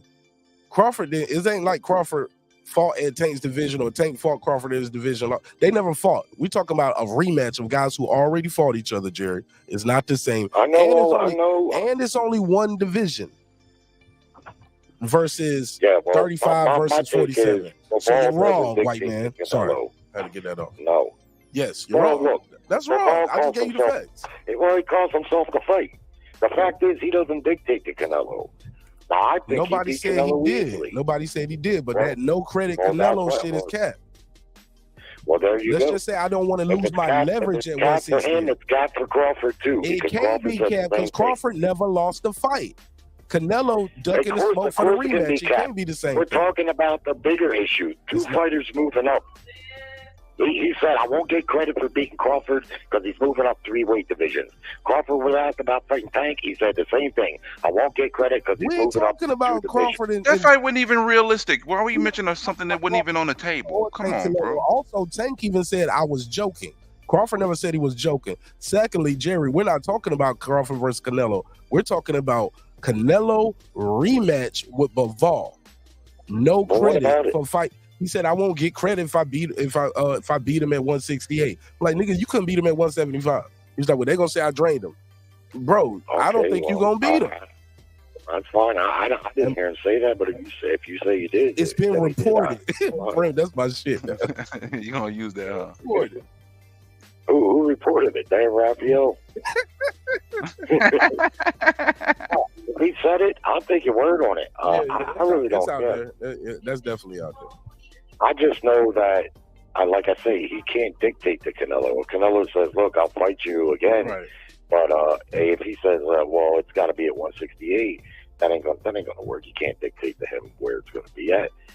But I didn't think the fight was close. 4 rounds, yeah, that's what I would say. And they were swing rounds, if you ask me. They probably could have went either way when he fought Bivol. Wow. Wow. But I do understand what Puro says, because a lot Jared, of you times, think that man, fight could have went either way? You thought that was a close fight? Could have went either way? a lot of times when you watch it a second and third time, it does get a little closer. Like a lot of fights. I've watched a lot of fights where the second time around, I was like, yeah, that fight was closer, you know. So I get that point, but even at that, 4 rounds was about the best I could give Canelo in that fight. Okay, so it couldn't have went either way then.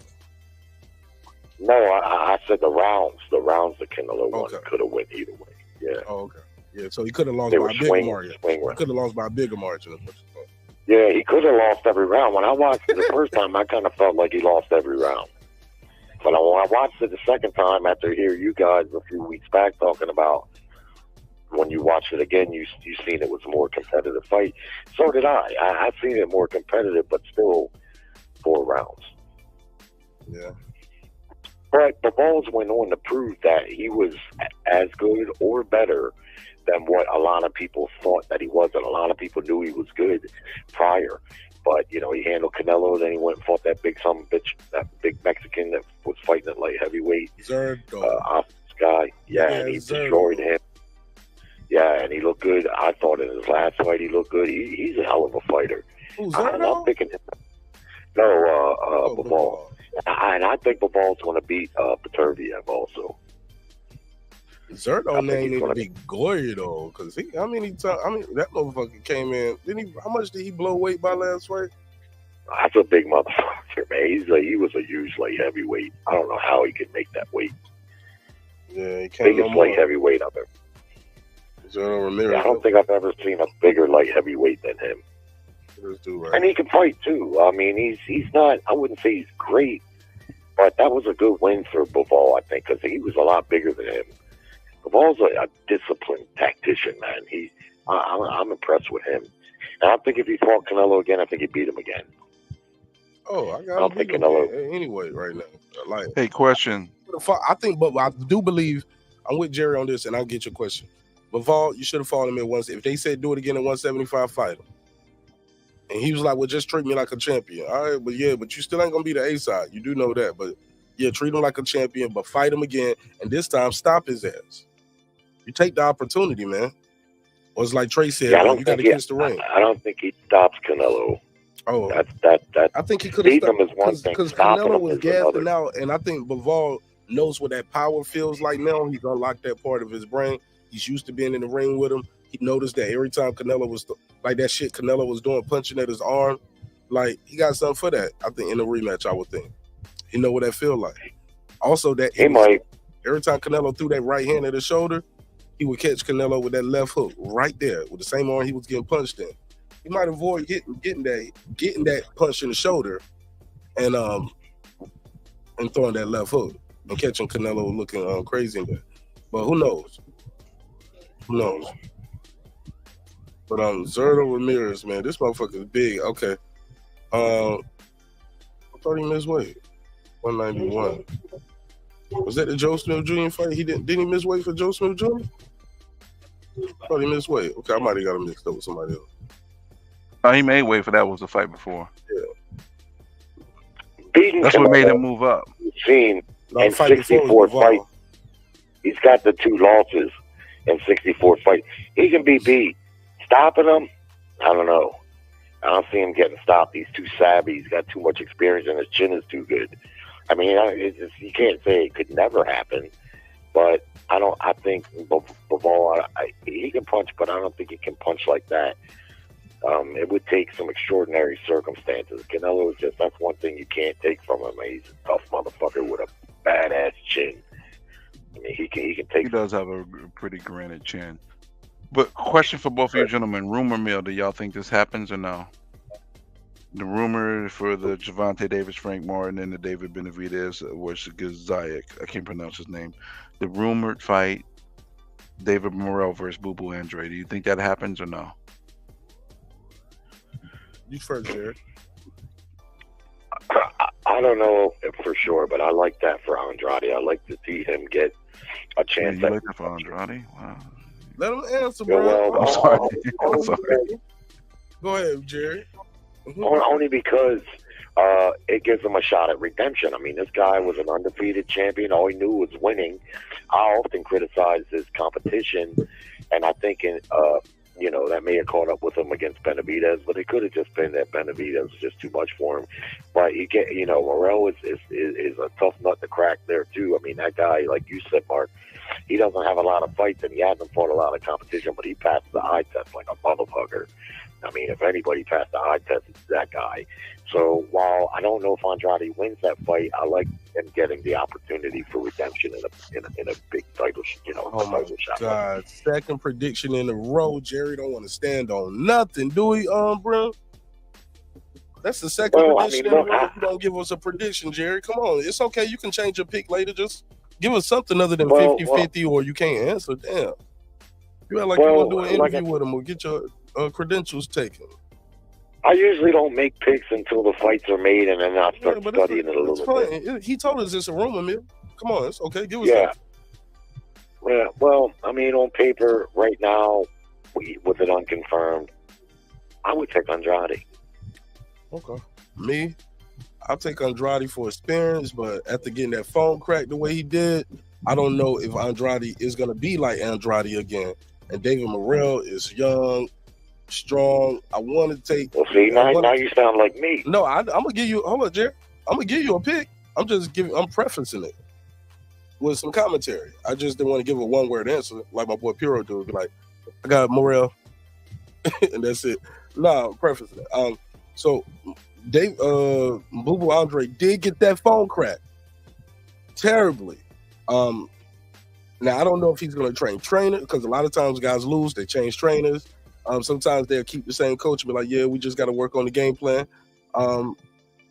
But experience, I go. What you got? Jerry, I'm about to give it to him. That's what you did to me. No, Jerry, because you was done. You were done talking and you hadn't gave us a pick. I'm not done talking and I'm going to give you a pick. I'd already said I got Andre first. But I do like Morrell's style. I think he got all the tools in the toolbox, but I don't think he's seen no experience like Andre. So I got Andre right now, but that might change later. And I got Andre again because of experience. What about you, bro? I think the experience of him getting his butt kicked is going to be very valuable.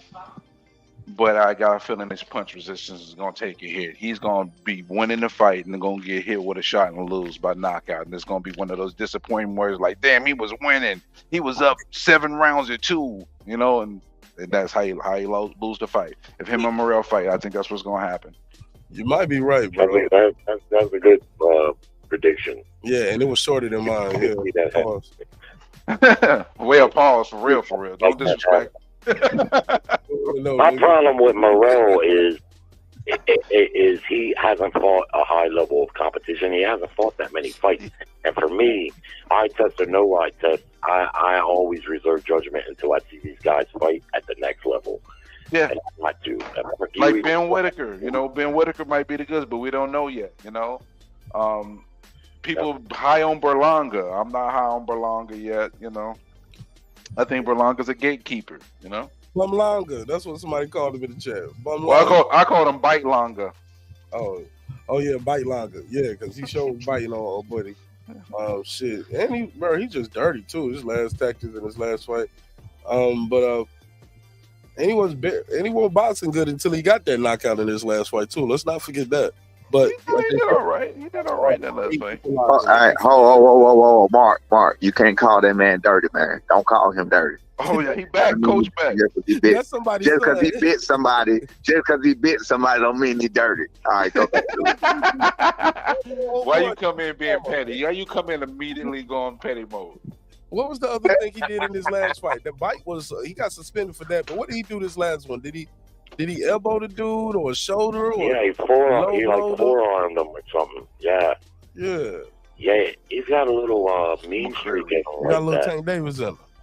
Oh wow, y'all guys is on petty mode. I'm joking. Shout out my guy Trick Nody. What up though?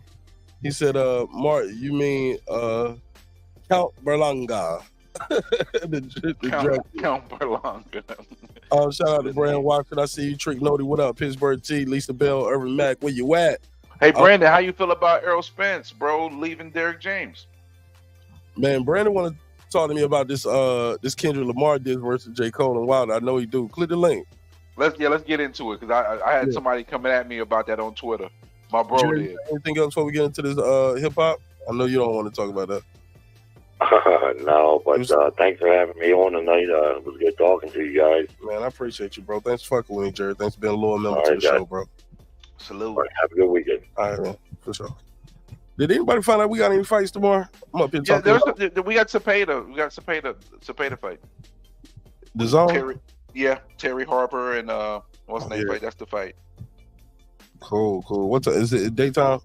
Well, I'm listening to UK, so it'll probably be earlier here. It'll probably be like 6 o'clock our time. I'll see y'all for the main event or the media reaction. So that means I'm gonna move the since that fight is tomorrow, I'm gonna move that Canelo Triple G rewatch to Sunday. I'm gonna move that. Actually, I would. You know what I would do if I were you? I would do this. I mean, again, it's totally your call, but I would do the show and make it a short show and then go right into it with the members only with the rewatch. Probably not gonna do that, but I appreciate advice. No doubt. Sometimes I just think it's gonna be a short show if you're talking. When I lock in and do the lives, I'll talk about that shit, especially a fight like that. I'll probably talk about that and we'll be talking about some other shit afterwards. Yeah, I just don't think you're gonna have a long show talking about Dalton Smith versus versus Jose Cepeda, And even though Sandy Ryan versus Terry Harper is a real good fight, a lot of people don't pay attention to the ladies. I do. That's the fight I'm actually looking forward to. Yeah, because you're trying to get some ass. What? How? Brim told me, he said, man, I don't care how many niggas Adrian Broner said she fucked, nigga. I still want to get it, nigga. My name wasn't on the list. You really? I did not say that. You was freestyle. It's entertainment. Look, it's a joke. It ain't gotta be true. It's a joke. It ain't gotta be true. It's about Jesus. I mean, listen. I ain't gonna lie. Like if she just came at me and threw it at me, I mean, I'm a man at the end of the day. I'm selective, but she meets the criteria to get the business. But I look at her as a fighter, bro. I watch her for her fights. I think she's a good fighter. Let's get into this hip hop shit, man, because I'm in here yawning now too. Yeah, let's get into this because I got something to say about this. My man E3. Nah, my man. Broner Senior. You want to stay on for this? No, man. Y'all stay up too late for me. Y'all gonna be talking 8 o'clock in the morning. I'm at work, so I don't. My wife puts my daughter down and gets up on Friday night, and she gets up on Saturday, so she let me do my thing, man. She allows me a piece to do this shit. Talk shit with I ain't never even heard about it, so I'm gonna listen for a while to hear what the hell y'all be talking about. It's going up. I'm gonna stay on line for a minute. I'm gonna click off in a minute because I gotta get on the YouTube to catch up. But go ahead. Go ahead. Well, jump back in the chat. You don't want to get none of these bars. I'm gonna hang up in a minute. You got John Mahal job though. Don't hang me up. I'm gonna hang up on my own. Oh no, I'm gonna hang you. He said, "Don't hang me up." Not yet, man. Not yet, because I gotta get home. Oh, all right. Yeah. He said, "This shit get me through the road trip." I ain't mad at you. All right, cool. All right. Well, look. So we had a little hip hop beef going on recently. Drake. Kendrick Lamar has fired some shots at Drake and J. Cole. Now, before I play this shit, I'm gonna play a little snippet of this. Have you heard this shit, Brim? Yes, I have in full. Have in full. Now let's start there. What's your take of the verse? The full song about, because the song is, for those who are looking for it, this is Future's song, and it's called Like That. Shout out to our homie Like That. What is it called? Are you familiar with it? Like, I mean, I'm sorry. The song? Okay, let's play a little clip. Yeah, I listened to the whole song twice. Okay, hold on. Confirm my opinion of it. He said, "Confirm my opinion." Here we go. Let me refresh the screen. Let me share the screen instead. Let me refresh it. I want y'all to hear this right here. Fuck sneak this and first person shooter. I hope they came with 3 switches. What the fuck the big 3? Nigga, it's just big me. Nigga, bum. Love when they argue the hardest MC. Is it K-Dot? Is it Aubrey or me? We the big 3 like we started a league. Now, this guy did a breakdown right here, and he's basically showing you like what the diss is, like where the diss comes from and what he's comparing it to. Like, okay. So let's play this part again, and then we're gonna go into the reaction. Sneak this and first person shooter. I hope they came. The song is called First Person Shooter, and he said, I hope, yeah, he's going in. With 3 switches, motherfuck the big 3. Nigga, it's just big me. Nigga, bum. Love when they argue the hardest MC. Is it K Dot? Is it Aubrey or me? We the big 3 like we started a league. And your best work is a light pack. Nigga, Prince outlived Mike Jack. Nigga, bum. What the fuck, bro? I'm 1 away from Michael. Nigga, beat it. Nigga, beat it. What? Beat it. For all your dogs getting buried, that's a K with all these 9s. He gon' see Pet Cemetery, nigga. Bum. Fuck sneak this and first person shooter. I hope they came with 3 switches. Motherfuck the. All right, so bro, I didn't hear you. It broke up. what you think? Well, the shots that he put out were direct, pretty decent, wise in regards to metaphorically speaking. But that shit was mid as fuck.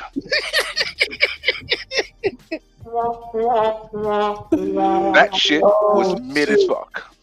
So shout out to my brother E3, aka E8, the Kobe Bryant super duper fan. Go the Brian Picasso. Yet I said it.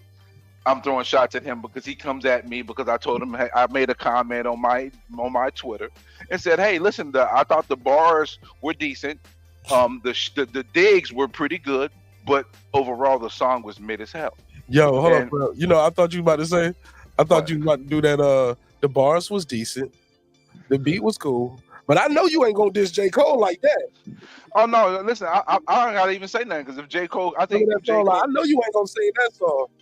J. Cole got this, man, because J. Cole became my favorite out of all 3 of them because just artistically he's just been on one. Kendrick is too spotty, you know. I mean, I love Kendrick for what he does, but he's been spotty as hell. But let's be realistic here. Ain't nobody playing that song on repeat. Ain't nobody bumping that shit back and forth. I mean, let's be real here. Shout out to, again, my man EA told me I'm hating on Kendrick because I thought the song was mid as fuck. I'm sorry, it was, bro.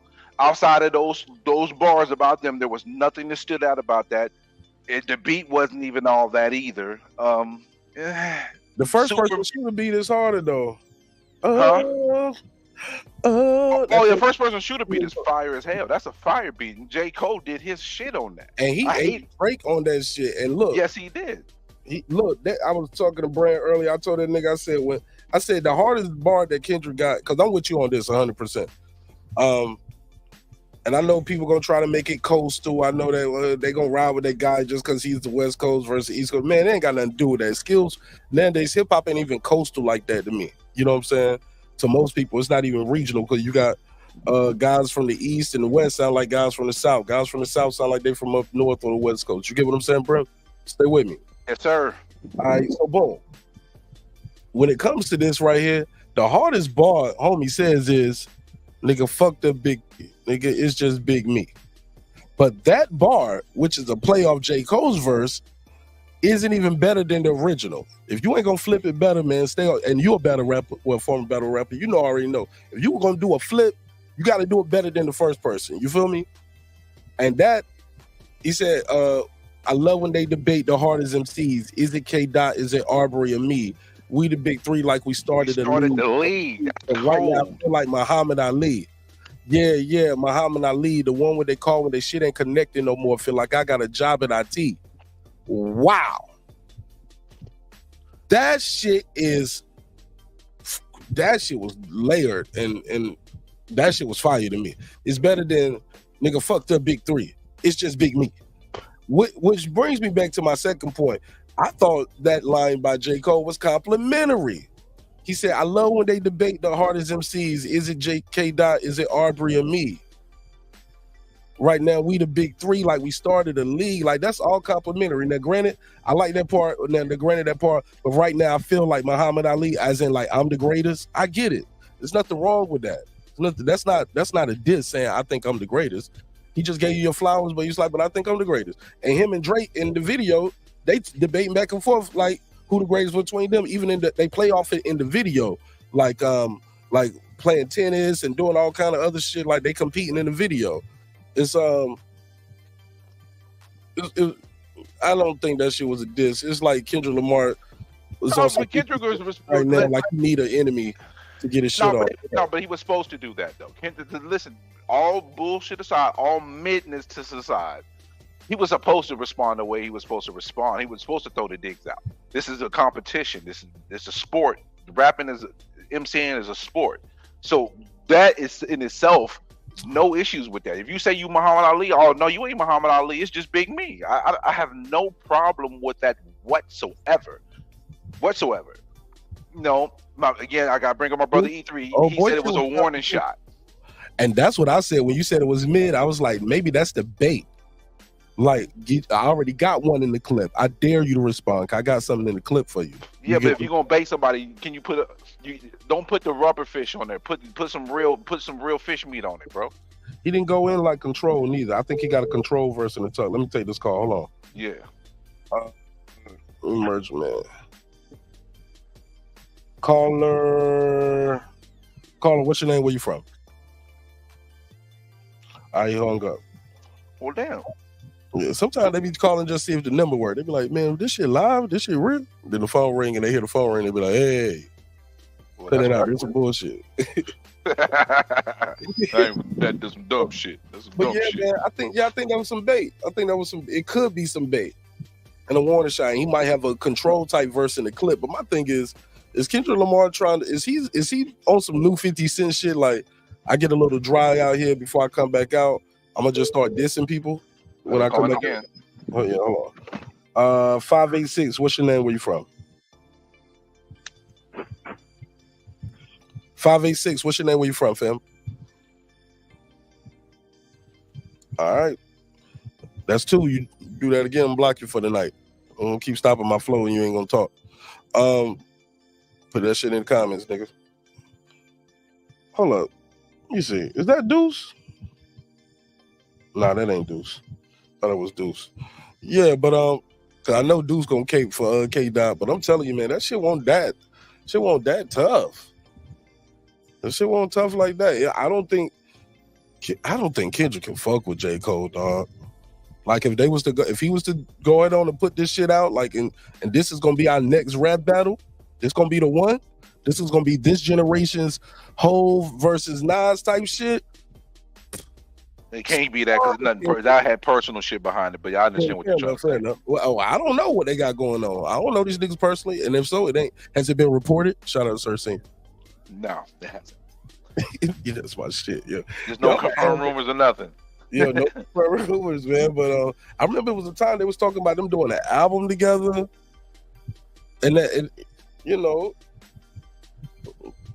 Time they was talking about doing the album, and J. Cole kind of low key been baiting niggas he'll talk about y'all kill these niggas on their features. You know what I'm saying? On the song. Oh yeah, he'll do it on the song with you, smoke you on the song, and tell you about how he's smoking you. Yeah, you're right. Oh my God, man! Like that Benny the Butcher shit on the night it was born, rain was pouring, sparks was flying. Did you see the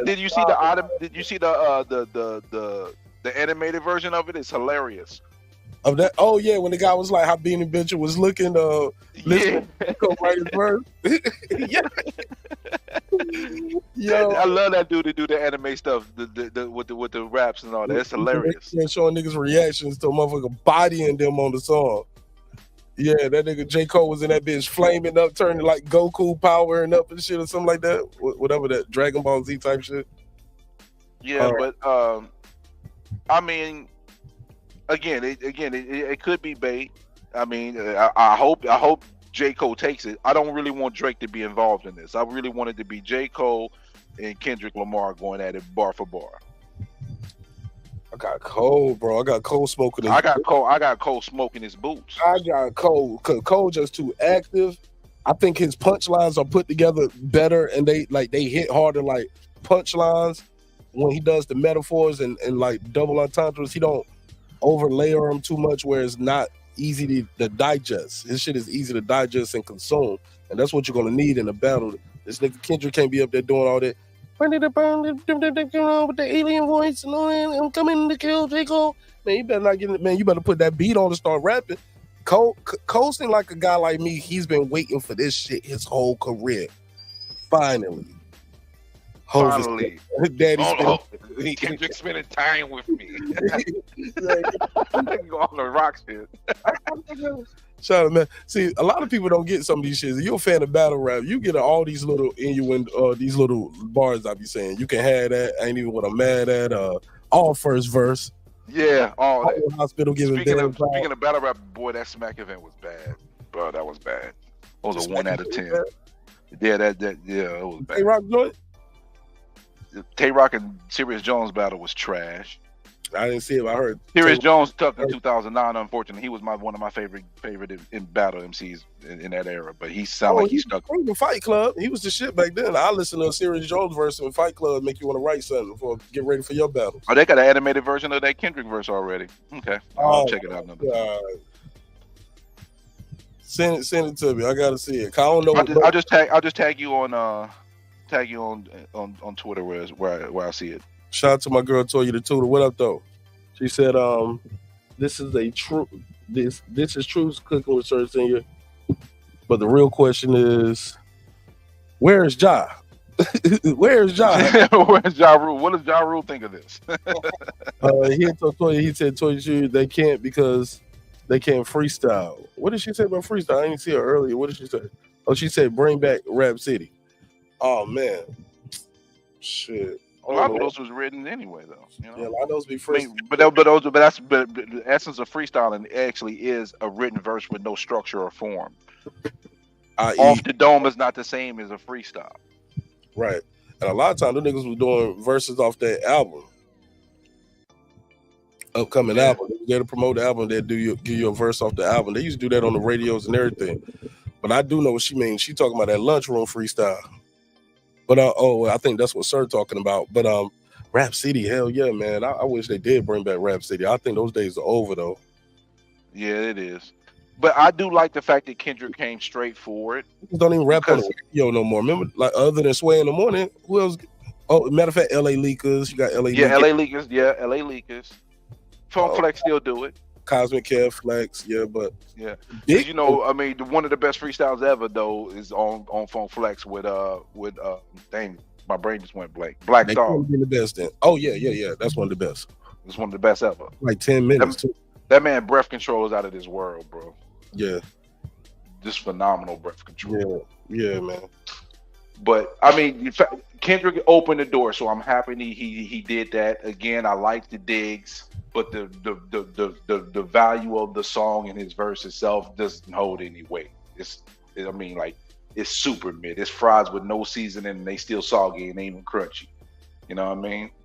But hopefully we get a nice little bar for bar session out of these gentlemen from it, and then we hear the best of Kendrick, we hear the best of Cole, and the best of Drake. That's what I hope to get. So then that's great for MCing. Because we don't get enough of that. We got too much, sexy red and stuff like that. This being prominently put out there is rap. So I'm happy that he did it, but it was mid. You said so. You happy you did it? You think the game needed it? Something like a shot in the arm is what you mean? Yeah, it needed it. It needed the spirit of because MCing is the spirit. It's a spirit of competition in MCing that is missing at big gaps in time in this era of quote unquote hip hop. So yes, I am very glad that he did it because the spirit of that. But wouldn't you prefer if it was something authentic, or is it like, nah, it's like boxing, man? You go for the top guy, even if you ain't got no problem with him. Go for the top guy. But the thing is, though, I mean, even if that's supposed to be your friend, I thought they was friends. But the thing is, though, he didn't say anything personal. He didn't say anything. He just said, big three. It's just me. It's rap. Rap is top ten. He started off wrong with that. Calling niggas goofy. Let me find this. Let me find the lyrics. Let's find these lyrics, Brim. Let's break down these lyrics. Okay, let's break it down. Let me see if I can find them too, so I can read them with you. I'm gonna put them on the screen, but it's gonna be too small. Yeah, I'm not on. And plus, I'm not in front of my computer right now. So Kendrick Lamar, Drake, Kendrick Lamar, like that lyrics, like that lyrics. I got another hour here at work. I could leave now, but I'm gonna stay till 6. Get your coin, King. Get your coins. Let me see. Let me share the screen right here. I hate when niggas say that. Get your coin, man. I hate I said that shit. Somebody edit that out for me. You want to read it or I'm gonna read it? You read Future verse. I read Kendrick Lamar verse. I'm not reading Future verse. You got me fucked up. I don't like Future. I've never thought he was. I always thought he was trash, bro. No thank you. Nigga, that was funny though. I was like, I'd rather read Rainbows than read Future lyrics. That nigga said I'd rather read Rainbows. Yo, that was a hell of a show. Much better than Future bars. Take a look. It's in a book.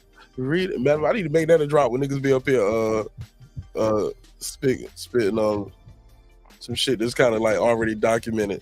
I'm like, I need that drop of you saying it's been reported.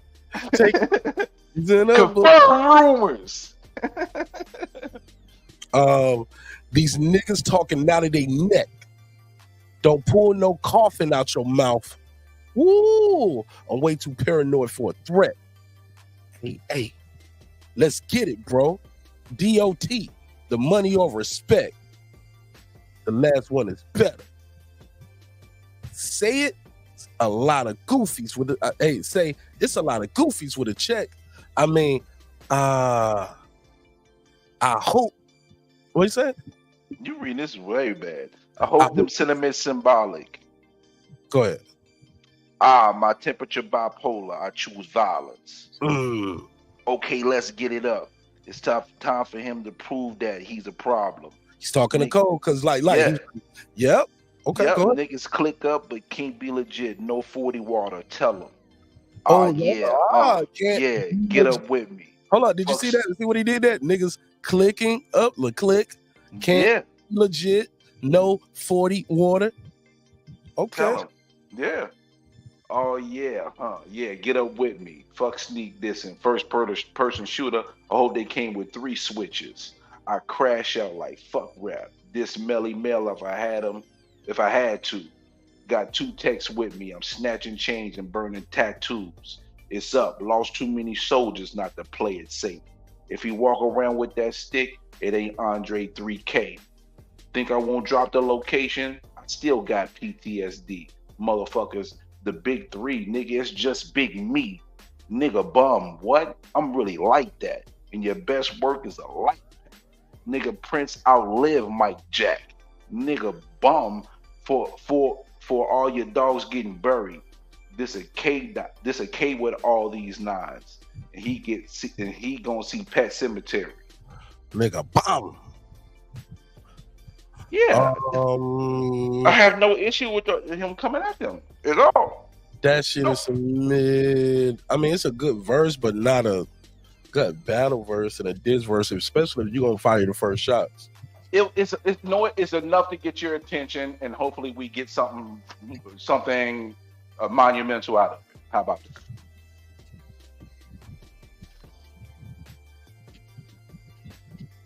Somebody said, Martinez, you starting to sound old like you Stephen A. Have sleep. Like Wilder gonna be when you fight Big Zhang. Respectfully. I think he's going to sleep, but some people gonna be mad at me. They unsubscribing for me for that shit. Talk about the king. All right, but to this day. Yo, that shit was so funny when AJ said that shit, and he was like, he had to admit, man, that shit never gets old. I like that shit too. You know what I'm saying? Work big beam. After the AJ, after the Ngannou fight. Yeah, it's shame that Ngannou he fit right in the boxing with them excuses.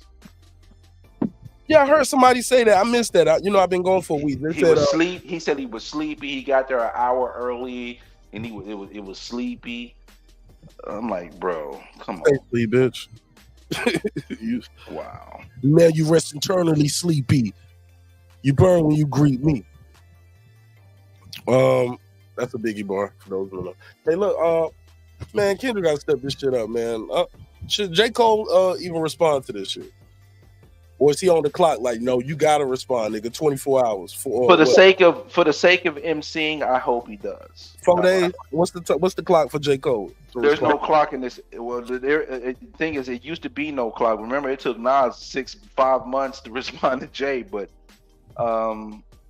Yeah, I think he should respond. I want him to respond just for the essence of hip hop. But you know, Drake said that bar like, nah, nigga, back to back. Waited 4 days, nigga, where y'all at? I drove through in a rave bumping ARF. Not really sure what I did to make y'all mad, but I guess this is what I gotta do to make y'all rap. Like, I'm back to back on you. Back to back like Danny Glover was with, who is it? What do you say? Back to back like Mel Gibson and Danny Glover, some shit like that. But yeah, 4 days. Is that the new standard that the young boy said? I'm not putting the time on it. I'm not gonna do that. He could wait and save for his album because he do got an album coming out. He could sneak one more. I bet you Kendrick got something coming out too. You think? You know how the game go, bro. Somebody said, "Weak, stand your own." The Drake, this is, I don't get him. What do you say? What do you mean? I don't get it, Pittsburgh. He said, "Weak, stand on your own." The Drake, this is, I don't get him. What are you talking about? Like, he's saying it was weak. I think he might be saying that it was weak that he did the disses to put out for his album. You know, he might have an album release coming out and he's doing those disses. He's saying they're weak, and he said, "Stand on your own." Maybe that might be what he's saying. As in, like, don't put that on Future. Like, don't do that on the No, Future. don't be coming out with music dissing these cats just because you got an album coming out. Oh, stand on your own.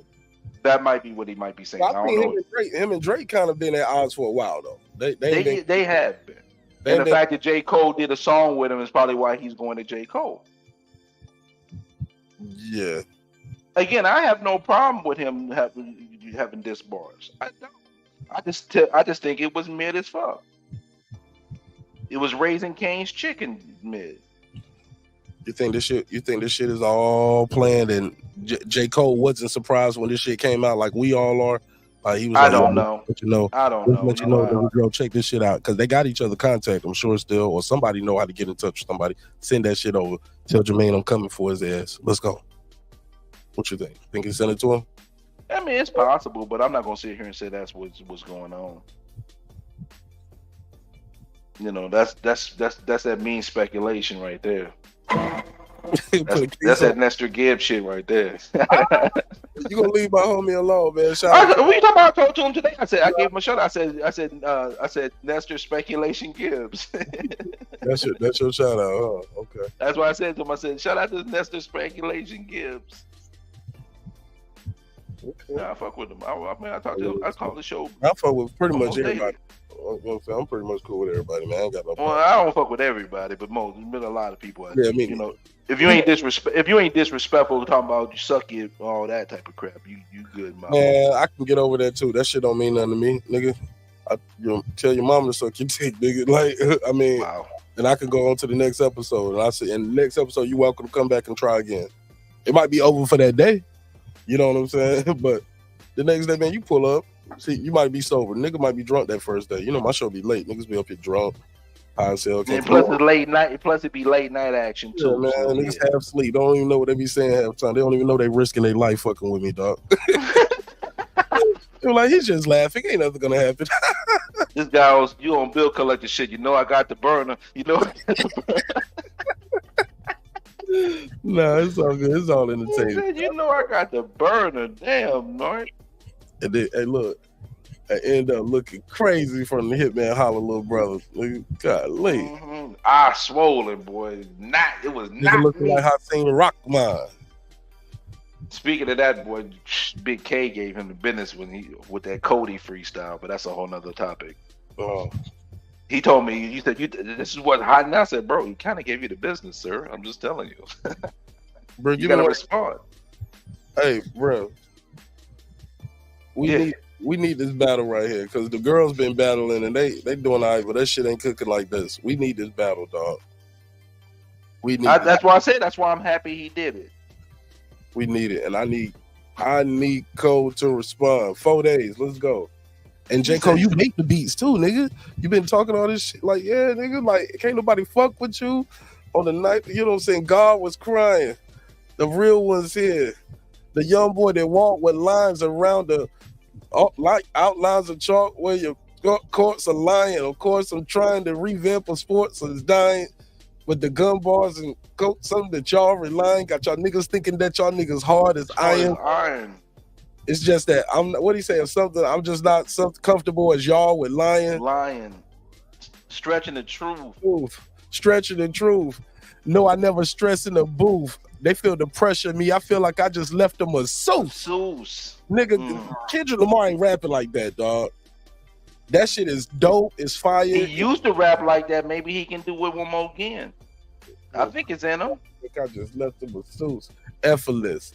You can tell what a truth. I put your favorite rapper neck in the noose, never letting them loose. Cold world, they heat above through your speaker. He the last of my he cause the last of the week. That nigga go off on that shit. He left Earth. He stayed doing it too. Yeah, Kendrick Lamar flow is crazy, but I don't think he as far as like going back and forth like with a battle type nigga, this shit ain't. I don't think he gonna click like that. The thing is, he used to. There's YouTube footage of him battling. Actually, he got the ability. It's just that it feels like at this point now where he is as an MC, I don't know if he can pull that out of his hat as easily. But the thing is, though, I think he can if somebody brings it to him, which is why he might be shooting the shots out like that. Because it's in him. It's in him. It's just that in the last last 4 years, we haven't really got that from Kendrick as an MC. But I'm sure J. Cole can bring that out of him, in my personal opinion. What did it say? Tater Tots? What's his name right here? What did it say? Tech. All right. It says, funny how black culture. Going against the blacks. Call in, Tech. Call in, talk that shit. Tech said, black culture is based off beef and exposing each other. To discuss that, Tex, we got to actually define what is black culture. What is black culture? In this realm that you speak of right now, do you mean hip hop culture? Are you talking about music beef? You got to elaborate. He said, "Nah, I'm black." No, I didn't say you wasn't black. I was like, black. I like that shit though. It's all good. You said, but so I address you properly. You're a male or a woman? As a matter of fact, you don't even have to have a pronoun. They. Why you stupid? Why you gotta be stupid? Why, Mark? I don't care what the pronouns. I don't want to. Yo, I just found out that LGBTQ shit, man. They got some letters in front of it now. It's like 2L something. Like I was reading a story about somebody who got killed at school. I guess the rainbow person got into a fight, got their ass whooped, and went home. I think they killed themselves or something like that. But they was trying to put charges on the person got the beef, got in the fight, and the police were like, nah, this was mutual combat between two 16-year-olds. I was like, damn. I didn't even know they could have mutual combat. But here we go. Said music, the streets, etc. The streets is black culture. Okay. Sure. Right, I guess. I mean, hip hop. But the thing is, the issue what I say with that opinion they have is hip hop has always been that way, though. But the streets is not exclusive to black people, and music isn't exclusive to black people. Music isn't just black culture. So you gotta be more specific, Tax. That's why I said call in. Maybe you can explain it better. But I'll continue with what my point was, and I'll move forward. When it comes to this hip hop shit, this how it's always been done. And matter of fact, since the beginning of time, man has been competitive. You get what I'm saying, bro? If I wanted your girl, I'll hit you over your head with a rock, kill you, and I hit her over the head with a club and drag her to my cave. Like, you get what I'm saying? Like, you was mad dumb, bro. Like, hey, look, I'm gonna slap a nigga in the face. You know what I'm saying? I challenge you to a duel. You know what I'm saying? On guard type. Damn, bro, I ain't heard that shit since I used to watch Musketeers. But yeah, challenge you to a duel. But DJing, yeah, I can graffiti better than you. DJing, but tagging, I can graffiti better, do my graffiti better. I can do tagging better. I can DJ better. I'm scratching and blending. Yes, I make better beats than you. Yes, we do battles. Battling with hip hop started in the park. We used to do this up in the dark. Yeah, that's how it's been done. But don't think just because you don't hear about other people's quote unquote beefs, don't mean everything is always peachy dory in other cultures. But like I said, the streets, man, the mafia is the streets. the Italians was killing everybody too. So, but yeah, but I digress. What you think, bro? Man, hip hop culture is competitive from the beginning. So to sit here and be like, oh, you know, it's always based on beef and all this, bro, there's a time and place for that type of conversation, and I think the nature of hip hop that's not the place to have that conversation. It's not, because it's always been a form of competitive nature in hip hop, you know. So to get overly political about that, I think it's a little bit of a reach, just a little bit. Just saying. Yeah, and I think that's absurd to act like it isn't quote unquote positive rap out there. If you're looking for it, you can find it. You know what I'm saying? But they ain't really looking for it. That's why they Why we talking about this tonight? Because more times than not, the controversy is what people want to hear. People want to hear that messy shit. Like, never forget, people always say they didn't like Jerry Springer, but Jerry Springer was a very successful show for many years. So was Maury. Messy ass show. Literally, his show was the same thing every day with different people. You are not the father. You are the father. You are not the father. You are the father.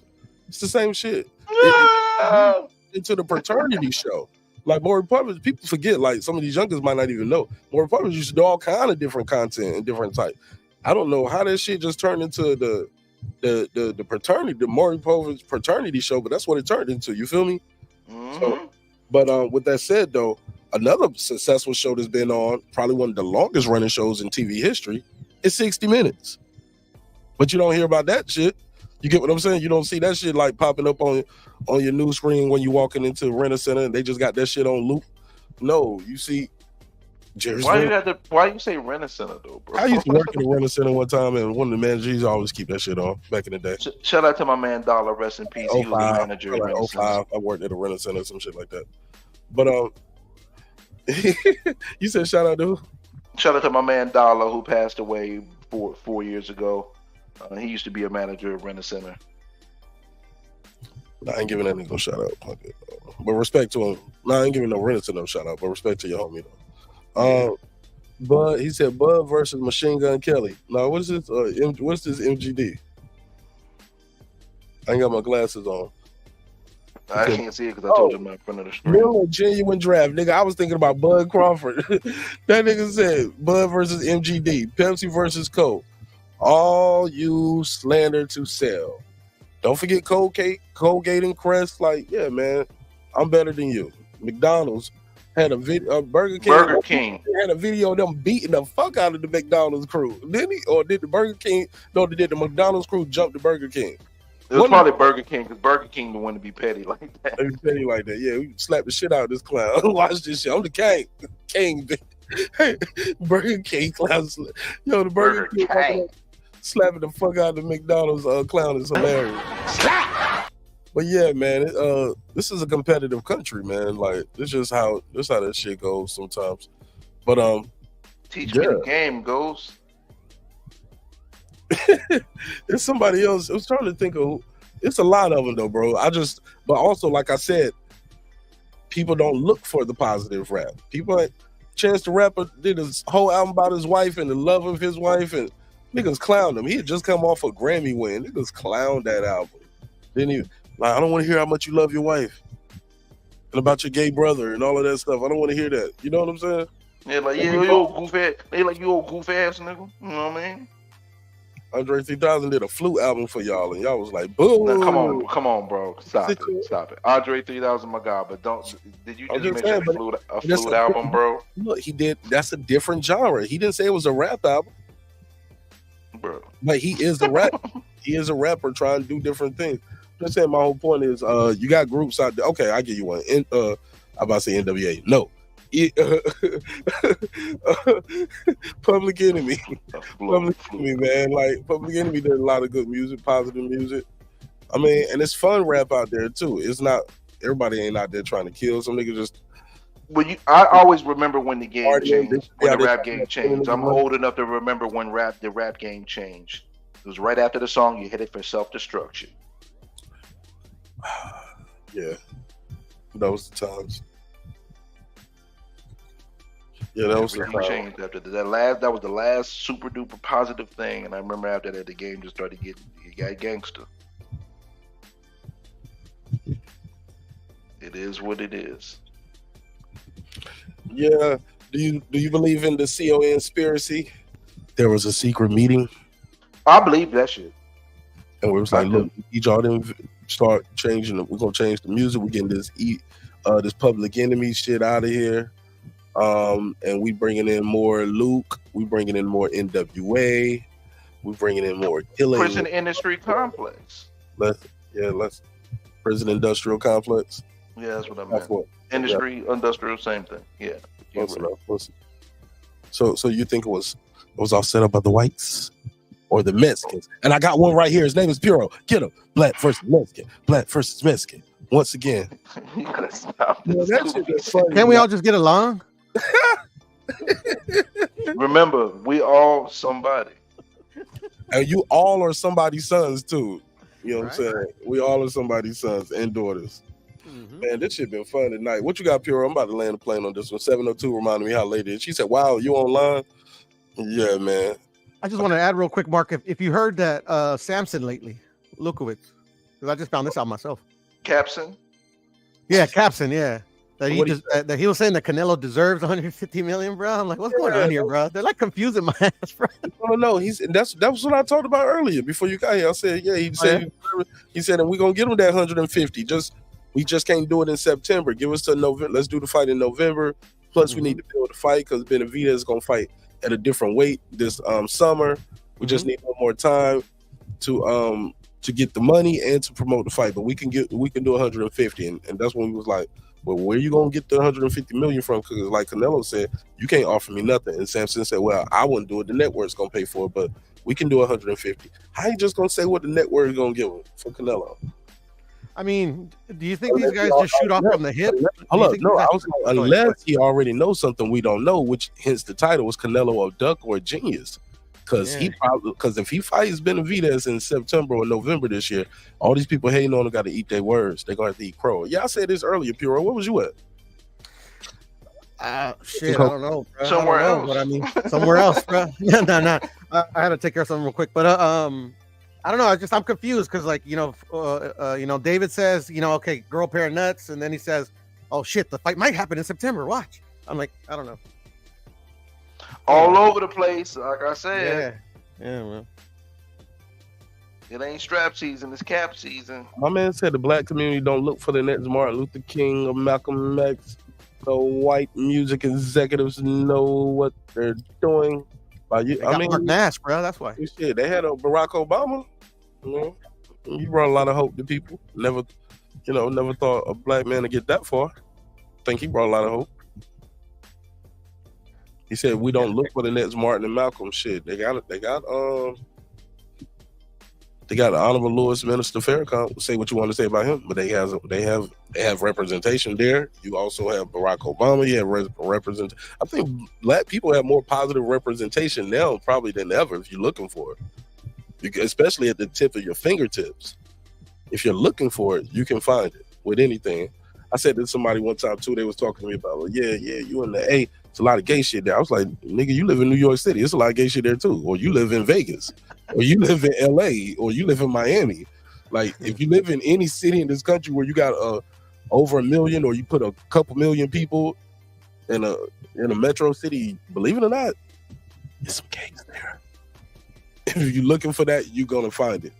Me, I can go anywhere and find beautiful women because that's what I'm looking for. Oh, not me now, you know what I'm saying? I was about to say, you about to get in trouble. You ain't looking for shit. But you know what I mean. My wife know I want to party with a bunch of niggas in real life. I talk to y'all niggas on YouTube, but if it was just a room right now in the party and it was just 68 people in here and it was all dudes and this was like a real room with 68 people in it. You're leaving. Bro, I wouldn't get out the parking lot. I'm like, hell no, nigga. It's a sausage festival here. Like, you going to that party? Nah, bro, ain't no but sausage. It's a sausage fest. Yeah, I ain't got no time for that shit, nigga. Fuck that, nigga. I ain't walking in the room, dog. I gotta hear the sausage fest, bro. I'm good. But now I just think it's positive influences out there, black influences out there, if you're looking for them. Some of them I don't even know everybody's name, but it's a lot of them out there. What's the dude that paid for all the college for the people from Morehouse? Billionaire black dude. Johnson. LeBron James? No, Nah, Johnson. You talking about the former owner of BET? no, not Bob Johnson. It's a dude. He's a billionaire. Billionaire pays for HBCU tuition. Robert F. Smith. There we go. Okay. You know what I'm saying? So it's positive. Look at me. See, I had to look for it, but you got to look for that stuff. And look, and I don't mean to do the politics shit. My brother Pittsburgh T, he said Barack Obama should never be compared to Malcolm or Martin. Talking about positive role models for some people, bro.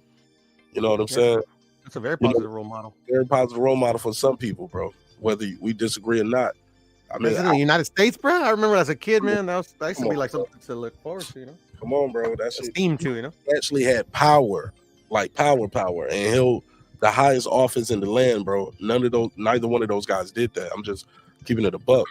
They was the leader of the free world, some would say. Legislation. He actually signed the legislation. Come on, bro. He had the nuke codes.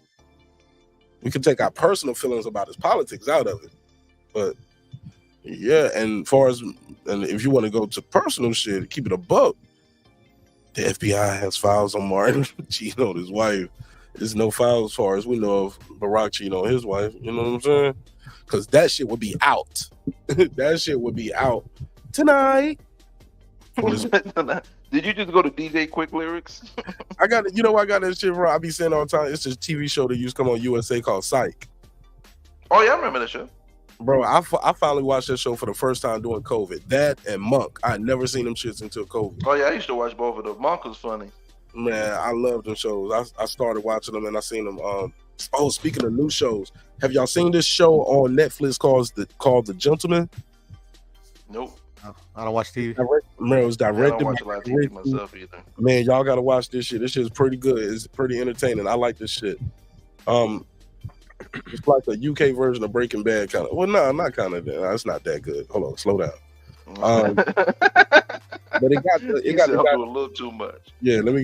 Yeah, it's about this guy. He's a duke.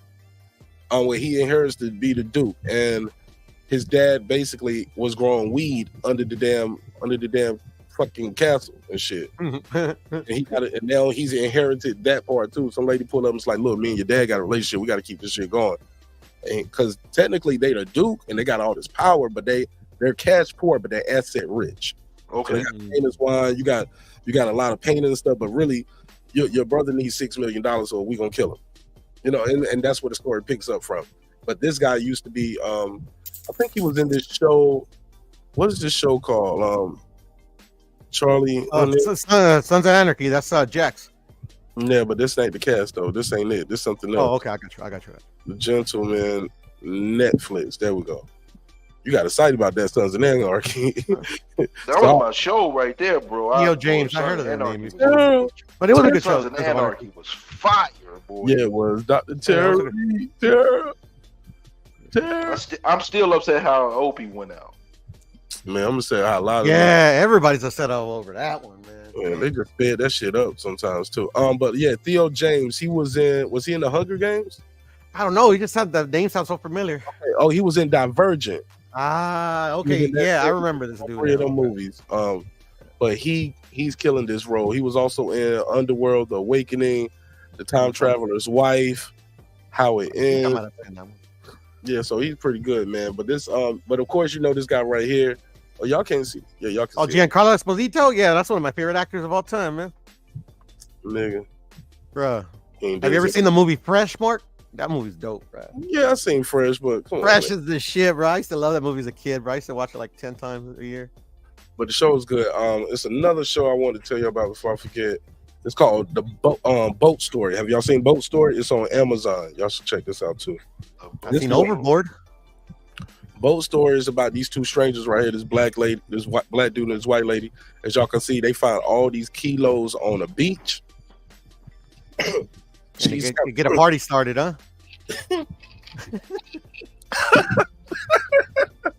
Hell no. Call David Benavidez over for the party. Right? Shit. He'll buy all the dirty. He said, call David Benavidez. about man, it's all jokes, man. I'm gonna get his head. I know. Boxers do coke, man. I mean, come on, people gotta get over it. Come on, ain't it right? And fans do too, ain't it right, Puro? Yeah, ain't that right? Yep. Hey, look, but Coke is America's cup of coffee. This nigga crazy. Nobody in the show. They gonna say we promote drugs to kids. I know. The show is not for kids or to play out loud at your job for your coworkers. You better put them Bluetooth in. We gonna. Well, I stay with the headset. You heard me? Right? Can you imagine being at work and not you take this shit off Bluetooth and your coworkers and you say black versus whites, black versus. You'll be like, what you listening to? Yo, the ladies would be like, yo, what the hell are you listening? They be like, what the hell are you listening to, man? Like, what in the Alex Jones is going on here?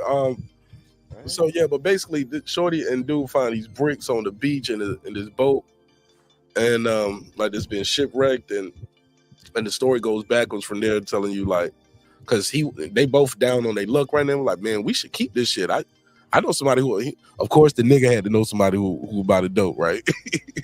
He was like, I used to be a lawyer. I know somebody who bought this cocaine. She was like, all right. Well, she was like, well, shit, let's get it. Let's get this hustling. Yeah, the white person only knows how to sell it to the person. Right.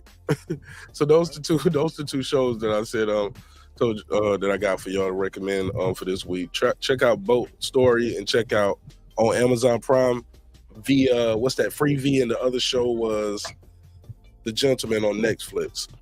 Gentleman Netflix, I think that's #1 in the country right now, streaming everywhere. People like that shit. But that's it. Noticed that was a bad joke. You thought what? No, what you said? I just noticed that was a bad joke. My bad. What was the bad joke? The cocaine, the drug one. Never mind, it's not important. Which one? That's how memorable it was. Nah, it was a bad joke. Oh yeah. Oh, I thought you meant bad as in it was out of taste. No, you meant bad as in shit wasn't funny, nigga. No, yeah, it wasn't funny. Yeah, that's what I meant. I also wanted to tell you, Mark, that the fight tomorrow is from UK versus Jones Cepeda, the guy that Regis beat. You don't say. I already said it. I told him. Oh, you already said it? Okay. That's the fight that I'm looking for is a women's fight, but you know, a lot of us here, a lot of people are not into the women's boxing, but I am. So I like Alicia. No, she's one of the boxers I like, but not the only one. Oh, what you talking about? Alicia. Booty Gardner. Boy, I'm telling you, you're so ignorant. I didn't get a shot. He said Booty Gardner. You was dumb. Joe Gardner. You said Booty Gardner. I'm done with you, Mark. I'm so done with you, Booty Gardner. Still down, man. I'm wilding out tonight, nigga. Booty Gardner. I'm done with you. And everybody on this panel hit, bro. Hate myself. Damn it. Yeah, everybody. Hey, look, but it all started at the top. Man, I had a good time on this episode. I promise, bro. I did not expect the show to be this much fun. I know we always have a good time, but I damn sure didn't expect the show to be this much fun, and damn sure didn't expect to be here 5.5 hours. But damn, I've been gone for a week, and y'all deserve a good episode from your boy. You know. Thank you, my brethren. Yeah, it was good. It was a good show, Mark. This nigga dude's like, did I miss the hip hop talk? Shit, hell yeah, nigga, we had it all. We just smoked your boy Kendrick Lamar. You gotta check all this shit. I even brought you up, Deuce. I mentioned you everything. He said I smoked your boy. We smoked that K-Dot pad. You gotta rewind that way. You gotta check us on the next episode or leave it in the comments, nigga, because I ain't even about to give you a chance to reply. We killed your boy K-Dot. It's over for him. You better leave J. Cole alone. Better stay with that Canada nigga, boy. You better keep fucking with that Canada boy.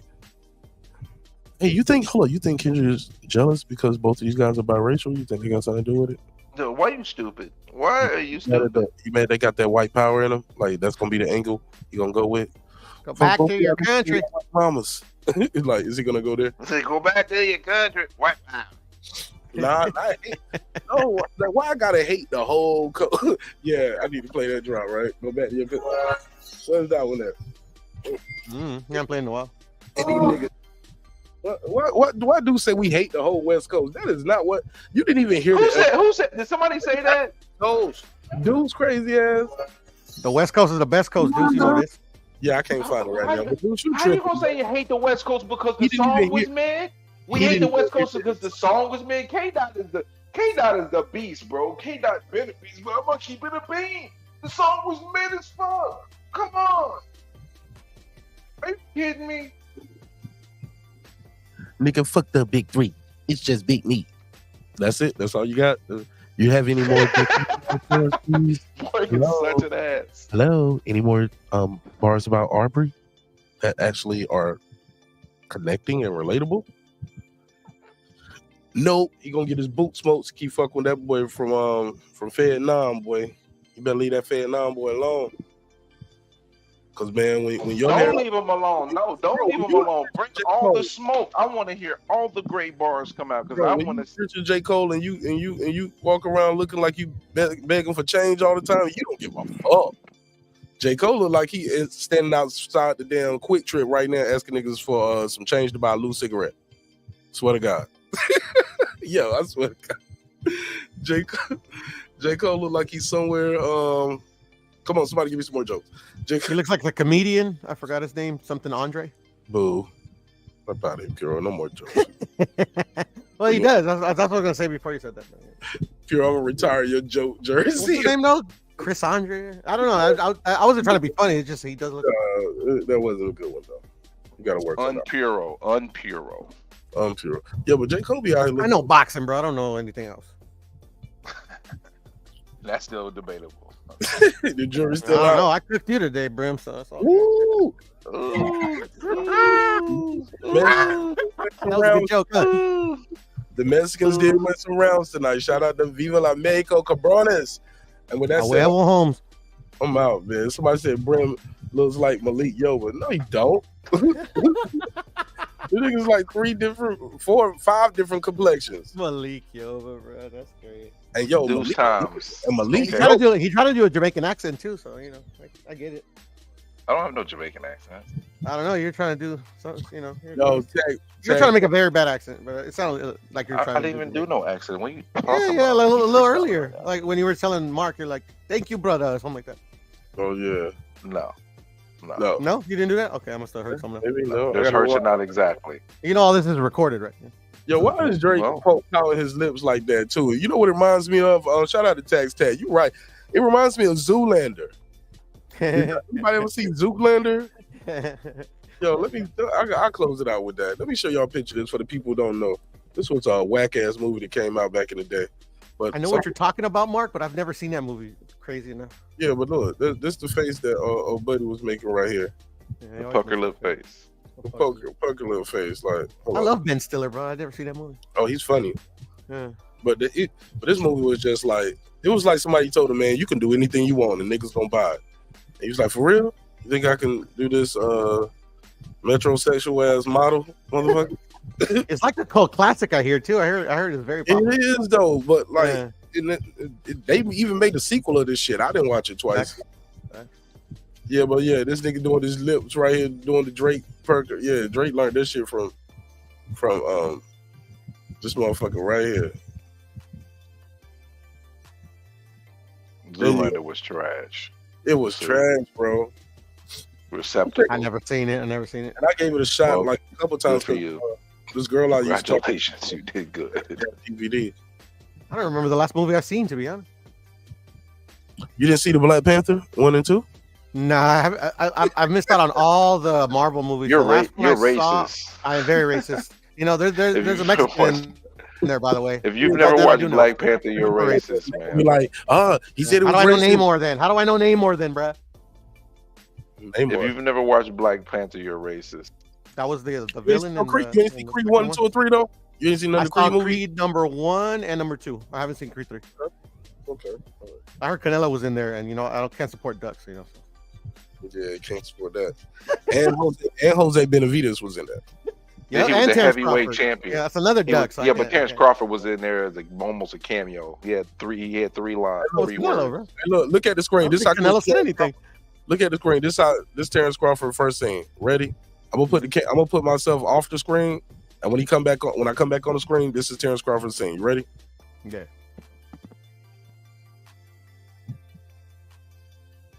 For sure, you can do it. Oh yeah, really? That's it. Hope he got paid well. And then they show him another one. Then they show him again somewhere. He was like this, you know, moving around with Michael B. Jordan, and that's it. But you know what? That nigga was on the red carpet. Did all that shit and still became undisputed in the same year. Like that's a motherfucking beast right there. Shit. I saw the speech that he did for the screening. Michael B. Jordan. He thanked Canelo. He didn't thank Terence Crawford. Just throwing that out there. Just throwing that out there. Should have never gave these blacks no money. We'll never gave these blacks no money. Michael B. Jordan. I heard he was gay anyway. Fuck him. Wow. Yo, I'm out of here. I'm wilding out. Now I'm being disrespectful. That's just funny, bro. It's all good. But I'm having fun, man. I thought y'all had fun too, man. Thank y'all so much for y'all time. Thanks for your energy. Thanks for supporting the show in a major way. He said, Brim chips his tooth biting a corn dog. Oh boy.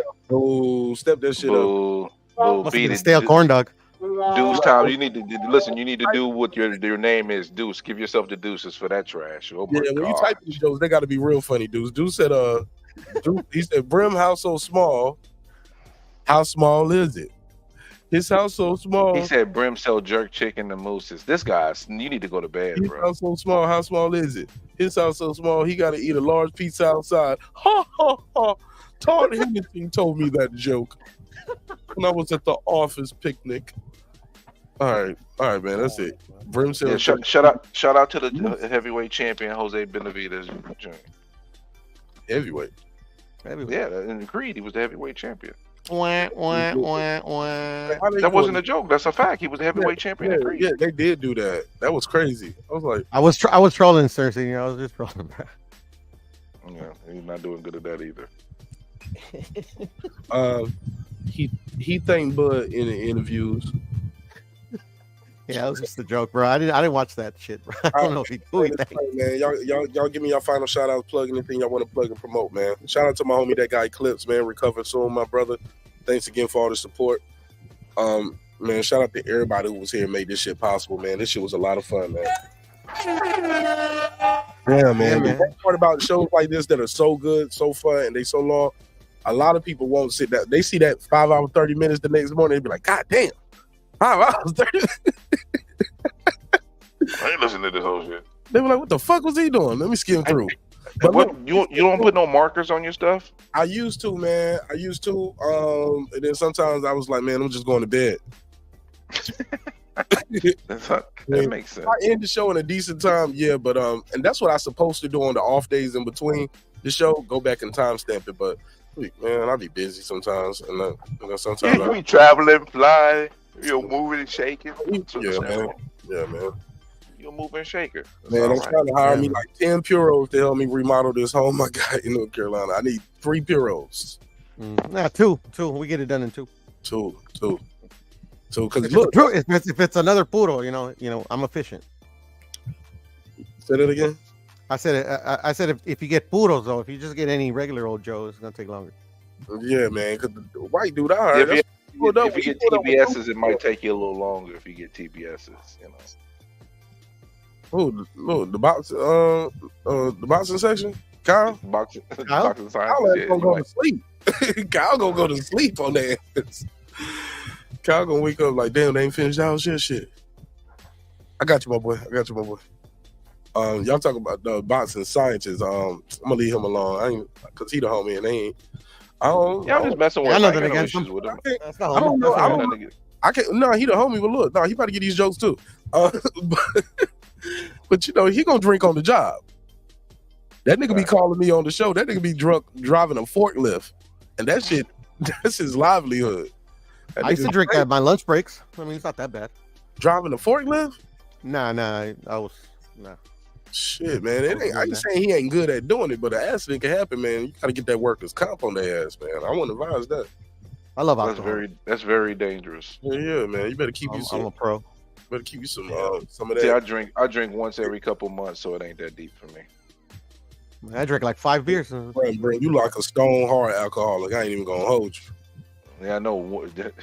You know, when I drink too, I drink Cayman Jacks. Yeah, and you look like you drink a lot of Jacks from the Caymans. I don't. You drink Ripple, bro. Just tell us, to be honest. Yeah, I don't drink that much.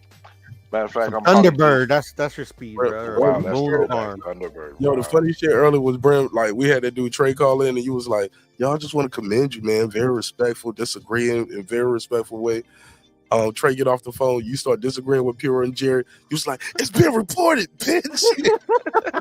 I know, right? You brought the energy, bro. It's funny though. Not gonna say it.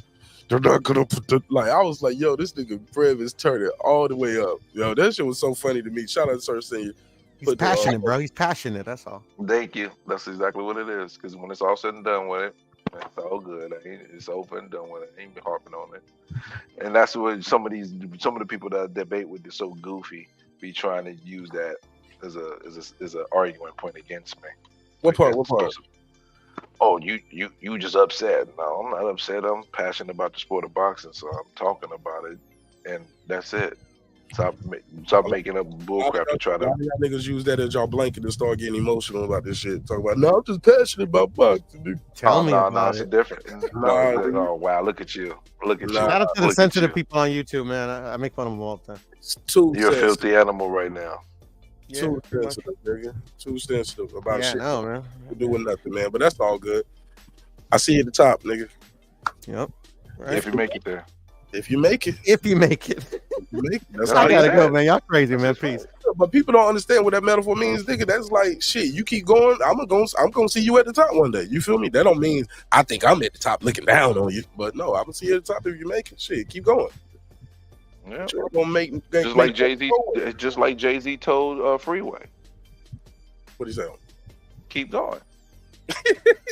Keep going. Yo, Jay's verse was crazy on that shit, right? What we do is wrong. Over in the fast lane, has been infested in the red ghost, getting ghosts from Pac-Man. Niggas know I got that change. I'm so different though. I like Jay so much better at the beginning. I didn't like Jay when he got popular. I like Jay but when he was underground, when people were sleeping on him. When he had Camp Low style. That's how y'all niggas are. When he was rapping like Foosh niggas. No, not that. No. Get it. I'm not talking about Hawaiian Sophie, okay? Yeah, I won't fuck with that.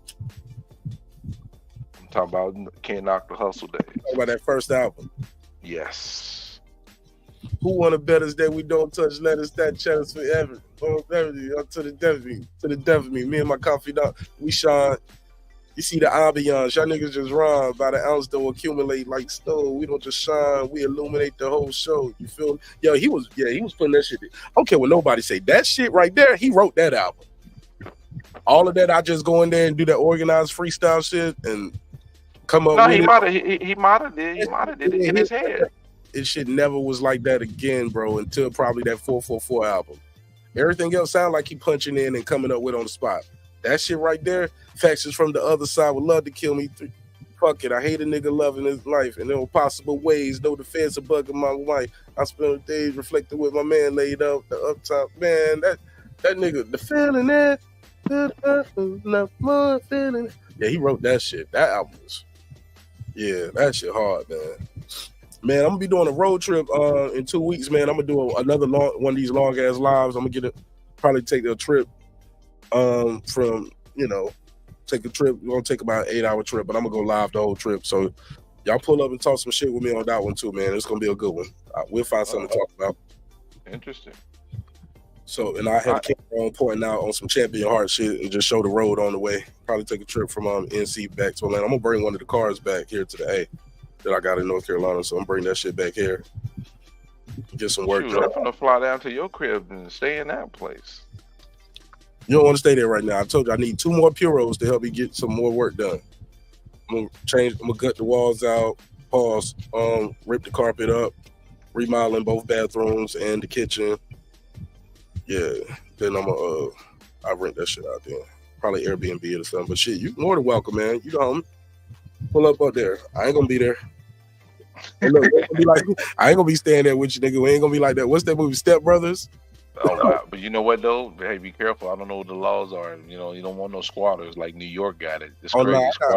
No, I got cameras up right now, bro. The house empty, but I can see the house. I got cameras up so I can see the inside, and I got 3 cameras on the outside and 1 on the inside.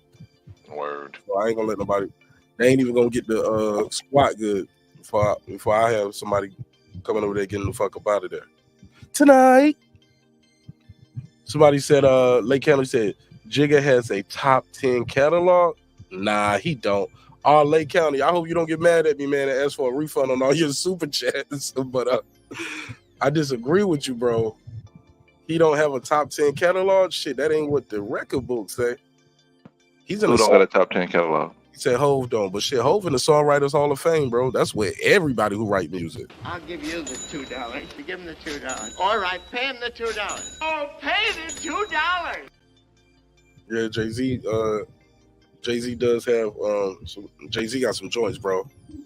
#1 albums. I don't know if you're talking about sales or you talking about billboards, like what ranked at #1. You talking about? Listen, I think Jay-Z's overrated, but I gotta give him his due. Nigga got a catalog, bro.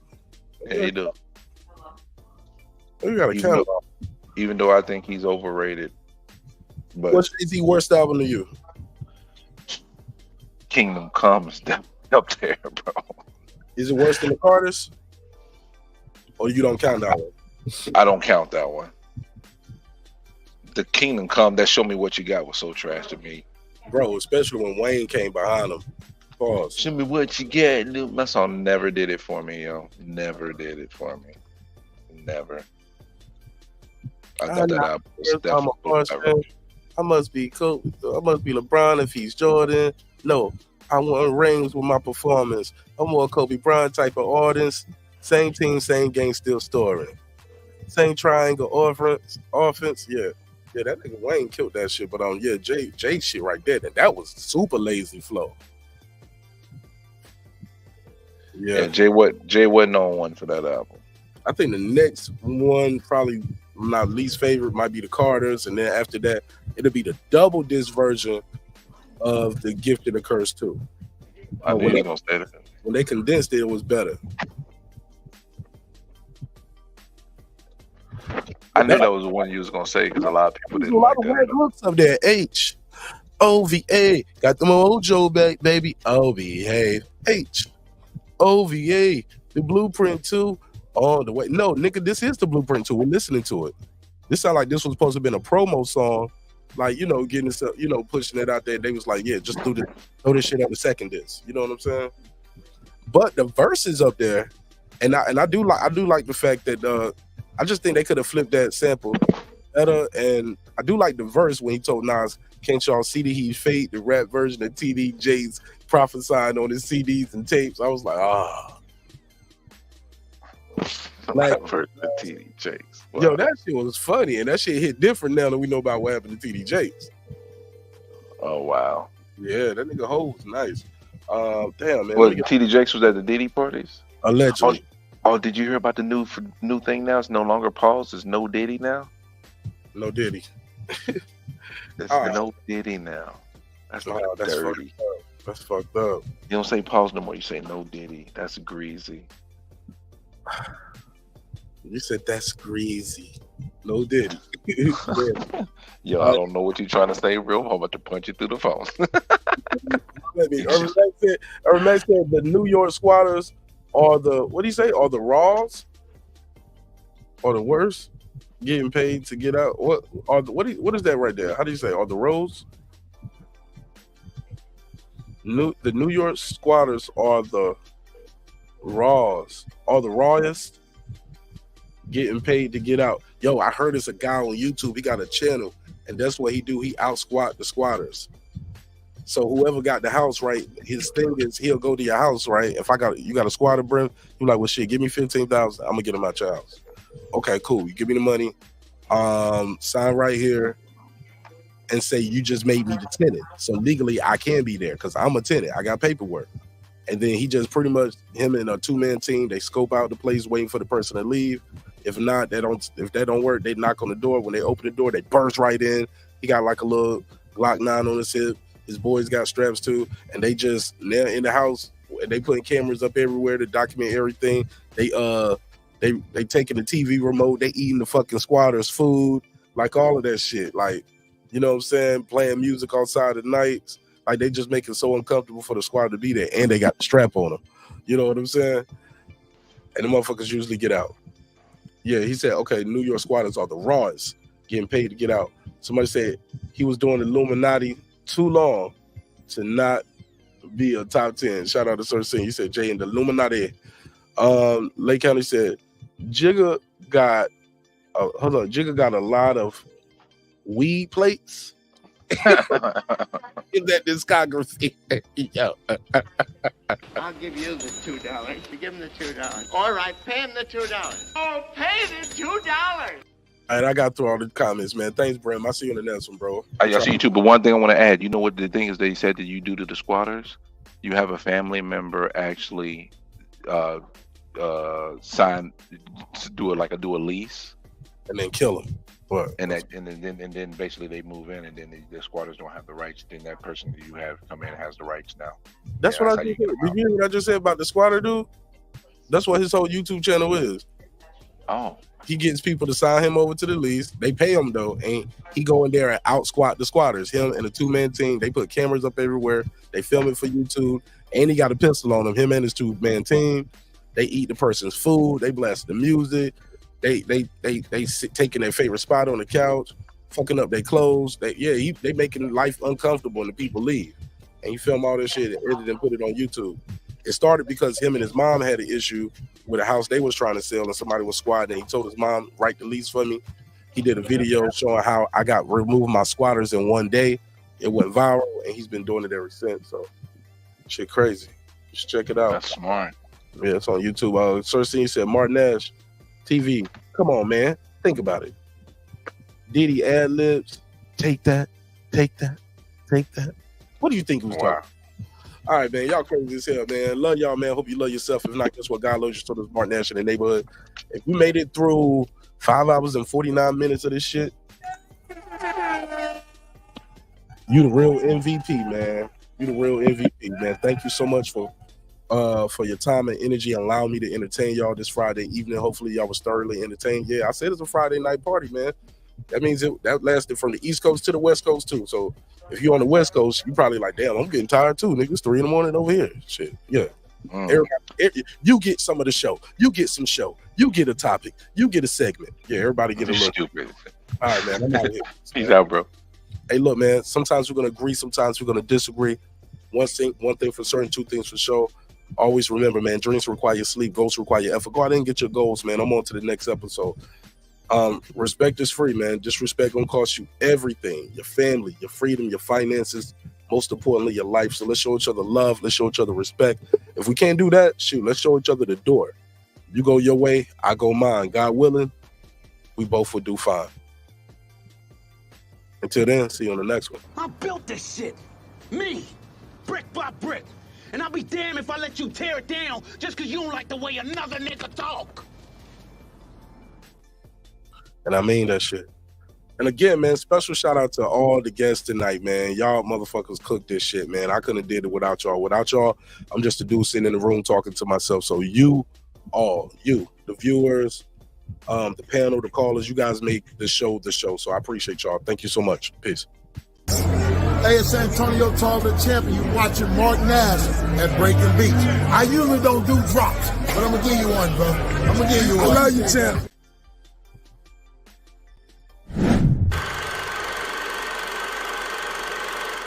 This that squad sound. This is mad, man.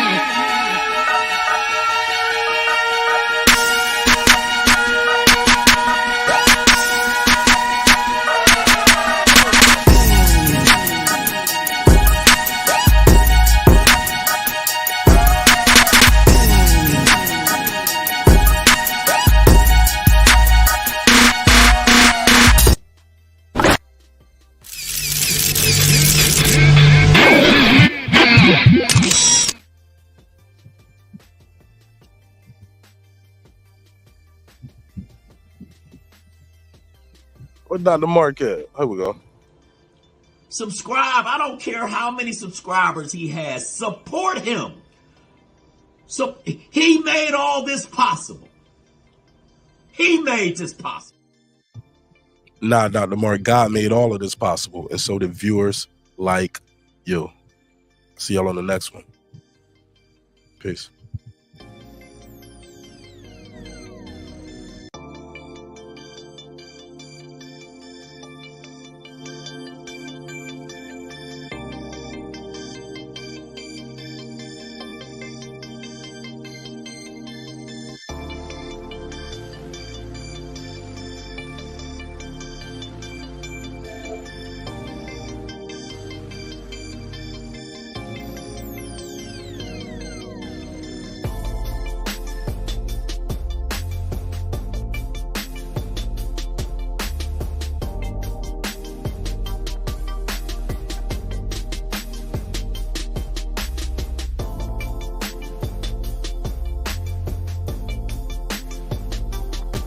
If you think I'm here to